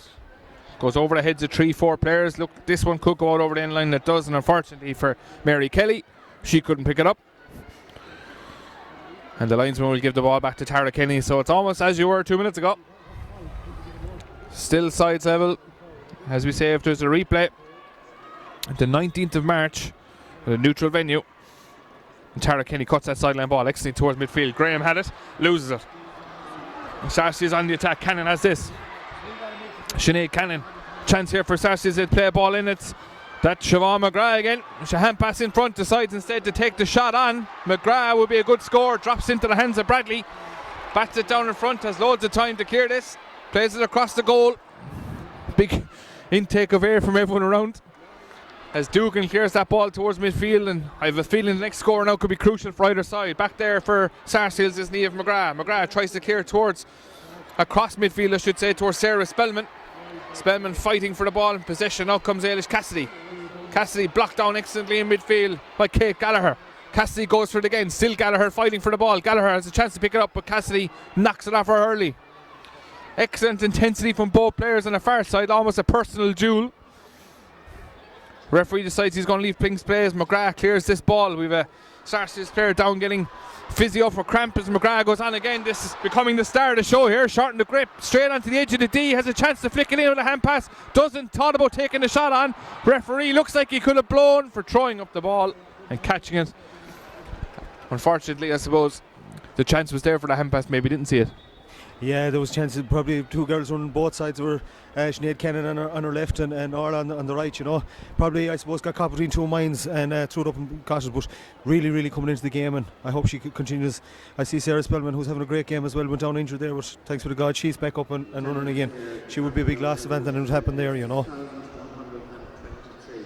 6,123 the attendance here. Just been told that's a record attendance for Camogie Club finals, which is excellent to see. And number 17 there for Sarsfields is Melinda Earls. She's warming up down in front of us here. But a record attendance and two brilliant games so far. Intermediate one won by Myshall. And the senior game in the balance. 1-8 to 11 points. Both sides going for this one with 9 minutes to go to be crowned All Ireland champions. The crowd getting into the game as Kelly comes out with this ball for Slaughtneil. Tries to win it. Will it go over the end line? Doesn't. Chance to clear here. Slaughtneil supporters looking for a free, wasn't given. Running away with the ball here is Tara Kenny from Sarsfields. Tries to flick it into the middle. That's towards Cooney. Looks like the hurley's been held by two players, not just one. Referee says play away.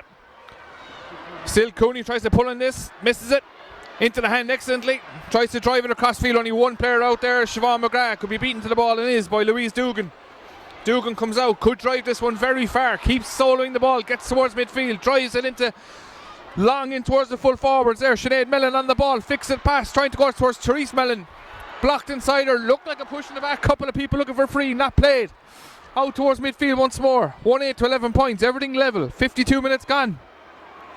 Niamh McGrath working further and further back out the field as the game goes on out towards here, towards Spellman. Will Spellman get it? No. Goes through it. Fight between Cooney and Cassidy. Who's going to win it? Cooney goes in, tries to win it back. Two players from each side now battling. Referee on the way with the whistle in the mouth, looking to try and get it. Spellman loses out.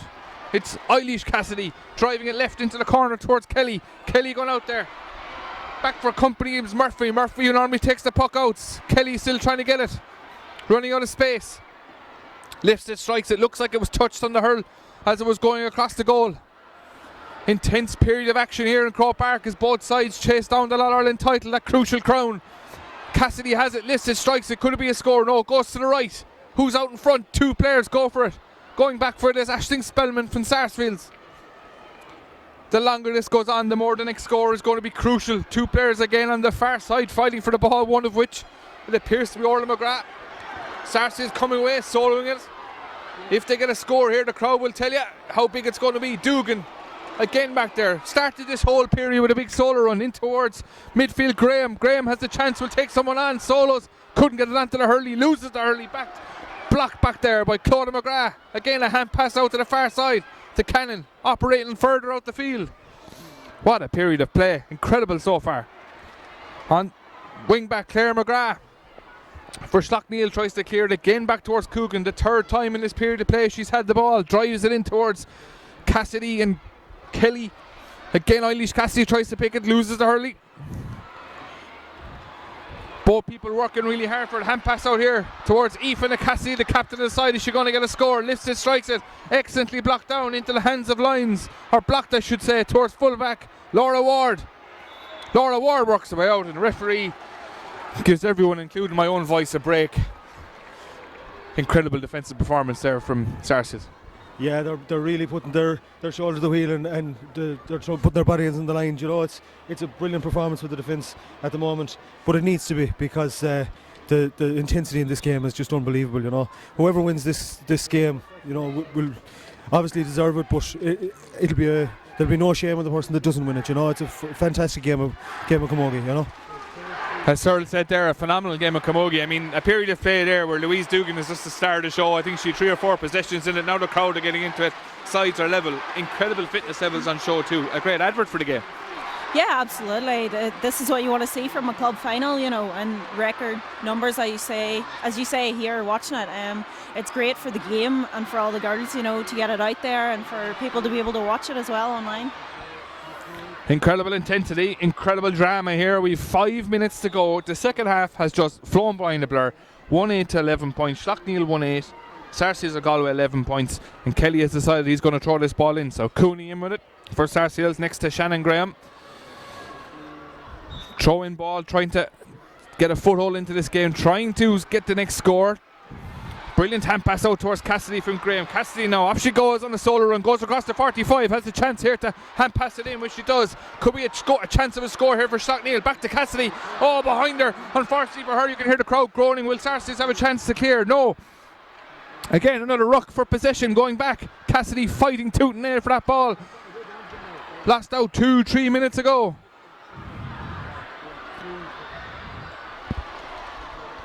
The captain drives it down the left-hand corner. Great spot of a pass. What an interception there by Tara Kenny. Cleared the ball down the far side. Again, we had a period of intense action 2 minutes ago. We have another one here on the attack. Cara Donoghue, has she got a chance to play it in towards midfield? She tried to, but taken away by Graham again. The green helmet seems to be everywhere. Running all over the place. 3-4 players. Don't know where the ball has gone. Referee keeping a watchful eye. Again down the wings. Who's coming for this? Kenny comes out. Hits the top of the helmet towards Cassidy. It's Mellon on the attack for Slaughtneil. Has a chance here to flick it inside. Does. Kelly's in on top of the goalkeeper. Lines blocked down. Looks like she was dragged out towards the side. Incredible drama. Kelly nearly had a chance at a second goal. Incredible piece of play. And unfortunately for Slaughtneil, looks like it could just be a 45. Yeah, I mean, that was incredible bit of play. It just started from the back line. They cleared the line straight up the field and just drawn out the extra player for Mary to get a chance on goal there. Not really sure what happened in the middle, but yeah, 45 will do at this stage. A chance for all of us to catch our breath, Earl. Incredible performance, particularly from the full-back and half-back line of Sarsfields. Oh, definitely, without a doubt. I think I'm going to be the first one to say it. I think nearly a draw would be the fairest result here, the way things are going. It's a phenomenal game. You know, it's up and down the field. There'll be chances for both sides. Some taken, some not, you know. But unbelievable performance by both sides, you know. We have a pause at the moment. 2 Sarsfield players down injured. We have a substitution too from Slaughtneil.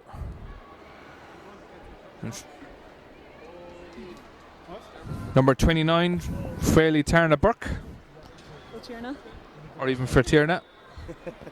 It's my first time seeing that name, and a great name it is.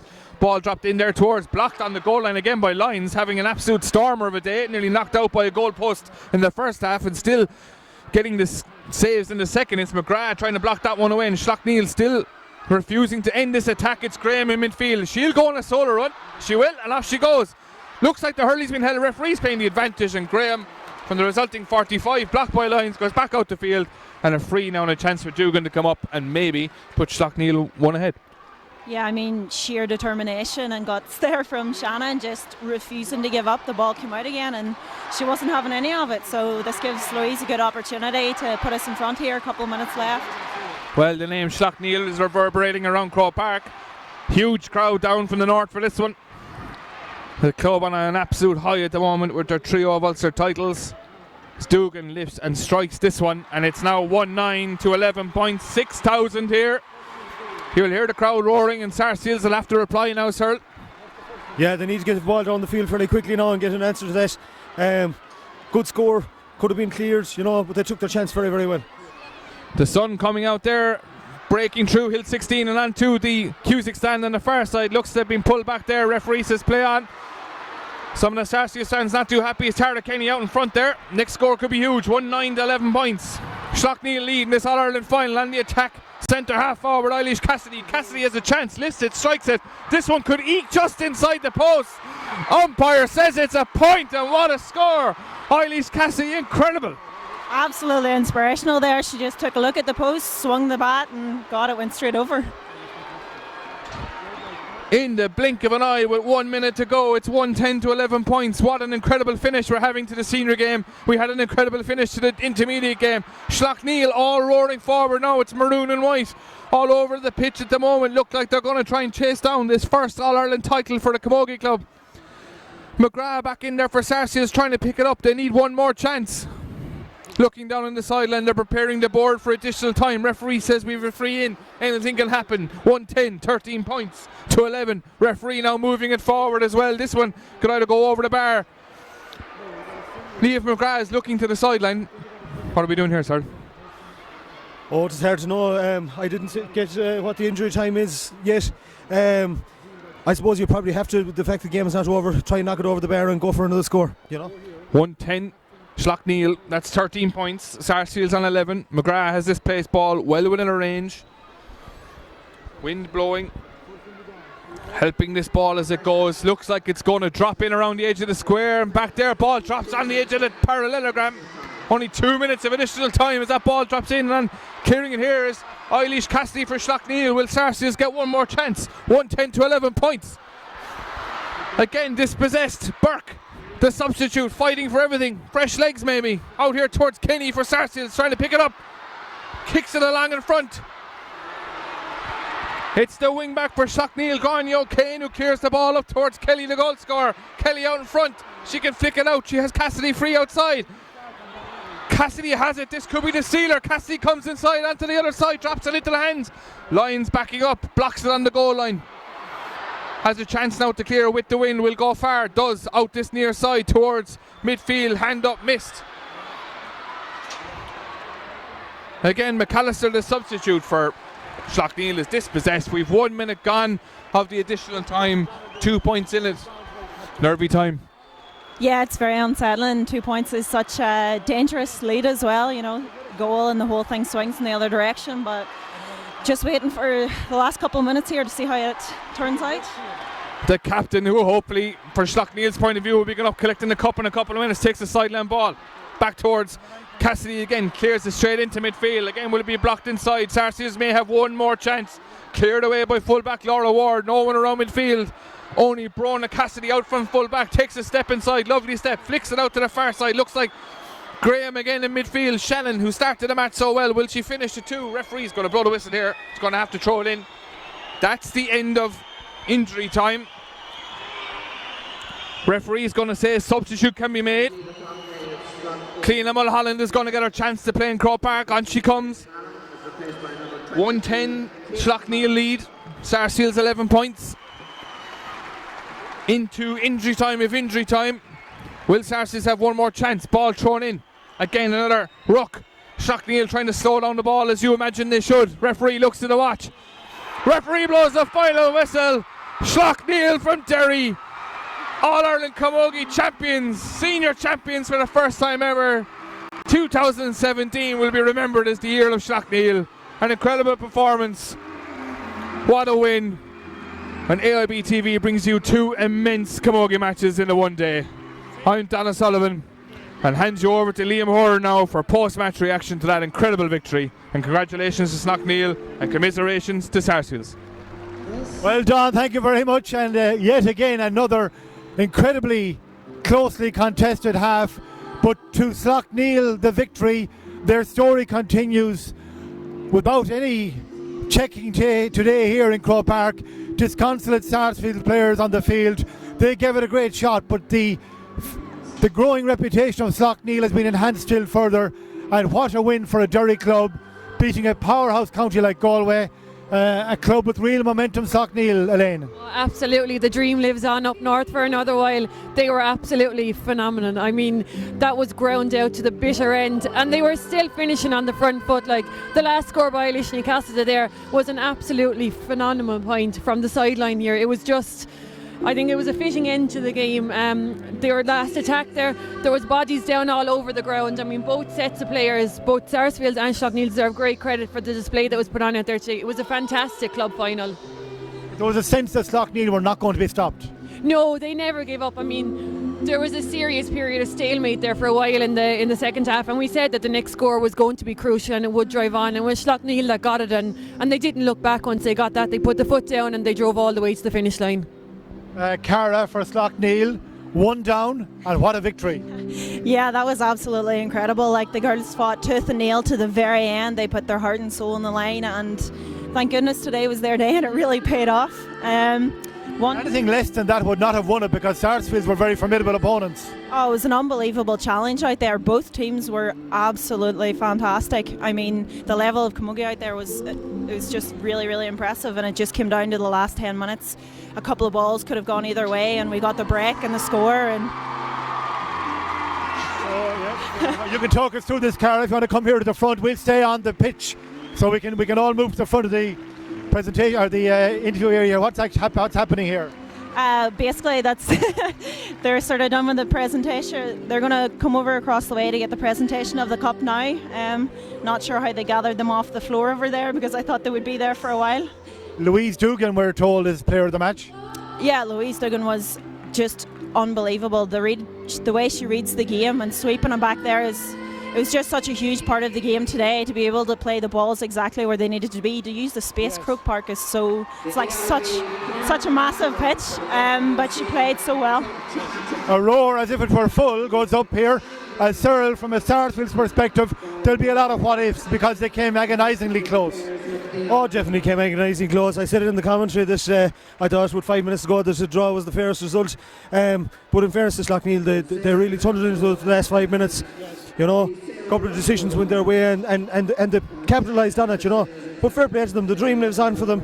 You know, Sars is a very young team. The oldest girl on the field today was 23 years of age, so hopefully this is the start of many trips to Dublin for Sarsis. Well said, Cyril. You'll hold on there. Unfortunately, from your perspective, we've got to focus on Slaughtneil's victory, but you've been very sporting throughout the afternoon here. Thank you. So I'm joined by Cara Cassidy again from Slaughtneil, and the cup will be presented to Aoife Cassidy. And what an emotional time it must be for her. Yeah, it's been a very long road to Croker this year. A lot of stuff happened last year and whatnot, but this team has gone from strength to strength, and they've just built upon that. They're just using it. They're putting everything of that into the game, and it's really helped them come along, sticking together, and just they're all in it for each other. Like, everyone just puts so much on the line for each other. It's unbelievable. Catherine Neary, the president of the Camogie Association, making the speech, and she will of course acknowledge the contribution of a wonderful Sarsfields team to a gripping All Ireland Camogie final here on AIB GA TV and local streaming.club. An interesting record crowd for an All Ireland club for All Ireland Camogie finals. 6,123 people here today. What a year it has been for Slaughtneil, says Catherine Neary, and that is the understatement of the decade, because we have seen great clubs before. We have seen the Nemo Rangers, we have seen the St Vincent's, we have seen Sarsfields, we've seen Burr, but have we ever seen a club? We've seen St Vincent's, of course, a very strong dual club as well, but have we ever seen a club with such a range of talent across the football, hurling and camogie spectrums? That really is the key part of the Slaughtneil story. To win one of these would be enormous, Cara, but to be competing at 3 of them, winning 3 of them in Ulster and be competing nationally is incredible. Yeah, it is. It's one of those things, you know, it's a fairy tale when you talk about it. It just doesn't seem real. Aoife's just lifting the cup now. Yeah, it's incredibly powerful moments here. Aoife Cassidy suffered family tragedy, her father passing away in the middle of this campaign. Her sister's alongside her today as well. And when we talk about great clubs, you can now add the name of Slaughtneil to them, to the Glen Rovers, the St Finbars, the Burrs, the Crossmaglen Rangers, of course, the Great Armagh Football Club as well. But this is, as we said, the versatility of Slaughtneil on show here today, and not surprisingly, given the promotion of Irish language being such a feature of Slaughtneil, she speaks what appears to me to be very freely. Oscailga, they have chosen to speak Irish to the Cassidy family, the Cassidy, they go by their Irish names, and they're very proud of their Irish language in Slaughtneil. And we have only, and that's a record, 6,000 people here today, but it feels, Carol, like we have thousands more. Oh, the noise of the crowd at the end of that game there, the chanting, the getting behind the girls, like you would think that Croke Park was filled. It's just really inspirational for them on the pitch to feel the support of everyone in the crowd that's come out to see them today. And I'm sure Chrissy McCaig and his colleagues are watching this and saying, can we add the big football title in 2 weeks' time to this one as well? They too will face a very famous club, Dr. Crokes of Killarney, Gooch and friends. But for now, the story, the day, belongs to Slaughtneil. I see them waving up to you there, I think, Cara. So yes, they're a bit of a wave up to you. We can get a shot of that there. The girls waving up to Cara on the podium, on the steps. Maybe not. We may not be able to get it, but we have a shot on the presentation. We may get that in a moment. They're unfurling a flag there as well. Unfortunately for us, it's faced the wrong way. Maybe you know the wording on that, Cara, perhaps. I'm not sure what it says actually, but I'm not sure what it says. I don't know who made it actually. Okay, so it's on captain Aoife Cassidy making her speech as the Slaughtneil fans prepare to celebrate their first leg of what they will hope will be an All-Ireland double. There's somebody there in the crowd they're acknowledging as well. We don't fully hear. Yes, they're waving back up again now too, so they're trying to get in. They have got Cara's attention indeed. Cara, I think you're going to trend in Slaughtneil tonight, Cara. Oh, definitely, yeah.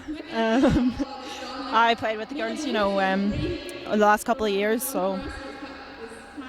Okay, well, it's a famous victory for the club, and they had to do it the hard way because Sarsfields really put it up to them. But there was something relentless about Slaughtneil in the closing stages as they forged ahead to take the victory. The Sarsfields players out on the field, they're very disappointed as well. They played their part. She's speaking completely off scale, guy. Ala Sean O'Galpine or Joe Connolly back in 1980. Yeah, I mean, Irish is such a huge part of the Cassidy family, and they speak it so well and so fluently at home. It's second nature, they don't even have to think about it. It just comes out. As Joe Connolly said in 80, thought Glunder and a Cree for Slaughtneil people all over and down tonight. As Connolly said, I'm not the greatest Gael goer, so I can't fully give it to you, but it's wonderful to see Aoife Cassidy deliver her presentation speech completely in her native tongue. And for those who don't know, Slaughtneil is designated a Gaeltacht area, I think, isn't that right? They have fought for that status and have gained it in an improbable geographical location, given that the Gaeltacht areas tend to be largely coastal, and Derry would not be seen as an Irish language hotbed traditionally. No, definitely not traditionally. A lot of hard work and effort actually went into the foundation of that and trying to get the area into such a thriving Irish situation. So yeah, we're very proud of that as well. So Aoife still delivering. Yes, that's it. So I presume, yes, all the girls will come up. I see Claire McGrath coming up. You can call us too, who's going through there, Cara, as they lift the cup. I mean, it's just unbelievable. That's Claire McGrath, is it? Claire McGrath, yeah. Yes. Louise Duggan. What a game she had. Yeah. Shannon Graham. That's Eglish going to lift it now. There's Gráinne O'Kane. Passing it down along the line. Sinead Mellon. Bruna. Mary Kelly about to lift it there. Goal scorer Joseph McMullen. Gillian Bradley, Denise McGuigan. Just going the whole way down the line now. A big squad they have. Yeah, it's great. There's a lot of young players coming up through at the minute, and it's really good to have them with getting the experience of what this year has brought along, and it's just going to build for the future. There's going to be, it's just going to stand by us. I see some emotional scenes there. Gráinne O'Kane. Yeah, that's her family down there. She's getting quite a few hugs, I would say. All the girls are going to be swarmed very shortly. It's just such a community area, everyone just looks out for each other, and that's the beauty of today. You will get to meet your own family because it's not the 85,000 crowd. That's so often the case here in Croke Park. And a lot of the girls getting to meet family members and have very special moments together as Slaughtneil go back out onto the field. There'll be a few photographs now again. and there will hopefully be one or two Slaughtneil people up here as well in a few moments' time to join us and to give us their thoughts on what was their most famous day yet, and there are a lot left to come. Great scenes, Elaine. Yeah, absolutely brilliant. I suppose that's the beauty of a club championship, isn't it? Every face you see in the crowd is a relation or a friend or a family or someone you know personally, and to hear the Irish and English speech there was brilliant. Cyril, I suppose, as I said, disappointing for Sarsfields, but hard not to be touched by those scenes as well. Oh, definitely, without a doubt, heartily deserved to them. And you could see the passion of their fans when the cup was lifted, Hopefully they'll go on and do the double. It'll be lovely to see it, you know what I mean? Lovely to make history like that, But have to be very proud of the whole day, really. I think not only were Slaughtneil winners today, I think AIB and their sponsorship and also the Camogie Association for today, they were winners here today as well, Well done, well said, Cyril. And we will have Dominic McKinley, the manager, in a moment here as well, to join us in a few moments. We know he's on the way. Hopefully maybe Louise Dugan or of course Aoife Cassidy as well would be wonderful. But we'll take anybody because it's going to be hard to prize them away from the celebrations down there. Lots of media interviews being conducted. I see Darragh O'Croher down there as well. The Sarsfield players have trooped off. They will have to ponder what might have been, but Cyril has repeatedly made the point that they're a young side, lots of a very bright future there as well, though today is unfortunately about losing. Oh yeah, unfortunately today is going to be very disappointing for them, but as you said, very, very young side, so they just have to learn from today, and I suppose the fact being in it they'll want to come back again, so hopefully they will be. Okay, I see Dominic McKinley here, and Dominic is going to come in and join us as well. So we'll let Dominic in. Carrie, you might just stand to there. And thank you very much, first of all, Dominic. A big hug for Cara. Thank you very much, first of all, for joining us, Dominic, for prizing yourself away from the celebrations. We didn't expect to see anybody for a while yet. We felt there towards the end there was something indomitable about Slaughtneil today, and maybe that's true of every day, of course, but they weren't going to take no for an answer in those closing stages. No, it's been a tough year, for the club in general and the players. And what happened earlier on in the year, it seemed to be galvanising more. And the more the game went on, I think, even Eglish coming into it, Cassidy, she was unreal near the end, and at times you'd have felt she hadn't the energy, but I don't know, somehow they seem to pull themselves together at so many vital times. But saying that, the training we done, the preparation we done, this year means so much to every person in Slaughtneil, and me as well, how important it is to get over the line. Yes, indeed. We have some other media figures want to join in as well, no problem. Open house here. The first of man here, maybe you have a good few done on the field already, Dominic, but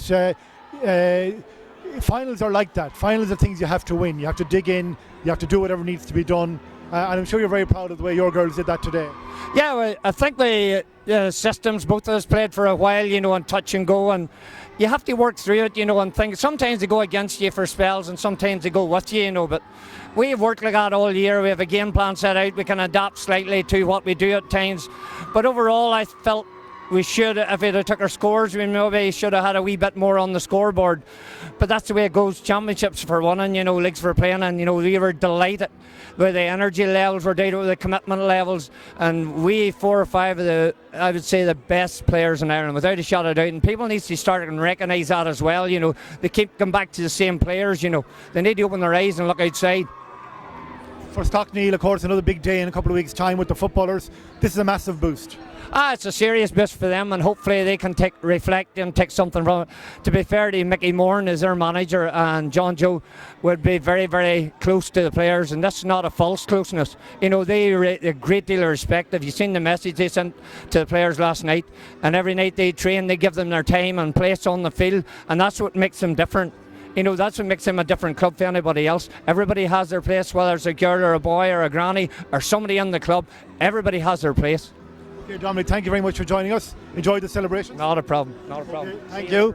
Dominic McKinley, Woody, of course, Antrim hurler of many moons ago. I think he played in '89 in the All Ireland Senior Final for Antrim, if I remember correctly. He was a good one anyway in his time. You remember him playing, Cyril? I have to say I don't. Cyril, don't do that to me.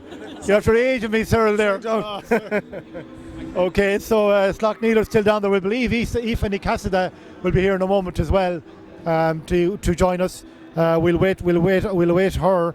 The players are still down there, as we said, and their fans. We had this situation here a couple of weeks ago as well, in the two hurling and football finals, where players made a move to the tunnel, were nearly here, next thing they were bear hugged back out of it again. We sent some strong men down, it didn't work, and you have to be a little bit more subtle when you're trying to get a woman up here. You can't tackle her like Desi Campbell bear hugged a few of the men a few weeks ago, so hopefully gentle persuasion will work this time and we get some of the girls up. They're back up the steps to meet people or maybe for a photograph, and they really will savour this moment as well, because there may never be a time like this again for Slaughtneil. They're in Croke Park, they're champions. Yeah, I mean, like, this is a once in a lifetime opportunity, and obviously we would love for it to happen again, but you just have to savour this time. Like, you don't want to leave the pitch. You're down there, you're All Ireland Club champions. Like, you just need to take everything in and appreciate like what's happening.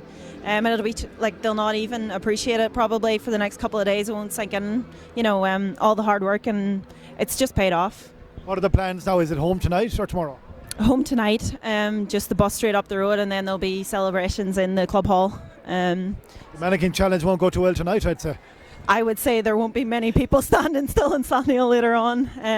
Definitely not. There'll be a big presentation probably in the hall, and then there'll be speeches and stuff, and maybe a drink or two as well. So there's another job of work to be done now, of course, is to settle things back down again for the football in a couple of weeks. Yeah, like you have to appreciate what the girls have done, but you have to get back again. The boys have to go out and still be training. They'll probably take a little bit away from this, if the girls can do it, then they can. It'll push them on a little bit, but no, there's a lot of hard work still to be done in the next couple of weeks. Yes, heady days indeed for Slaughtneil. All Ireland, its senior Camogie champions here in Croke Park today in the intermediate final. Myshall of Carlow proved victorious. We will wait on Aoife Cassidy. She's coming up shortly. We'll wait on her. And she made a big contribution as well, Elaine. Yeah, definitely. She had an influence all over that field today and dominated from the start, and she had a real impact on the game. Just something Dominic touched on earlier was the standard. I thought the standard of the game out there today was an absolute showcase for Camogie in the country. I think anyone who hasn't seen the game should go back and watch it. Some of the striking and the scores that were there today were of inter-county standard, so it's wonderful to see it and to be a part of it. Here she is, Aoife, the woman who lifted the cup, and a very warm hug for her colleague Cara. Colcar, freshened. She's Cara Buns, my cousin. She's been playing out there today. Yes, well, obviously the name. You kept that a bit of a secret, Cara, there. No. She's loads of relations playing.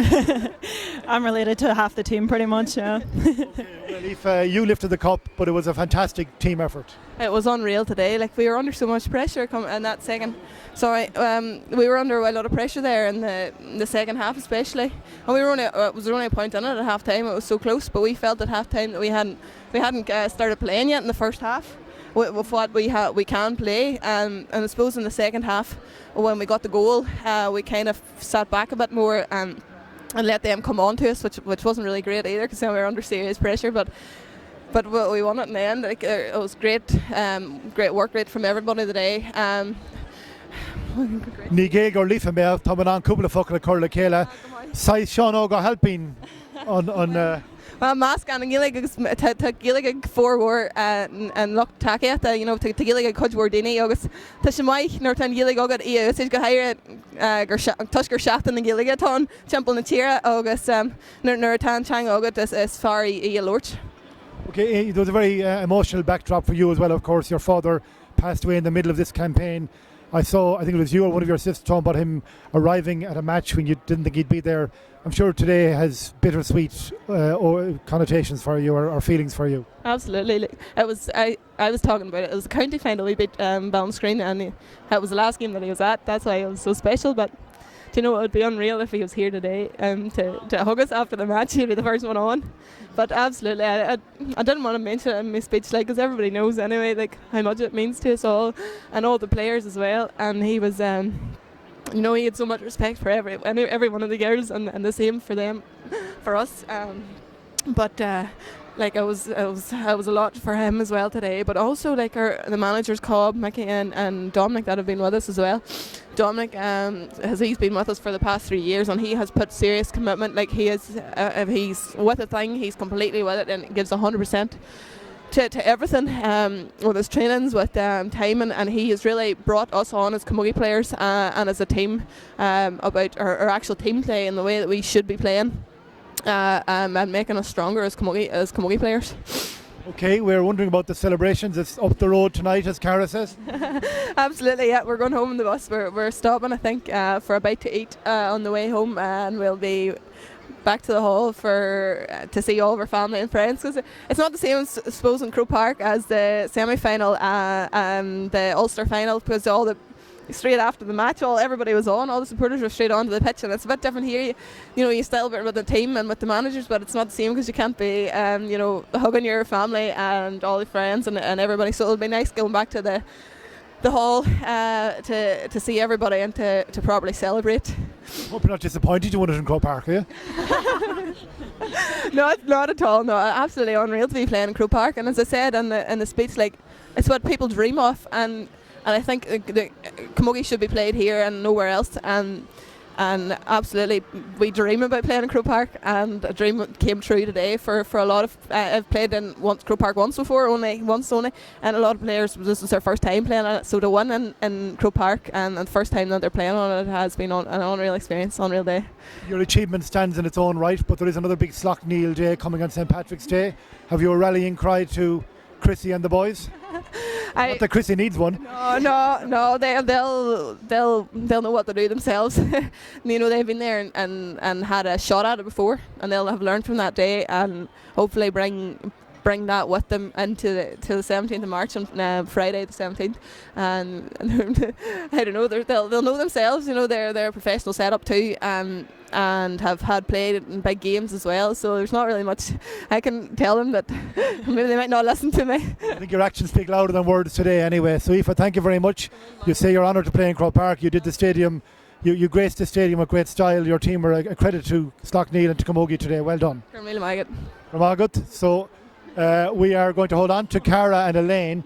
We're going to grab Cian and Don for a second as well too, as we move towards the end of our coverage here of the All Ireland Intermediate and Senior Camogie Final, sponsored by AIB here on localstreaming.club and AIB GA TV. I'm going to grab Cian Nelson from the Camogie Association. And Cian, a great day for Camogie. Aoife made a big point about it. This is a great place for Camogie finals to take place. You had a record crowd. All good? All good. It means, I think, as you said, a great place to be. It's the only place to be. It means so much to the players. We see here with the 4 teams out today, and obviously an unlucky day for Eglish and for Sarsfields, but you see what it means there with Myshall and Slaughtneil, and it's brilliant to see. And 2 such close matches and hard-fought matches. It's obviously it's awful for the teams that don't lift the trophies today, but it's a brilliant day, and with the crowd, it's great to see, and it's great advertising for Camogie, and great to have it online today, and it's been a great day all around. And even though this is the end of one competition, a competition that runs right through the winter, it's also the start of a new season in its own way. That's it. It's all going now. As I said, I'm sure the teams, especially the 2 disappointed teams today, are already looking ahead to next season. And even for Myshall and for Slaughtneil now, they're the ones to beat.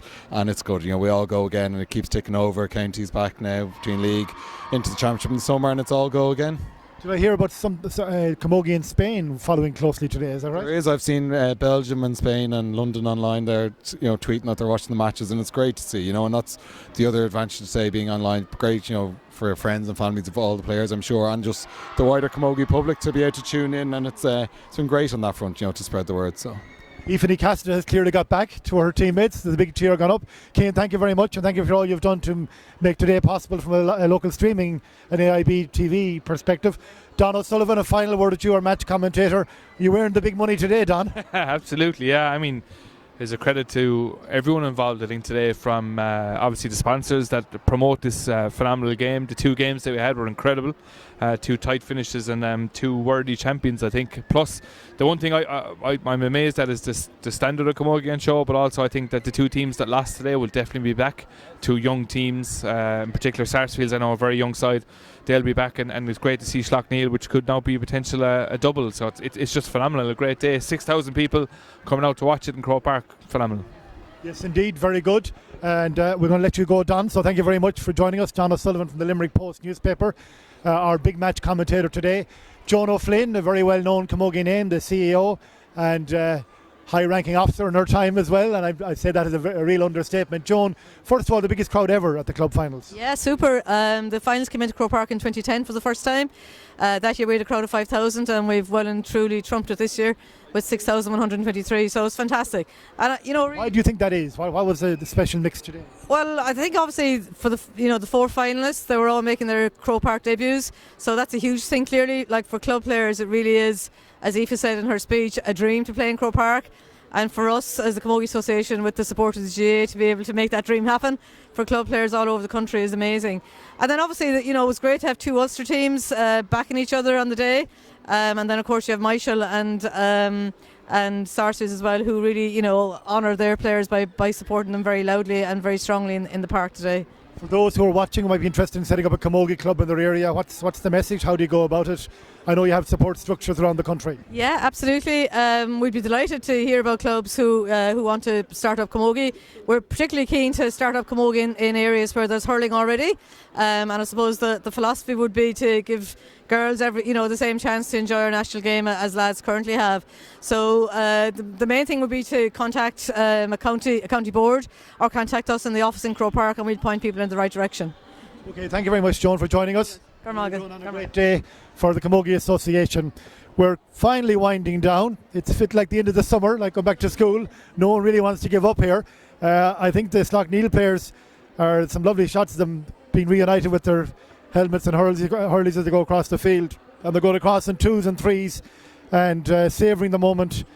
Still some meeting with families and kids and all sorts of things going on down here on the left as well too, as they meet all the people they need to meet to celebrate their great victory. And we had similar scenes, though they didn't get the chance to tarry for quite as long earlier on, when Myshall added the intermediate title to their 2 junior titles won in recent years, and Slaughtneil taking their place among the great GAA clubs of the country of any era, it must be said, particularly because of the way in which they have promoted camogie, football and hurling. Triple Ulster champions this year.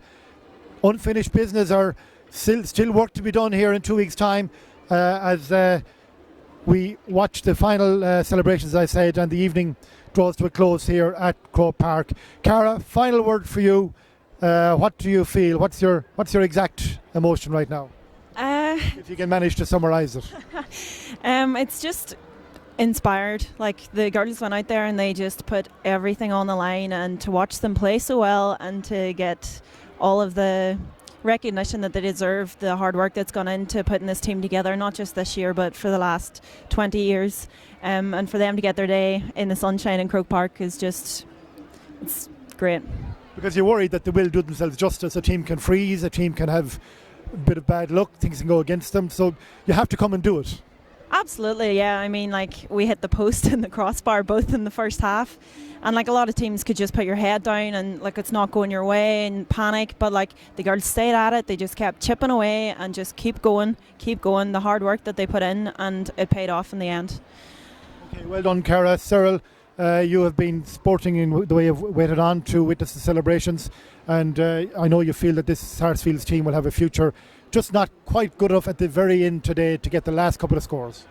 No, I suppose a game goes on for 60 minutes plus, and I suppose we played for 60. We didn't play for the last 2 or 3, but in fairness to these guys, they really put it up to us, and they deserve it today. They were outstanding, without a doubt. Okay, Cyril, thank you very much. We'll let you shorten the road west, and Cara, your journey home begins. We're not sure what time we'll finish at, but you won't be in a hurry. Oh, I would say it'll be late enough, all right. Not in a hurry at all, no. This day could last forever, really. Like, happy enough to dander up the road now, spend the rest of the day talking about the game. So, spent today doing it. You're not done enough talking now. Might as well do it later as well. Somebody else a chance, will you? Yeah, I might take a break later then, yeah, definitely. Cara, you've been a great sport, and you did a great job, particularly in talking us through some of the presentation scenes as well. So thank you very much. We might see you back here in a couple of weeks' time when Slaughtneil take on Dr. Crokes in the men's final as well. Thank you. Thank you for having me. Okay, thank you very much. And Elaine, we will get your final thoughts as well. So much to take in at a time like that, isn't there, when you realise you're looking out at the club's most historic moment ever. There's a game going on, it's it's cut and thrust, it's all of that. Next thing, bang, a final whistle, and we go to a different zone. I suppose it's anticipation for so long, and it's the build-up, and then suddenly when the final whistle blows and you realise you're 2 points ahead, that's when the outpouring of emotion that's probably, in fairness to Slaughtneil, been built up since before the Ulster final. Like they alluded to there, they've had an emotional year. You'd have tried to keep it under wraps for as long as you could, but when that final whistle blew today, it was time to let it all out. And I think the speeches and the words that were spoken since kind of gave the weight to their feelings, what they must have been feeling. As you said, they'll try and put a wrap on it now again until St. Patrick's Day, but I have no doubt that these girls will celebrate this, and it's thoroughly deserved. As Dominic said, some of the best camogie players in Ireland were on display on that field there today, and they showed it, and no better day to show it. You would be afraid that maybe, the game today mightn't do them justice, or that, they might freeze on the day, but there was no danger of that. They shone today, and some of the score taken was just unbelievable. To Sarsfields, I suppose, it's no consolation today, but when they look back on this year, they'll realise they were in Croke Park in an All-Ireland final.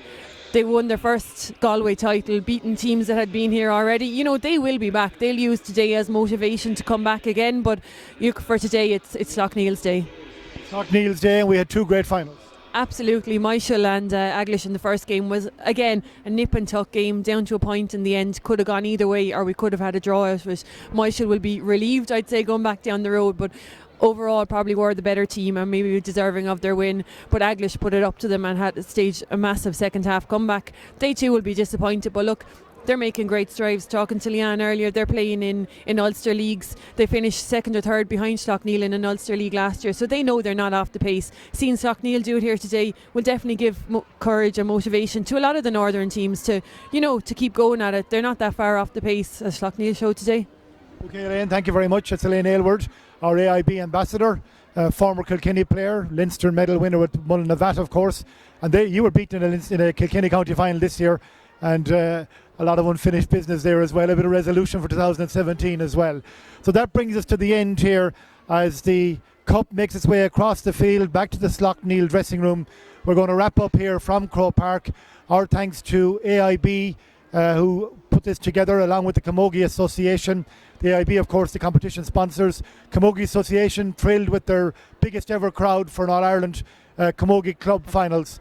Thanks to our team in the background, Elaine Aylward, of course, and to Dermot Condren, to Desi Campbell, our director, Anthony Morden, our videographer, Liam Henley on social media, Ashley Tracy, our producer, and Alan Corcoran, who is our second cameraman as well.